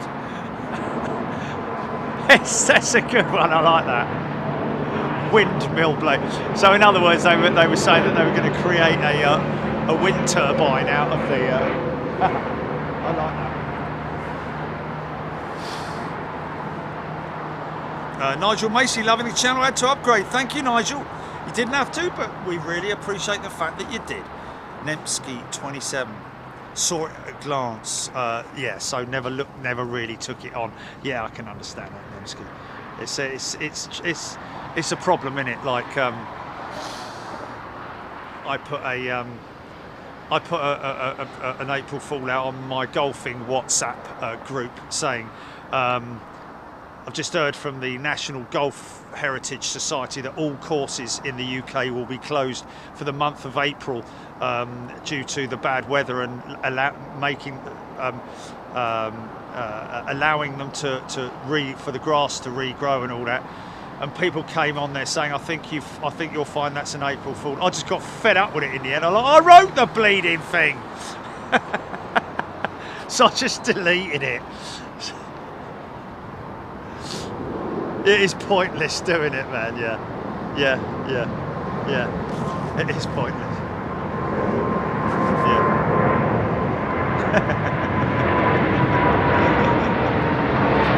Okay, come on, son. Okay, going left. We're going left. There's a funky shot right there. Hold on. No, she's too high. She's too high, I think. You.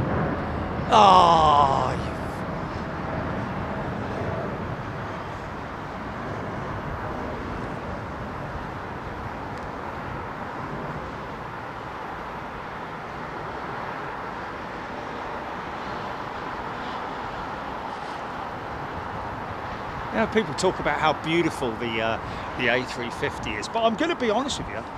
In terms of my favourite super twin aircraft, it is the Boeing 777 because of the fact that it is such a workhorse and a beefcake, isn't it? It's a big old lad, the 777.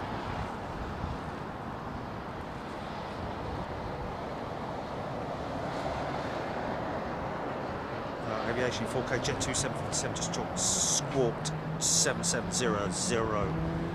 Mr. Pingu, 71. He's a young age of 71. Something I missed from the 70s. The 747s from Air India, Iran Air, TWA, Pan Am, and yes, Iraq Air.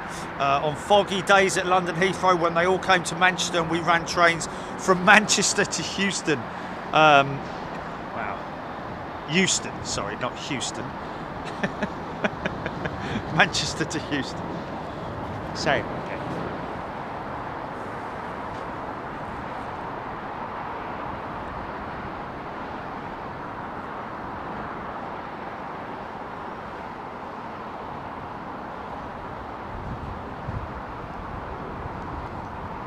Simon Hicks, Russ CT.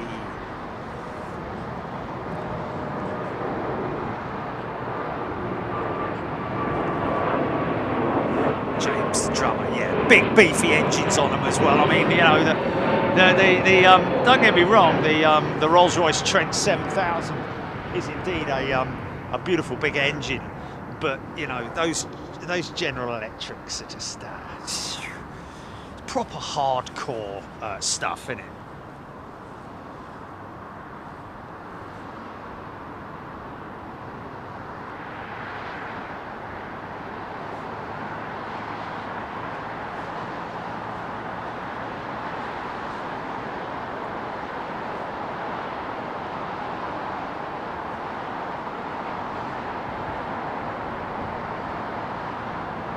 Bandit 99, it's not a silly question, it's a great question, and this is what I like, the kind of questioning that I like to get from anybody involved, as a member especially.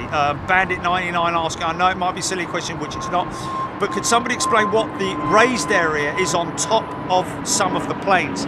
Absolutely, Bandit 99. Well, there are a number of different types of raised areas. A lot of them are masts, which are radio communication masts, etc., etc. That could be the communication system, satellite communications, one receiver dish and one pushy outy dish. Other aircraft have a larger satellite communications hump. I think that one's out of shot because of the fact that it's behind the possibly behind that post there. But yes, satellite communications and general communications is what all the masts are on the top, and so on and so forth. SHB Motorsports Productions. Good morning from New Zealand. Good day to you, SHB. Oh, I shouldn't say good day, should I? To New Zealand, to the Kiwis, should I? Do we call them Kiwis, or is that? I don't know. No, Kiwis fine, isn't it? Simon Hill, fabulous evening in London Heathrow. Good day, everybody. Hope you're doing well. Good morning, good evening, good afternoon, wherever you are in the world. You can drive the car, Fernando.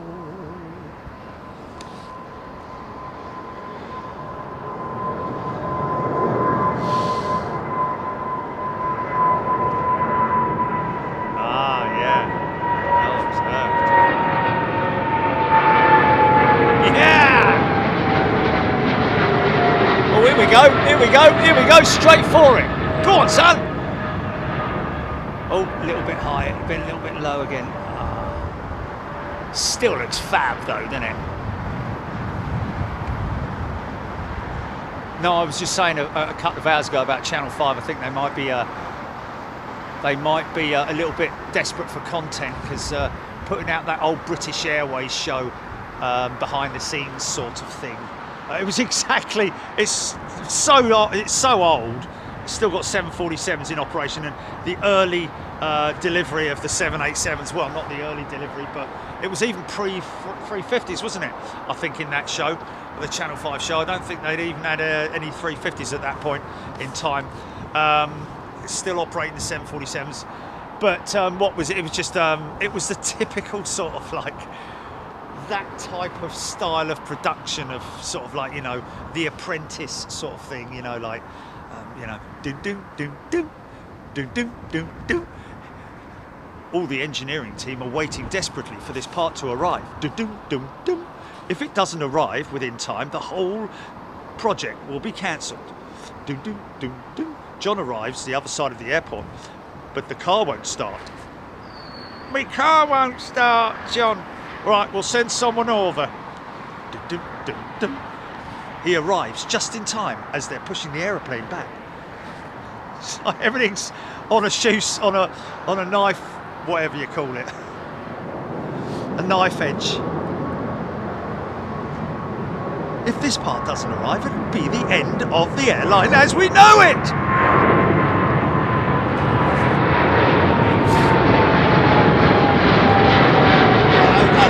go. This could be good. This could be good. Go on, girl. Go on, girl. Oh, what's that, Jilly? Oh, A400M. Yeah, I got him, but I've got a huge glare to me and I can't see my screen, mate. I'm gonna have to wait until, oh, and there's another one. Oh, I've got it on maximum tilt. Stand by. Oh, you can hear her,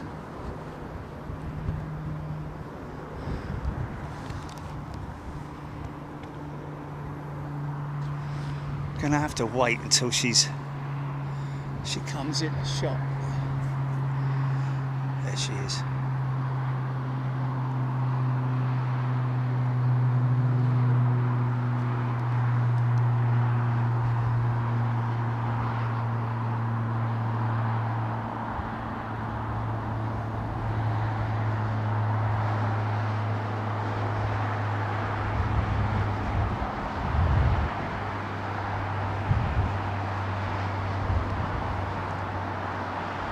I have to say, almost every morning now, I'm not woken, but around about 8 o'clock in the morning, one of these goes overhead.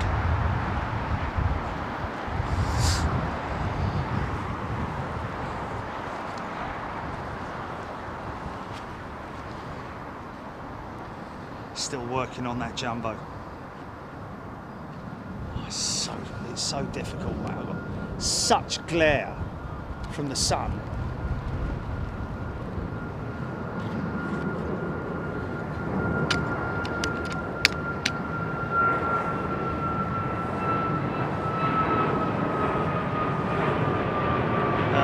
Arrow, thanks to the person who mentioned it on the chat the other day. Ice Airport, Alaska episode featuring Jerry was on YouTube. Great to see. Jerry's right about the voiceover. It was good. It was good though.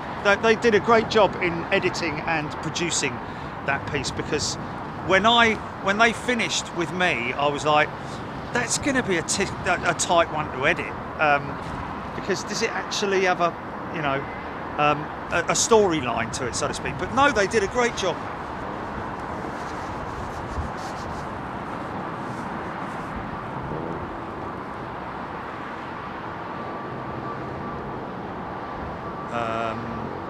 Yes, it has props. That's a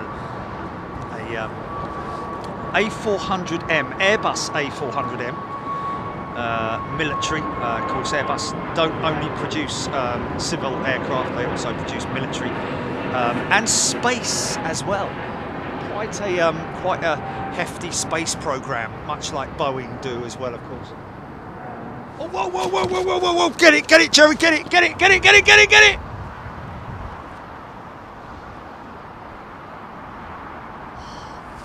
Flipping heck! Oh my God. Okay, now this one here looks like he's on track. This one here looks like he's on track for the moon. Come on, son. It's Ryanair 737, I think. But who gives a damn what it is? What? What's that? Oh. I tell you, hold on a minute.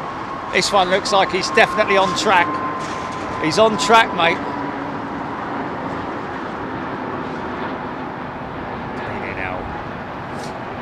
Okay, stand by. This one's on track, mate. This one's not that one, obviously. Come on, camera.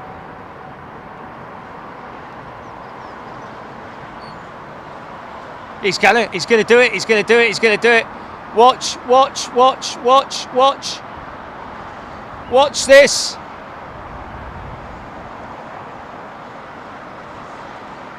Oh yeah! Oh yeah! Thumbnail that!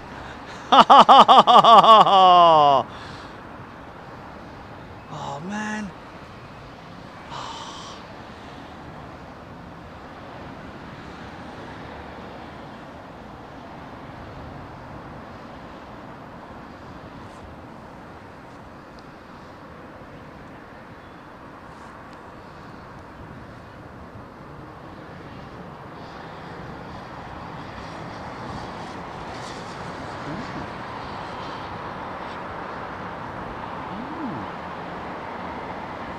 That's what the Wi-Fi phone does.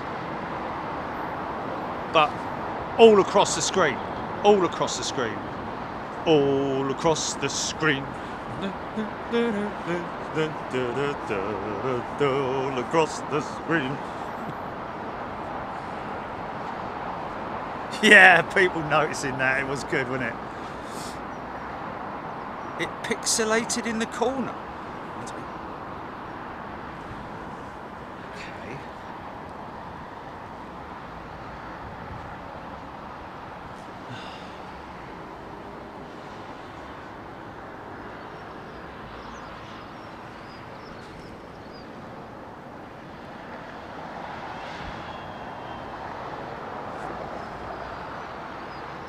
Tesla girl. Well, if you have to, Tesla girl, but hang around and ask questions if you're so desire. Or did she just print that shot bootleg saying Echo 6 Bravo?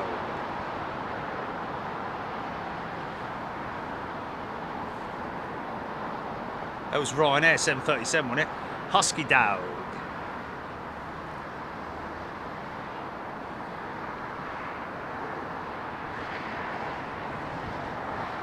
It was what? Sun what?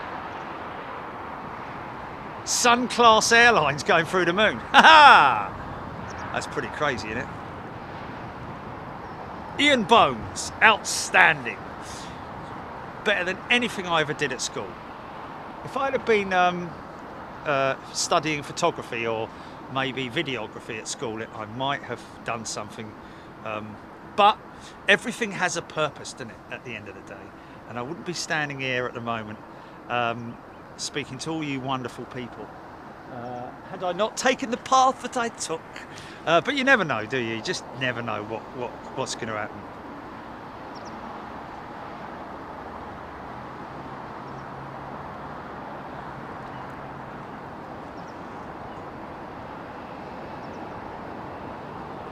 Sorry about that.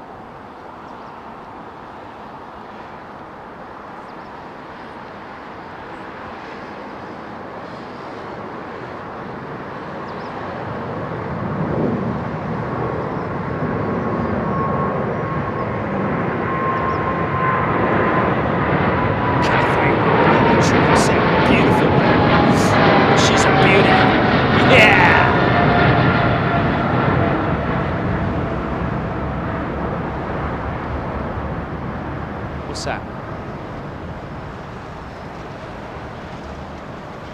Yeah.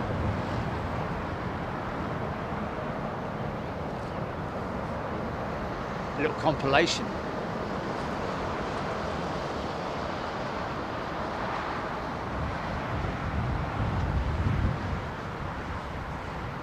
Yeah, not too cheesy.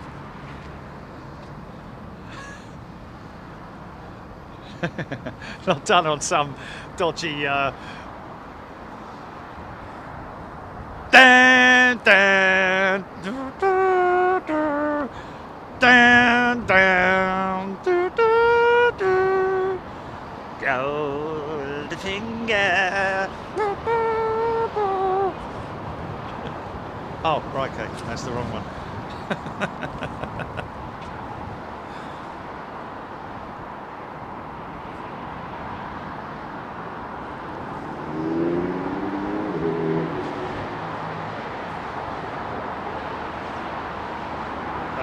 No, he's definitely not, because his main cargo door is still firmly open. Simon Hill came across an airline today which I never heard of. Corendon Airlines. Anyone know anything about them? Yes, Simon. Corendon Airlines operate out of Schiphol. They're a Dutch operator. And I have to say, one of the best hotels that you can stay in at Schiphol is actually the Corendon, where I had a shed land on my car. More on that later. No. No, it did land on my car. That was the day before Eunice. Anyway, the Corendon Hotel has a 747 XKLM jet statically displayed in the parking lot.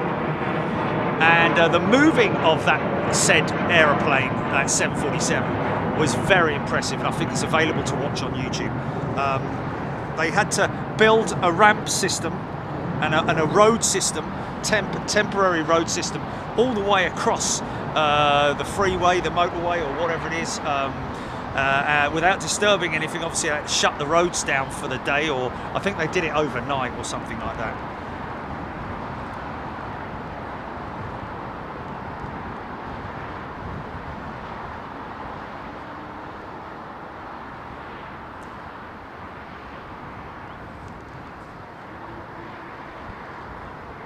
Luke de Schouwer, thank you, confirming, yes indeed, it is a Dutch operator. Now, from what I can see, oh no, I can't see. Yeah, there's still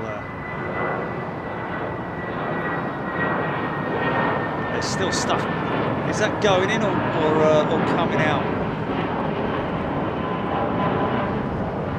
Looks like that's coming out. I think we've still got quite some time before that. I think it's going to be just at least another hour, mate. Yeah, it's going to be another hour at least. Yeah, they're all still offloading. That's not going to be a Tony Jutty, yes. The Sky Bar at that hotel. Again, I'm sorry, I did actually do a little. Didn't I do a live piece from the Sky Bar? Or did I just film it, edit it and put it up? I can't remember. But what an unbelievable place, the Sky Bar. The Sky Bar at the Corendon Hotel. Absolutely fantastic place to visit.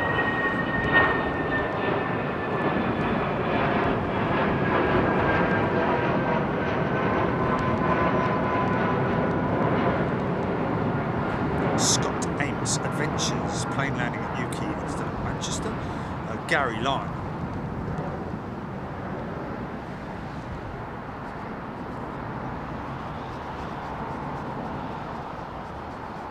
Oh.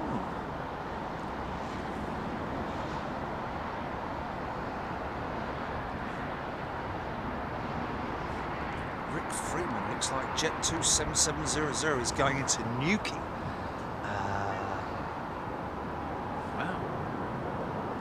That's a big diver, isn't it? Well, not a big one, but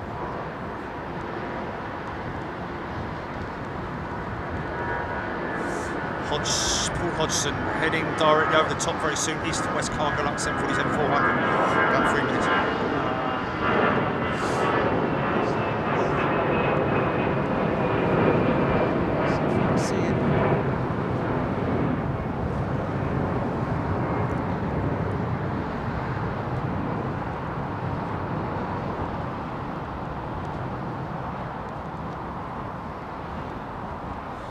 I don't know, Makito, if it's such a. I think it's just either a medical emergency or something like that. I don't think it's sort of like, you know. It's like, you know. Bless.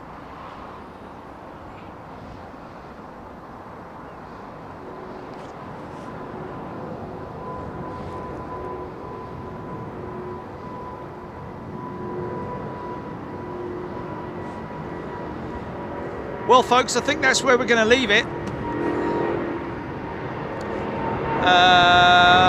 have one last little look at that. We've had a great afternoon. Oh, hello, hold on a minute. Fin air, go on, son.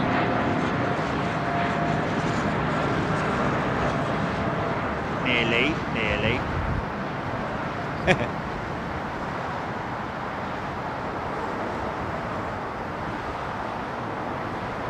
Oh, there's your Cargo Lux 747 on approach.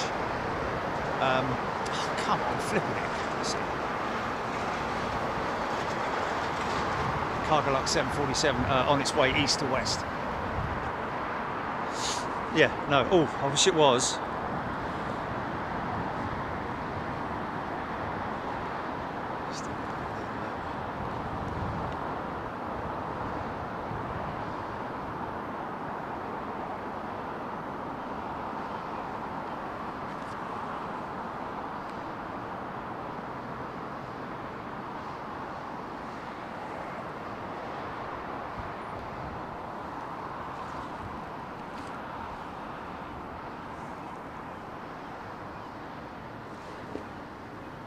Yeah, it's a shame she didn't go over the moon, mate. That's a great shame. She didn't go over the moon. Look on your watch, mate. You've got a bleeding you've got a thingamajig on your watch, haven't you? Let's get a little bearing here. There's your moon, and there's your jumbo.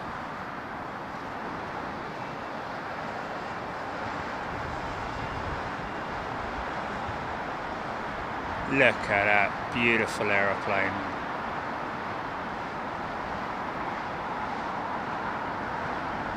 For years to come, she will grace us with her presence.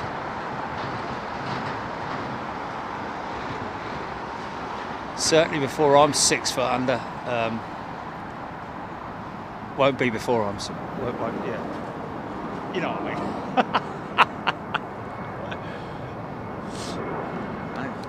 The way things are going at the moment, won't have space to bury me 6 foot under, will it? Probably have to be. Sorry, mate. You can only go down 3 feet.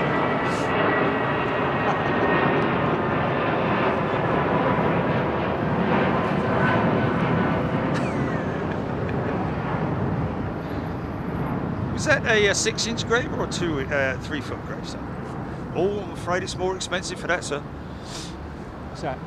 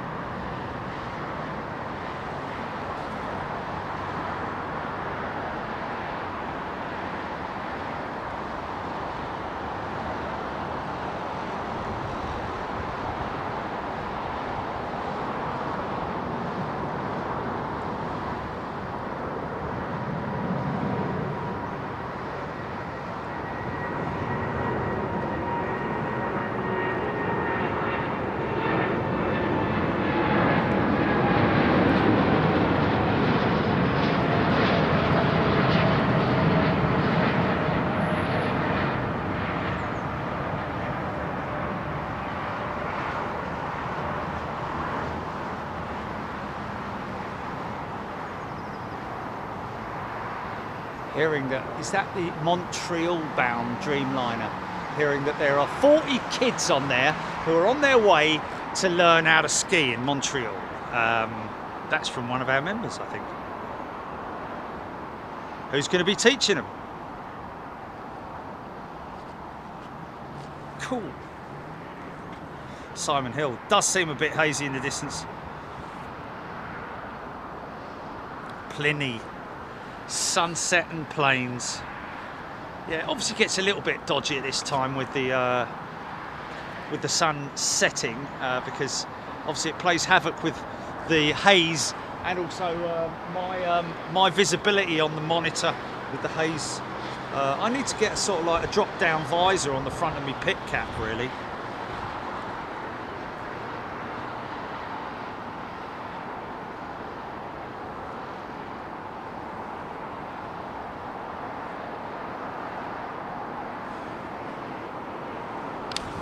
Rolling, folks. That's your lot.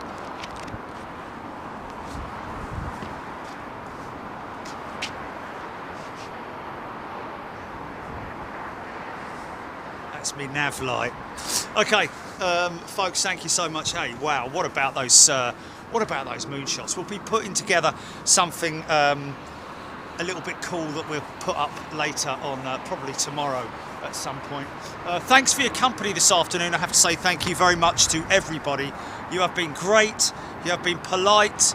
You have been wonderful to everybody, talking with everybody. The interaction is great, and it's great to welcome all our new members as well. Lots of new members getting involved in that interaction, which is what we're trying to push at the moment. We want to establish a huge group of people who come in and chat. Don't worry that if you feel that you're sort of like becoming dissolved in all that chat. Don't think that way. Just keep on at it, and I will do my best, obviously, to see your comment, because obviously that's the problem that we sometimes do come across, is the problem with being able to actually physically see it, because I'm looking on the monitor, I'm looking down there, I'm looking over there, I'm looking up there, I'm reading on the chat. There's so much going on that's why sometimes I miss stuff. Chili tries to obviously do the same thing and keep me. She's got a load of monitors in front of her. She's trying to keep up with everything. If she sees something that comes in or somebody sends us an email, she reads it out to me. Like that one just now with the guy who's teaching those kids in Montreal to ski. It's great to have global interaction, and we really appreciate your support. It's your channel, folks. I have to reiterate that really it is your channel.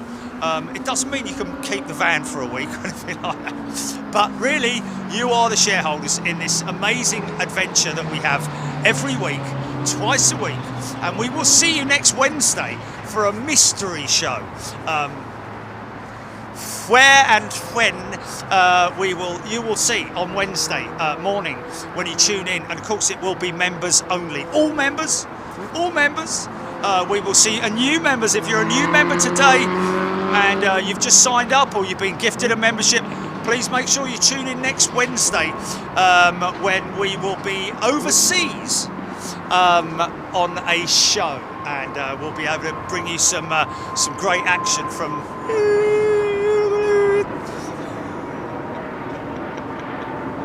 All right, see you later. Cheers, bye. Okay.